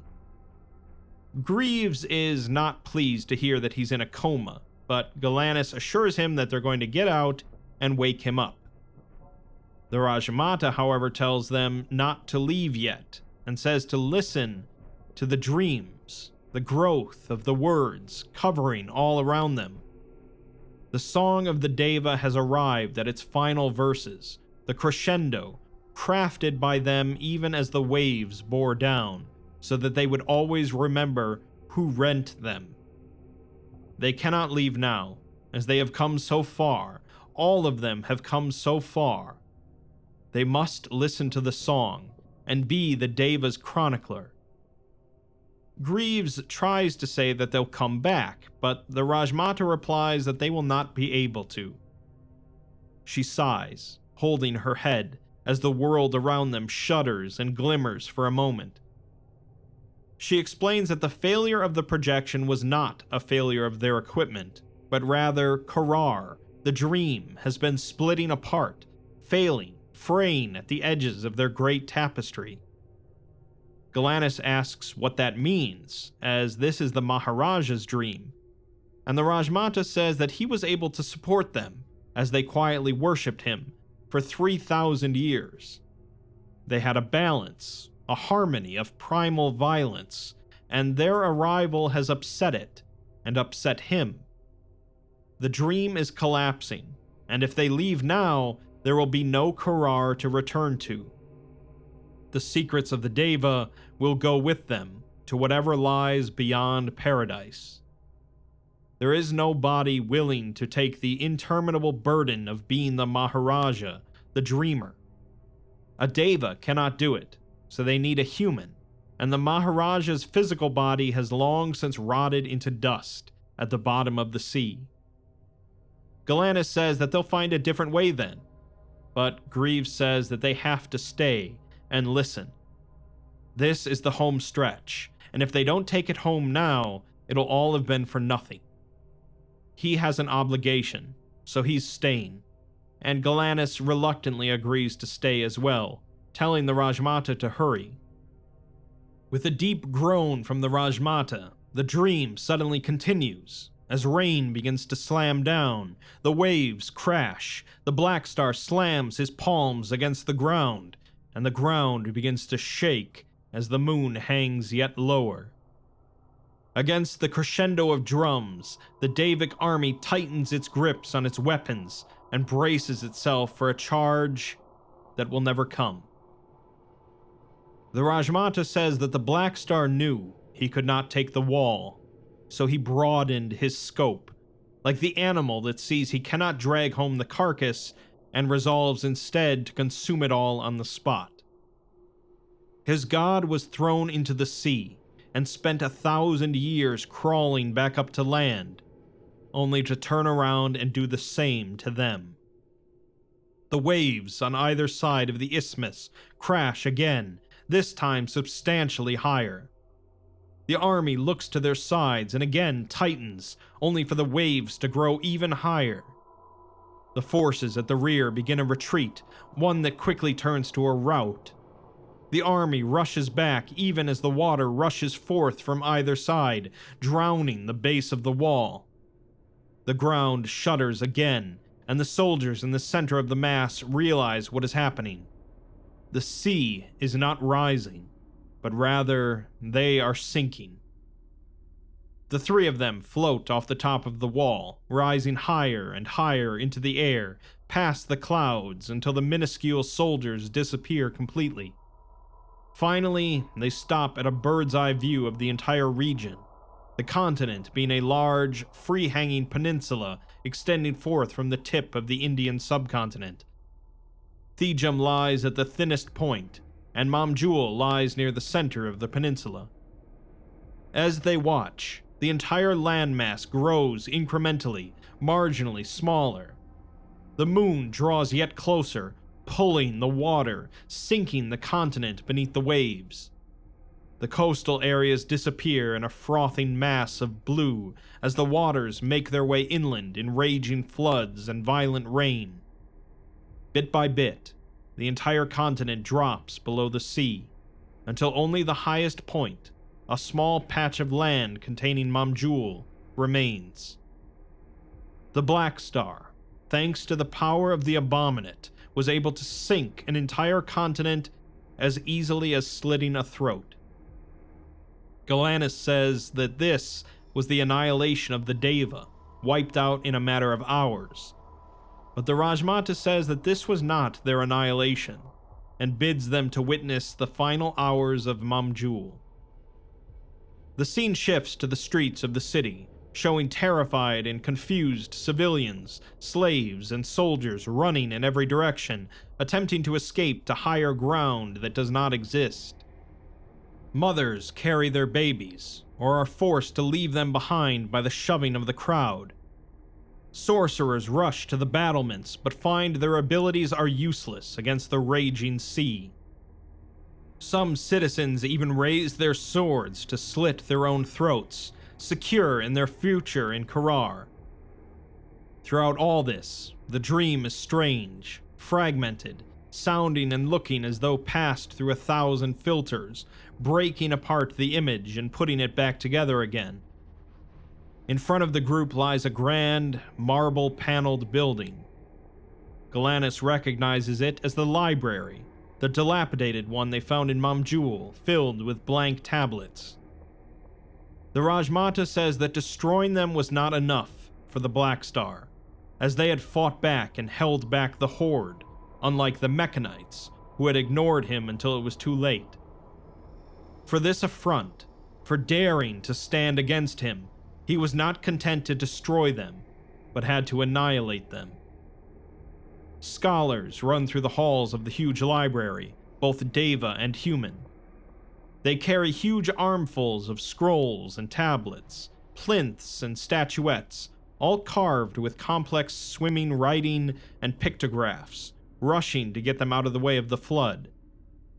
But even as they do so, the tablets fade, as though rubbed clean of their etchings, and the ink on the scrolls melts away.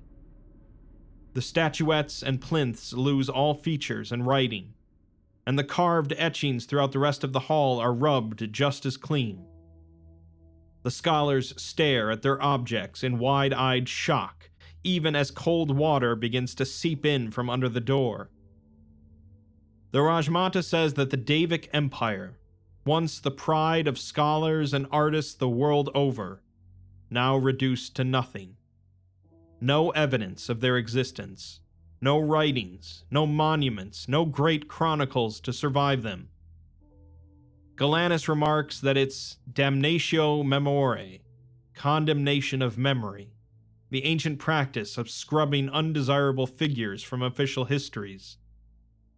The memory then flickers again, twitching and melting in places, and the Rajmata says that the Maharaja's dream is collapsing, so they must hurry. They rise again into the sky, to a bird's eye view of Mamjul. The raging waters around it build up against the triangular walls of the city, forming a thin barrier as the water rises, until it spills over.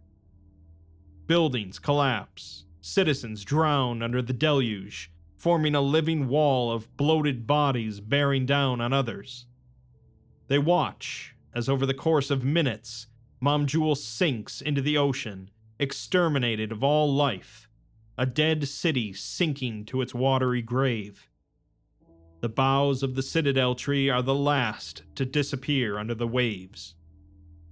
The Rajmata says that now they see that the Covenant was destroyed, totally and utterly, and the song of the Deva remained the only record of them.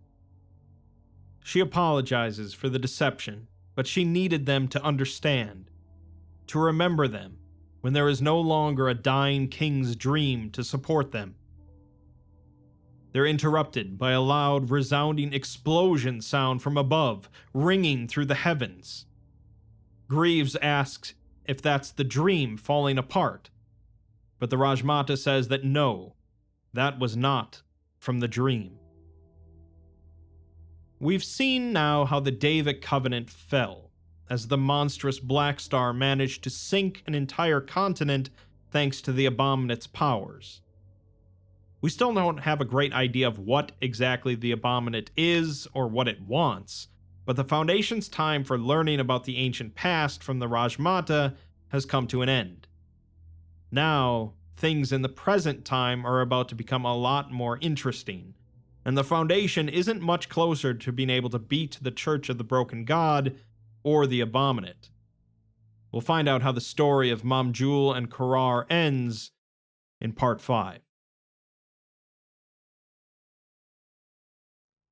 SCP-001 Mamjul and Korar Part 5. The Foundation's investigation into the fallen Devic Empire has so far been largely unhelpful when it comes to their concerns with the Church of the Broken God and the Abominate. They've learned now how exactly Mamjul and the Covenant fell, as the three-prong army, led by the Black Star, swept across Asia after crushing a money Ram, easily beating back the Devites and sending them into retreat. The Black Star, a reality bender empowered by his god, the Abominate, was able to sink an entire continent and wipe all of the Devites' history, culture, and identity from the records. What's more, the remaining Deva, residing in the astral plane, are now also facing their end of days, as the Scarlet Maharaja is no longer able to support the dream that they reside in, and no one is willing to take his place. Now, in the final part, we'll see the Foundation and the research team dealing with disaster not in the past, but in the present. Let's continue.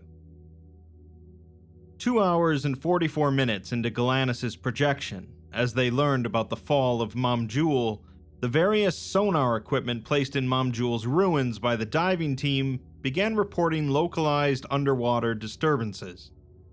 At the same time, several covert monitoring buoys that had been spread in concentric circles around the location began pinging the bridge of the FMS Phantom, reporting multiple unknown objects detected in the vicinity.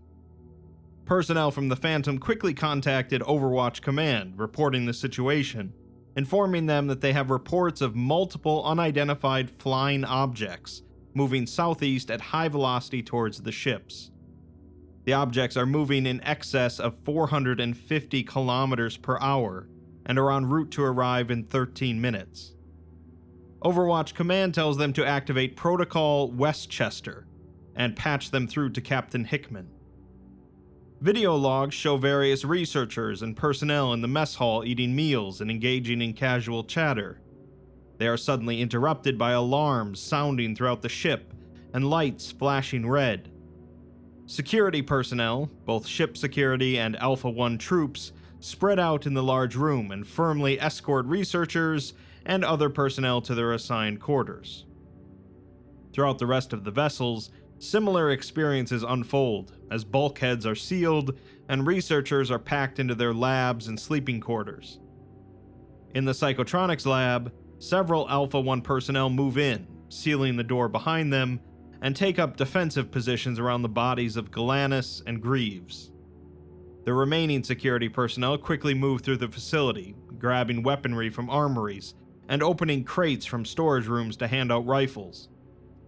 After receiving weapons, a number of personnel make their way to the top deck, while others go lower.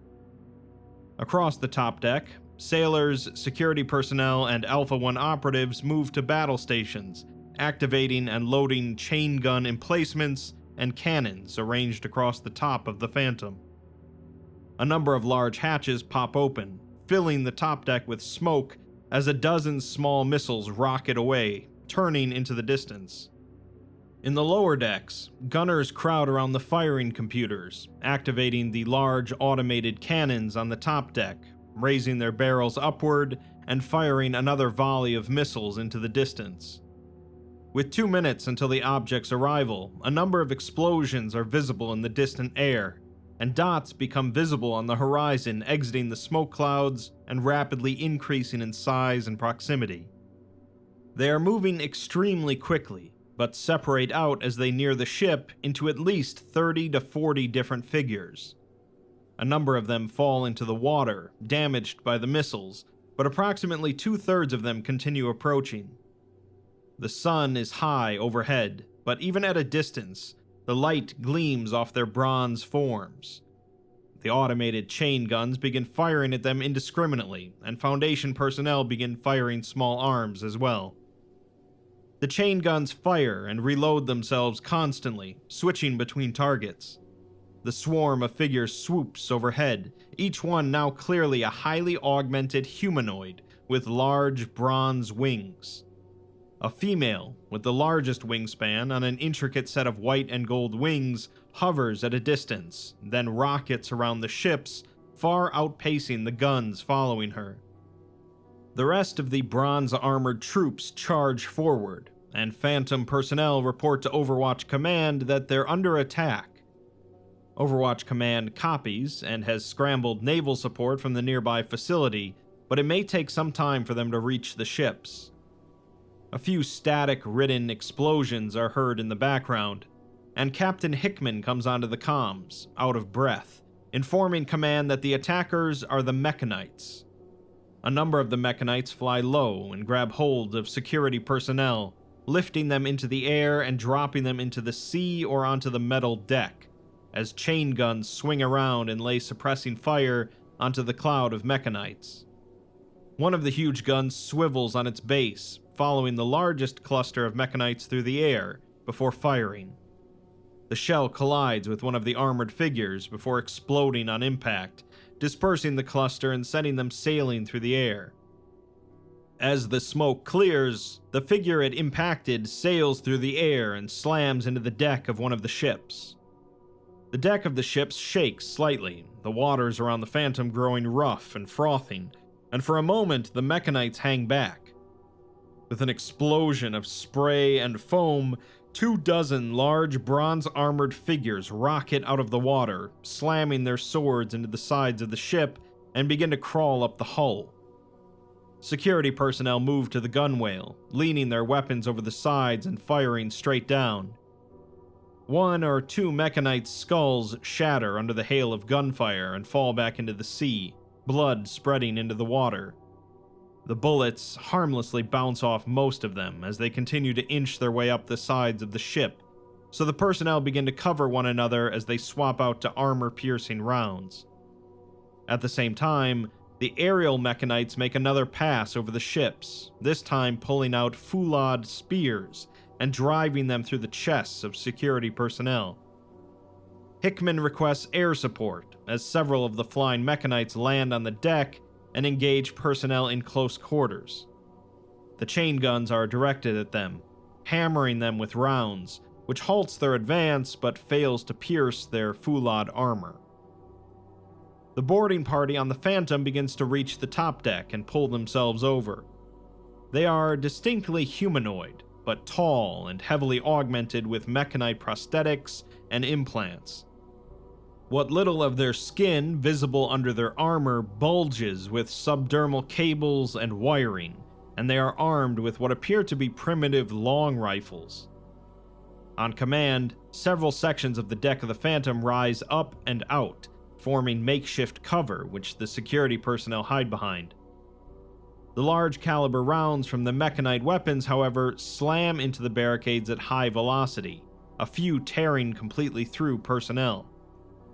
Overwatch Command informs the captain that a patrol group of the Indian Navy has been requisitioned and is being sent over, along with some fixed-wing aircraft. They'll amnesticize the personnel afterwards, as under no circumstances can the Mechanites take the ships. The remaining aerial Mechanites land on the decks of the ships, engaging in close-quarters combat. Under heavy machine gun fire, a handful of them drop to the ground, but the foulade armor is proving to be too resistant. The security personnel cry out for reinforcements, and through one of the doors, a group of hooded and armored individuals exit, their shoulder pads emblazoned with the sigil of the Thaumaturgy Division. They proceed to form a small phalanx, with one of them drawing a sigil in the air that expands into a moving, translucent barrier. They press forward onto the deck, the barrier trembling but holding under the Mechanites' assault, and the security personnel move to support them.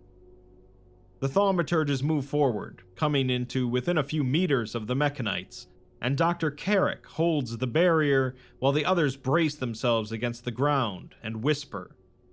A few moments later, green, expanding vines creep out through the cracks in the deck and wrap around the ankles of one of the Mechanites, causing him to crash into the ground. An Alpha 1 operative leans around the cover and empties a magazine into the back of their neck. Dr. Carrick yells out that the process is too energy intensive, and they can only get one at a time, as the phalanx is temporarily pushed back by one of the Mechanites charging them. On the other ship, Alpha 1 personnel flood out and lay down suppressing fire from their weaponry, which proved to be slightly more effective, but still failed to stop the advance.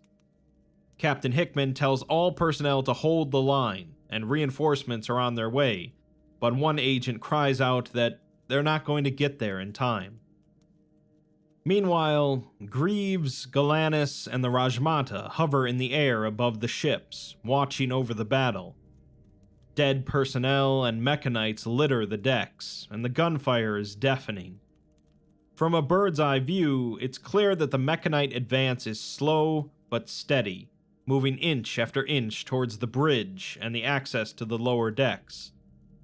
Greaves asks what the hell they're looking at, and the Rajmata explains that this is currently occurring in the material plane above Mamjul.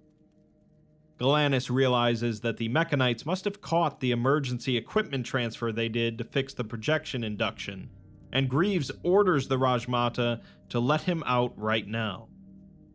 The Rajmata, however, says that this is a massacre, as their weaponry and even their primitive understanding of Daevite magic cannot hold a candle to the Mechanites in their prime.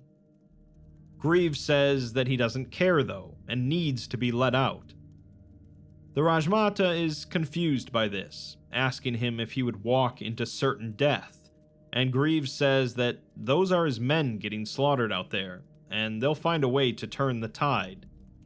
Even if they can't, the least he can do is die alongside them. Galanis says that she cannot keep them here, and the Rajmata agrees, saying that she is not keeping Greaves here. His mind is.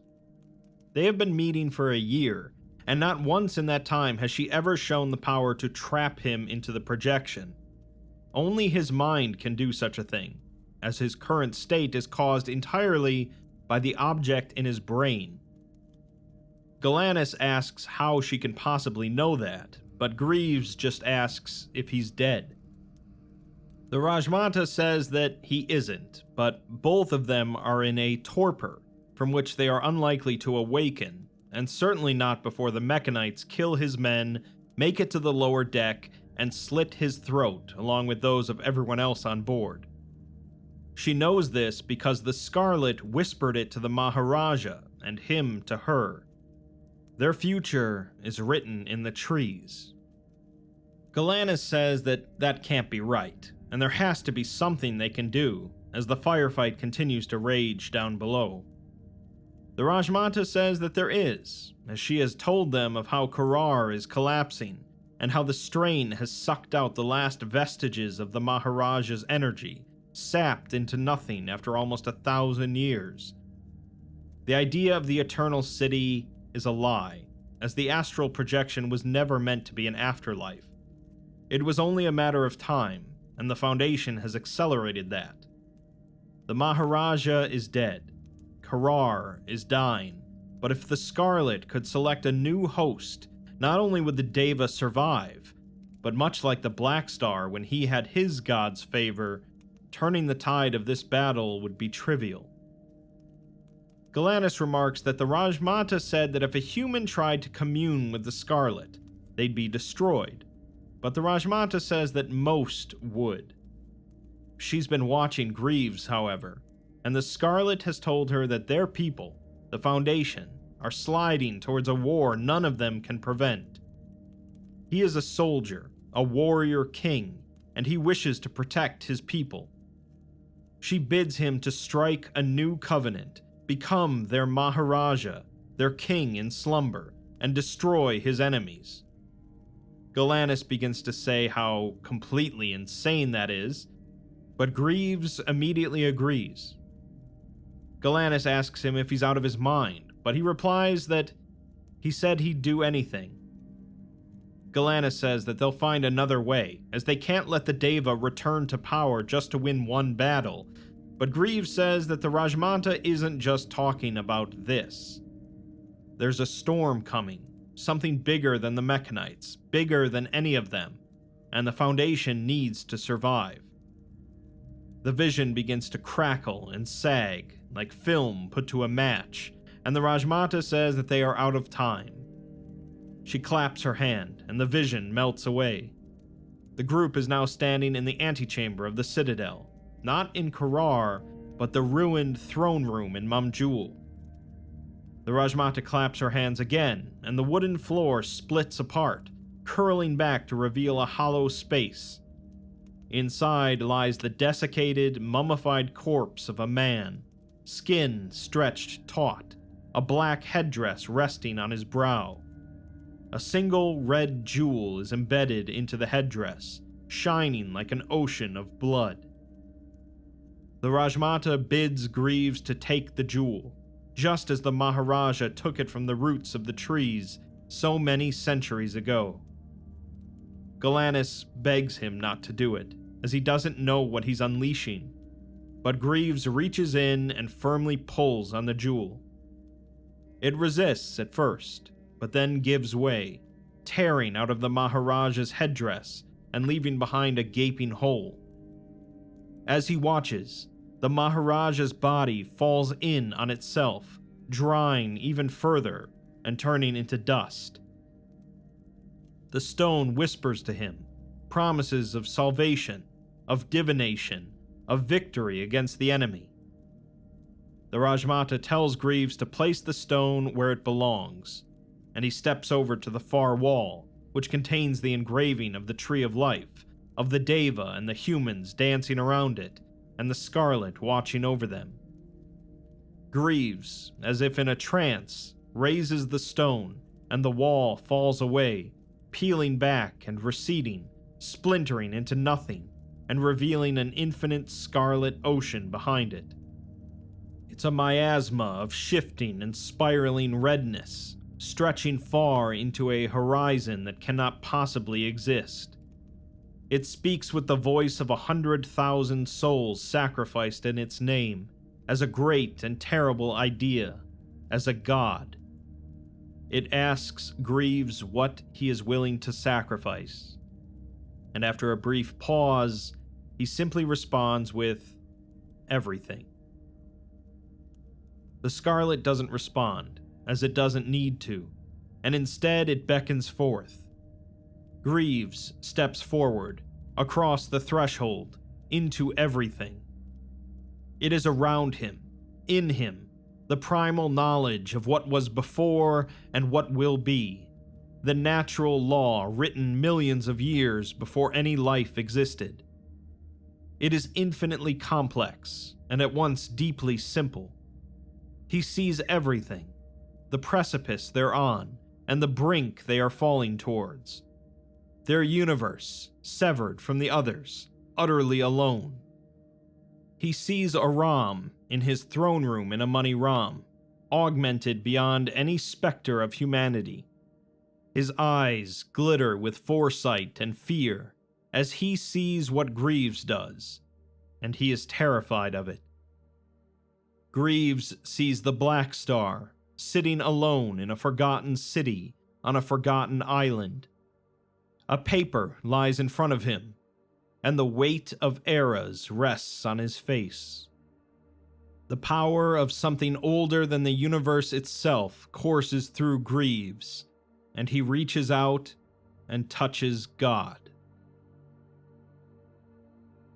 We're then given the last few verses of the Song of the Deva, which read, "As witnessed by Vaslara Siraj Sharat, 7th Rajmata of the Scarlet Maharaja.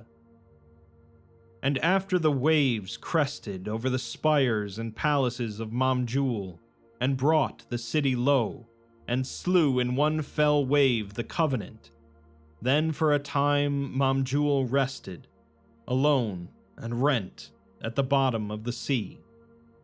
And there it lay as the Black Star marched onwards through the center of Asia against the forces of the Nalka, and took the world into a great silence.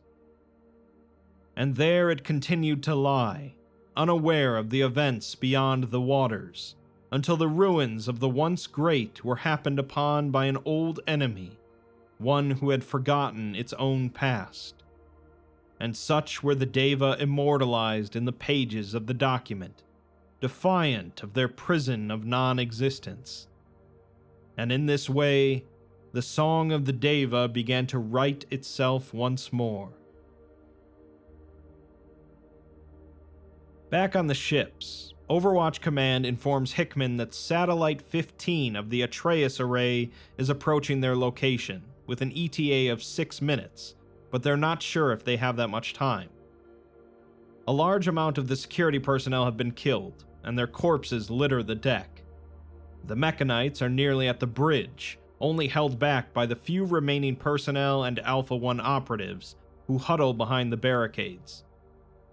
The deck of the ship then rumbles again, but this time the force is coming from below. Hickman informs Overwatch Command that their subaquatic monitoring equipment is giving some abnormal readings, but they're cut off as the ship shudders and the Mechanites pause their advance. In the center of the three ships, a circle of red light begins to form in the water, 10 meters across. It steadily increases in brightness and intensity until a single figure, wreathed in fire, breaks through the surface of the sea, immediately boiling the water around it to vapor that sprays outward. It rises into the air, a blur of red shooting up to twice the height of the Phantom and moving until it is hovering over the deck. Hickman tells Overwatch Command that there's a red-skinned, nude figure flying above the ship, and it doesn't appear to be Mechanite. It's glowing a corona of red light, and the Mechanites have just stopped and are staring at it. The figure then reaches one hand out and waves it across the dozens of Mechanites on the deck of the Phantom. The vines, left abandoned by the Thaumaturgy Division, suddenly engorge with thorns and violently outstretch, far more aggressive than they were before. They wrap around the torsos of the Mechanites, pulling them to the ground, and burrow through their eye sockets and mouths, tearing them apart from the inside, and leaving pools of viscera and blood-soaked augments. The remaining Mechanites turn their weapons on the floating figure, barraging it with spears, rifles, and conventional firearms. Several of the flying units take to the air to flee, but the figure lazily waves another hand and they stop in midair, clutching at their implants. The bare skin where their augments are attached turns yellow, then green, then black, rotting in real time. It oozes with pus and disintegrates, the dead tissue tearing away from the living, their implants going with it, and their limbless torsos fall screaming into the sea. The figure then turns its attention to the handful of remaining hostiles, who are preparing a retreat, about to leap over the edge of the ship and back into the sea. Some even make it, but they do not survive the fall, as their bodies split apart and vines and roots formed inside of them tear through their skin and flesh as they force an exit. Many are simply bisected, their bloody halves falling into the sea and sinking, turning the water red with blood as it pools around the ships. In the course of 40 seconds, the figure eviscerated over 100 mechanites. Hickman tells Overwatch Command that the figure massacred all of the mechanites, with no further friendly casualties. Command tells Hickman to treat the figure as hostile. The figure then begins to descend from its hovering position, and it becomes clear that it is essentially a disembodied nervous system wrapped in a translucent red layer. As it descends, it begins to take firm shape, as bones grow and muscles knit themselves into place, although the figure never grows skin. It stands well over 3 meters tall, with large horns on its head, and the surface of its body is inscribed with symbols and markings that pulse to an inaudible rhythm. As it reaches the deck of the Phantom, Alpha 1 operatives fan out from behind cover, supported by security personnel.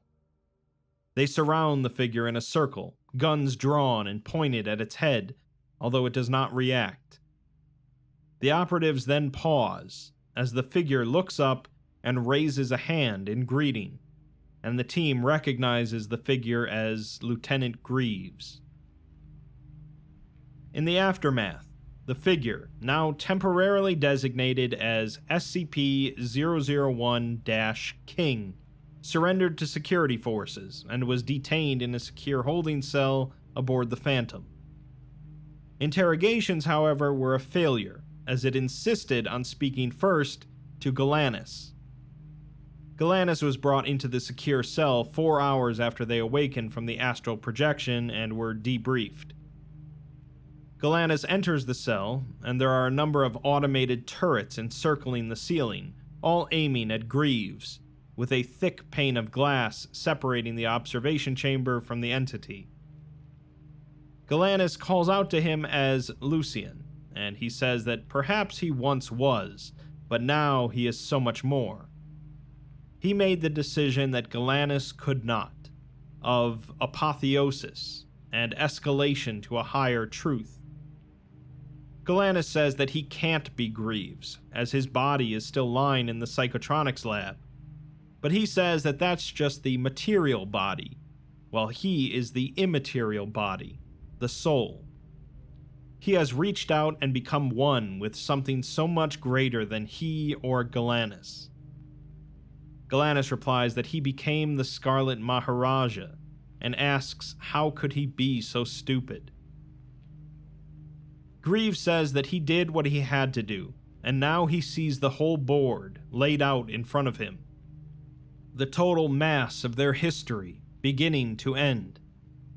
Galanis counters that he was the one that was supposed to make sure this didn't happen, but Greaves says that the situation changed. He's a soldier, and when you see armies trampled, entire cities rent to ash, and nations burned, you have to do something. Aram made the wrong decision for the right reasons, as only a madman would see what is coming and elect to do nothing. Galanis says that they should have never interfered with the Deva to begin with, and Greaves replies that they shouldn't have, but they did, and he's the result of the new covenant. The Deva realize that they are limited by their current means of existence, that they can only interact with the world through the Foundation, He is now the vessel, and their power flows from the Scarlet to them, to him, to the Foundation. Galanis asks about him, as they thought the Maharaja needed to be dreaming to ensure that Korar survives, and Greaves says that he does. Soon he will leave, to fall into the endless sleep demanded of him, so that their allies may continue to exist and support them in the coming storm. Before that, however, arrangements must be made. Galanis asks what storm, and Greaves says that he sees past, present, and future, but that comes with a responsibility of care. The Council will understand what he means. He would say more, but he is bound by the same magic that bound the Rajmata to silence. Galanis remarks that it's enough magic to bind a god, but Greaves says that he is just a prophet. The Scarlet is free to tell him the truth, and it has, but he simply cannot share it with them, so Galanis must discover it themselves. Galanis then asks about the arrangements that need to be made, and Greaves says that the Deva require certain concessions for their support, for teaching the Foundation thaumaturges their magic. Chief among them is being immortalized in the Foundation archives, something that will last beyond the Song of the Deva, even as a new verse is written. Galanis is shocked at the idea of allying with the Devites, but Greaves says that we do what we must to survive, and the deck of the Phantom is littered with the bodies of those who didn't. The Mechanites are too dangerous for the Foundation alone, and they are nothing compared to what rests on the horizon. Galanis refuses, saying that they'll find another way, one that doesn't betray the Foundation's principles, but Greaves just says that that decision is the Council's to make, and notes that they have already been trading information, support, and assistance. Galanis says that they can't take this to the Council, as they were insistent that this wouldn't end up like a money ROM, but here they are. Greaves responds by telling Galanis to rid themselves of these petty insecurities, as they can become something greater than a cog in the machine. Galanis can shape their future, and he needs someone he can trust, a new Rajmata. Galanis would answer to no one but themselves, and his will would be their will. This would be a chance to mold the society how they wish, with no judgment, no commitments to modern biases and bigotries. A perfect society, beyond gender and scarcity and suffering. Galanis vehemently refuses, and says that this isn't what they wanted at all, and this isn't how any of this was supposed to go. After a pause, Greaves says that that's disappointing, as Galanis might have been legendary.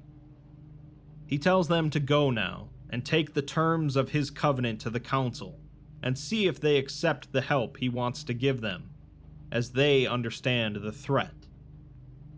Galanis asks him how they got here, and Greaves replies that Galanis led them here, letting themselves be pushed and pulled by the forces that surround them. Galanis was a vessel with no agency of their own, used and thrown away. Galanis counters that he called them a leader, and Greaves says that they would rise to the occasion, but they haven't. Galanis needs to take charge before it's too late, and then Greaves bids them farewell before demanifesting in a flash of fire and red light, leaving behind nothing but a few dead leaves. Galanis stands, staring at the leaves for a few moments, before turning and leaving. 3 days later, on June 3rd, the O5s released a new edict, although Galanis was not invited to the deliberation session or to testify. The Council approved 7-5 to establish formal diplomatic channels with the Davic Empire and occupy the role of the human element in a future Davic covenant, when it is established. The specifics of the covenant will be worked out in a manner to benefit both parties and ensure mutual security. The Mamjul Korar initiative's role is to be transformed into a diplomatic one, with academic study of the Deva allowing a better understanding of their culture and society as they pertain to the Foundation. SCP-001 King, formerly Lieutenant Greaves, the current Scarlet Maharaja of the Devic Empire, is to serve as a channel for the thaumaturgic powers of the Deva, allowing them to be utilized by trained Foundation thaumaturges. The Devic Empire is to support the Foundation in any future confrontations against hostile anomalous empires. The edict also notes that the vote was taken and this measure is enacted in the absence of the administrator, who historically has handled diplomatic commitments of the Foundation. Afterwards, Desai and Galanis sit and discuss how insane of a decision this was on the O5's part.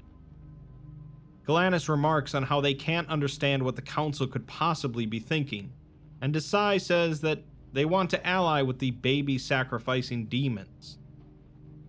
Galanis says that this was a mistake from top to bottom, and that they had an academic responsibility, but they were stupid and naive.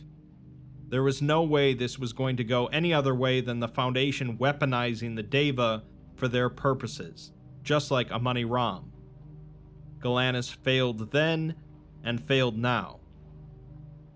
Desai tries to say that it isn't their fault, but Galanis replies that they need to take agency, although they don't know how yet. They're trapped between a rock and a hard place, as the Council is expecting Galanis to enforce this, to continue leading the initiative into something they can't possibly support, and did it all without so much as asking Galanis. Desai says that Galanis is still the project lead, and can demand an audience with the Council, to demand an answer. Galanis was the one who saw the Rajmata's visions, not the Council, so they don't know what they're agreeing to. Speaking of the Rajmata, Desai has no love for her, saying that the Foundation protects their people every day, and does it without sacrificing their baser principles. Galanis replies that it's more than that, as there are two groups here, one that thinks the Deva are all insane murderers, and the other one that thinks that's a risk they have to take. Galanis doesn't take either side though, again saying that they are caught between a rock and a hard place. Galanis has seen the visions, and knows that the Deva are not morally pure. Letting a culture with the morals of 3,000 years ago out into the modern world is obscenely careless, but at the same time, they're not inherently evil, and they don't deserve to be destroyed. The way that Greaves was talking scared them though, and Galanis doesn't know why. Not just him either, as the Rajmata and even O51 all seem utterly convinced that humanity is about to crash into something, and Galanis doesn't know what it is. Desai just says that they'll get through it, because they're the Foundation, and they always do. They sit in silence for some time, sorting through a huge stack of debriefing documents, until Desai grabs a black envelope from the stack. Galanis takes it and realizes that it's from Greaves, and they forgot about this. Galanis had asked Greaves to run a query on a term that kept coming up in their research, since he had a higher clearance level. Galanis opens the envelope and reads the document, sitting in silence for nearly a minute afterwards. Galanis then swears, abruptly stands up, and says that they're going to do something they should have done a long time ago. Afterwards, Galanis uses the lay space communicator to speak with the O5 Council, immediately asking them what the hell they've done. They talked so much about not wanting to end up like Amani Ram, and yet here they make that edict. O55, however, counters that this is a success for them, as they now have access to a school of thaumaturgy that's an effective countermeasure to mechanite augments. They have a better understanding of the nature of these gods and the threat they pose, and now the Deva are indebted to them. Galanis asks what they mean by indebted, and the room goes silent, until 051 says that the details are still being worked out, but they're strongly considering Greaves' offer for a new covenant. Galanis says that they had a feeling, and they've spent more than a year studying them. The Deva aren't evil, but this is not going to go how the Council thinks it will. 051 says that he's afraid that that's a risk they're willing to take, and asks Galanis to just calm down. Galanis, however, says that that doesn't explain why they'd be indebted to the Foundation, as the Covenant is a mutual agreement. It benefits the Deva as much as it benefits the Foundation, so what are they getting extra? What do the Deva even want, as they've been written out of history, out of reality itself? They don't exist in any material sense anymore, and they didn't until the Foundation started looking at them. Once they stop looking, the Deva will fade away again. They want something permanent, and they want someone to write them back into history. Galanis then suddenly comes to a realization, and says that they're making a deal with the devil. 051 assures them that he is acutely aware of the risks they're taking. Galanis says that he's been aware of them for 60 years, although 051 replies that he's not sure what they're referring to. Galanis says that Greaves used his credentials to run a database query for Black Star to see what Galanis was locked out of. He found a database of verbal cognitohazards dating back to the original Memetics Division during World War II. The first record was for Black Star. 051 has known about it since then, and Galanis has no idea what he knows or how, but he's known something about all of this since 1945 that he never told Galanis or Greaves or anyone. 051, however, says that he swears he has no idea what Galanis is talking about, and only someone with level 5 clearance could have ordered those files sealed. 056 chimes in that they're not the only ones with level 5 clearance, meaning the administrator, and the room bursts into chatter about how they haven't seen him in years, and they wonder why he would even hide this from them. 051 calms the room down, and assures Galanis that they'll look into this, but in isolation it really doesn't mean anything. There are 1,000 ways they could have randomly stumbled across something like that. Galanis says that 051 stood there in a money ROM and assured them that he was a historian, and that he wouldn't let this be exploited. 051 replies that he has people to protect, as another occult war is brewing on the horizon, and he's just doing what they can to avert it. Galanis is confused, and 051 asks them what the occult wars are. Galanis replies that they are secret wars of the anomalous world, occurring in parallel with mundane conflicts, but the last occult war was nearly 100 years ago.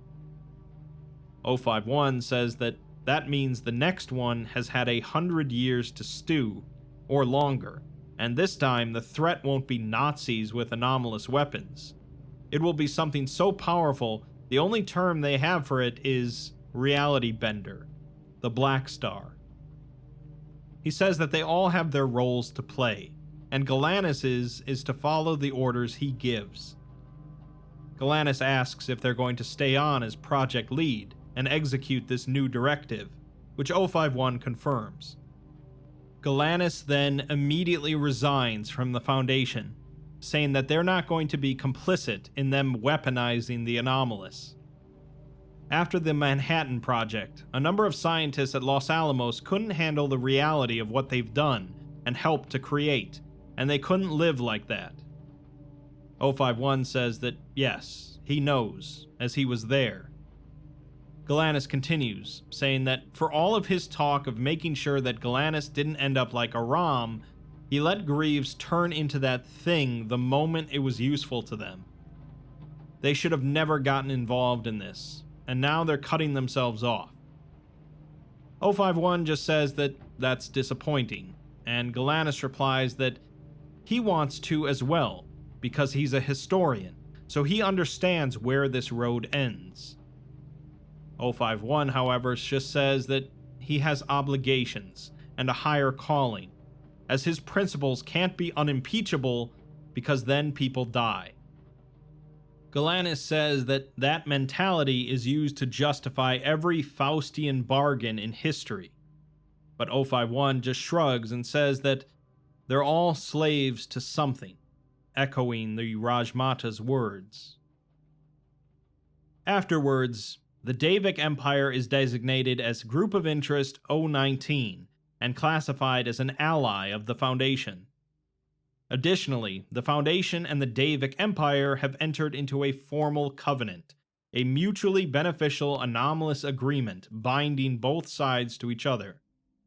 This covenant is contingent on several factors, and may be broken off if either party feels it has been wronged or betrayed. The Davik Empire will surrender knowledge on thaumaturgy that is capable of being utilized against hostile threats. The Davik Empire will remain in the astral plane and make no attempts to forcibly breach through to the material plane, and they will not intentionally expose their existence, the Foundation's, or the anomalous to non-Veil societies. In return, the Foundation will act as the human arm of the Covenant, affecting the material plane in the stead of the Davik Empire, and a small number of personnel will be permitted to become temporary hosts of Deva, thereby significantly escalating their thaumaturgy ability. Additionally, as the Davik Empire has been ontologically scrubbed from baseline reality by the Black Star, the Foundation will take a leading role in restoring them.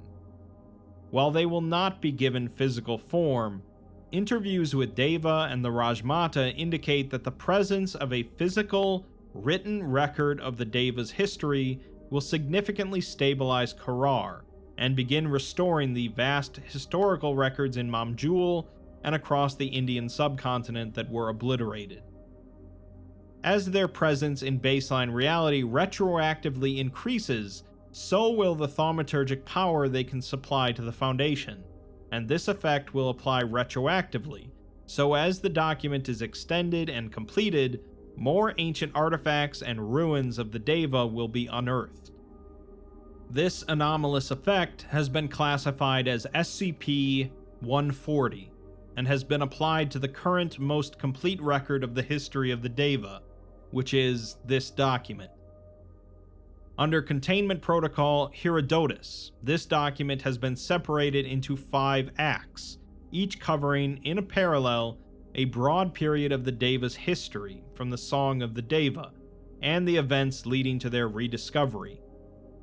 As such, this file has been designated the primary vector of SCP-140, and it's recommended for perusal in its redacted forms by all cleared Foundation personnel, because as more personnel go through this document, the more the Foundation's thaumaturgic capacity increases. As the Mamjul Korar initiative shifts into its new goals of training thaumaturges in Deva magic, global Foundation priorities are to be shifted towards the investigation and approval of thaumial class anomalies, particularly those effective in combat applications. Project Olympia, therefore, has been expedited.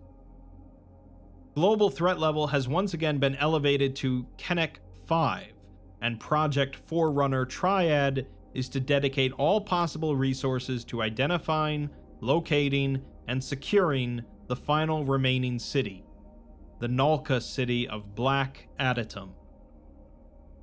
Following the ratification of the Foundation Deva Treaty and Galanis' immediate resignation, a helicopter was dispatched to extract Galanis for processing and amnesticization, with Dr. Carl Aberer serving as the interim project lead.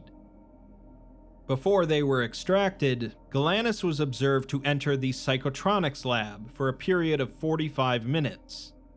The event was only noticed by security staff after Galanis had been escorted by Alpha 1 operatives into the helicopter and departed. The recording device associated with Greaves' LSAP array was still active, and were given a transcript of Galanis' last astral projection.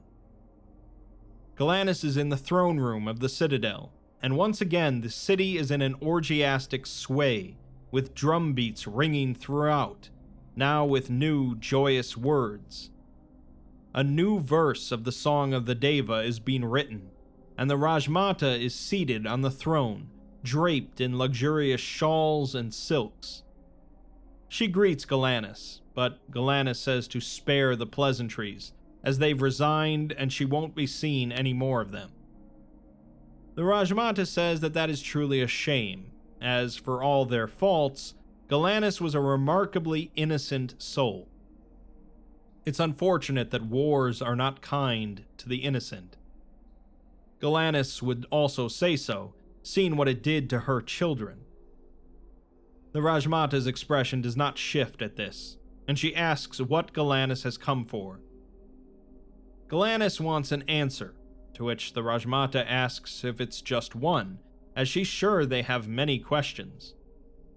Galanis, however, says that honestly, no, not really, as everything they've wondered about has been just about cleared up, no thanks to the Rajmata. The Rajmata says that she's not going to apologize for doing what she did to ensure the survival of her people, as Galanis' people would have done the same. Galanis replies that they did, and the Rajmata agrees, saying that Galanis can't fault her for this, as the beauty of the covenant is that it is made with the consent of all parties. She did not force Greaves or the Overseers into anything they didn't want to do. They simply saw the truth, that the only way they're going to weather the coming storm is together. Her entire nation drowned after falling under the sea, and standing from where she is, she can once again see the tides are rising. Galanis says that it's a new occult war, but the Rajmata counters by saying that it's the same occult war, the first war, that never ended. It merely had a 3,000-year-old ceasefire that expired the moment the Foundation unleashed a Mani Ram from its sandy tomb. Galanis says that all of them are so sure that the Black Star and his god are still out there, biding their time, and wants to know why. The Rajmata explains that she knows this because her master whispered it through the cosmos. She imagines that the Overseers had a similar experience. The Black Star is not the true threat, however, but rather his god is, the Black Moon.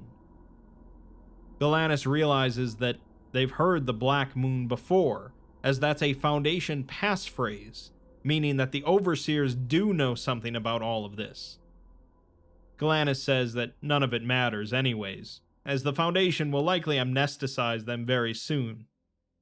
The Rajmata says to take this time to ask anything else that they were left wondering about, and after a brief pause, Galanis just laughs and says it's the most trivial thing, but they promised one of their researchers that they'd ask.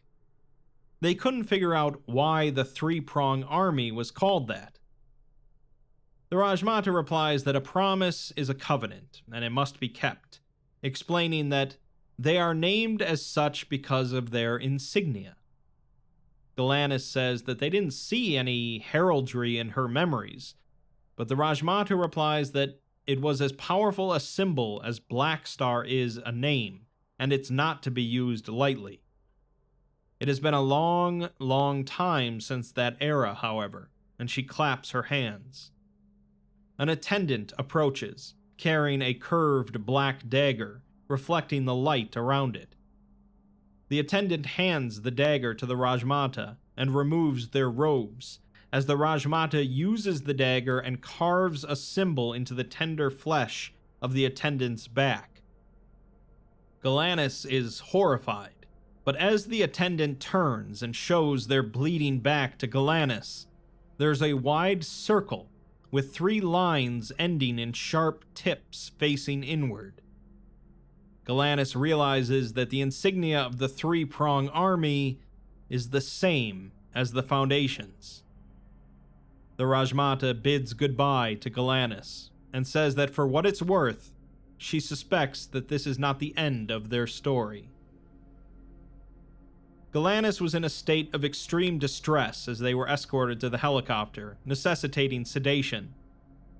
The sedative wore off approximately 1 hour after takeoff, and shortly thereafter, the helicopter went silent and disappeared from Foundation radar. We're provided a transcript of the last recorded transmission. Galanis wakes and asks where they are, and shakes their handcuffs. In the cockpit, the pilots do not react, and there are 3 soldiers at various positions throughout the helicopter, all armed and with covered faces. Galanis swears and says that they're not Alpha 1, as their patches aren't like Greaves.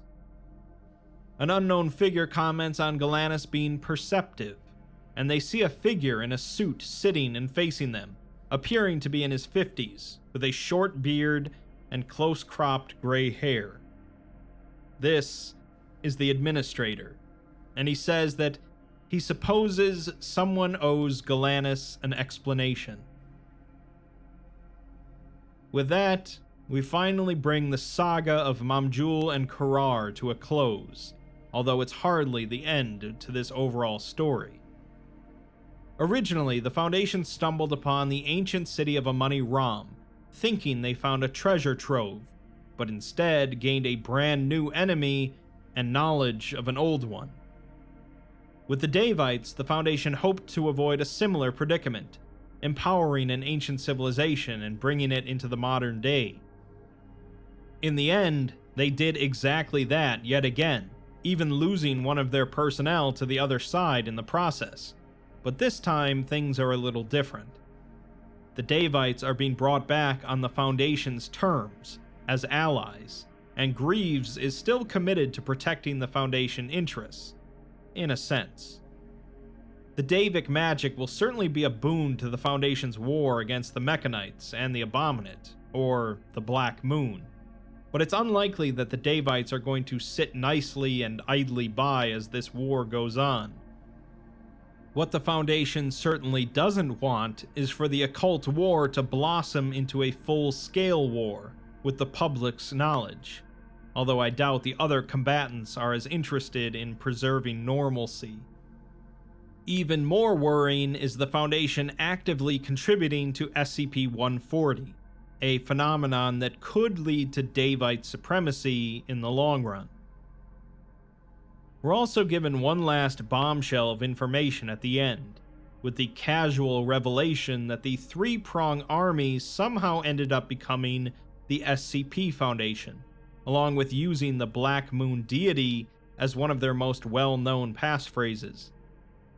I won't begin to speculate as to how that happened, but we do know that the 3-prong army consisted entirely of baseline humans, and they were the conquerors at the end, as the other civilizations went into decline.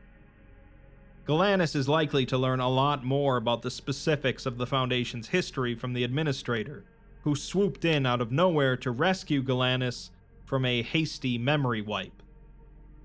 We'll also learn all about how the Nalka, or the Sarkites, fared against the Black Star's army, and what they've been up to in the meantime. Will the Foundation find another ally in them, an enemy, or perhaps something in between? For now, the Foundation's got enough on their plate, along with the author of this saga, Rounderhouse, but this is certainly shaping up to be something quite special.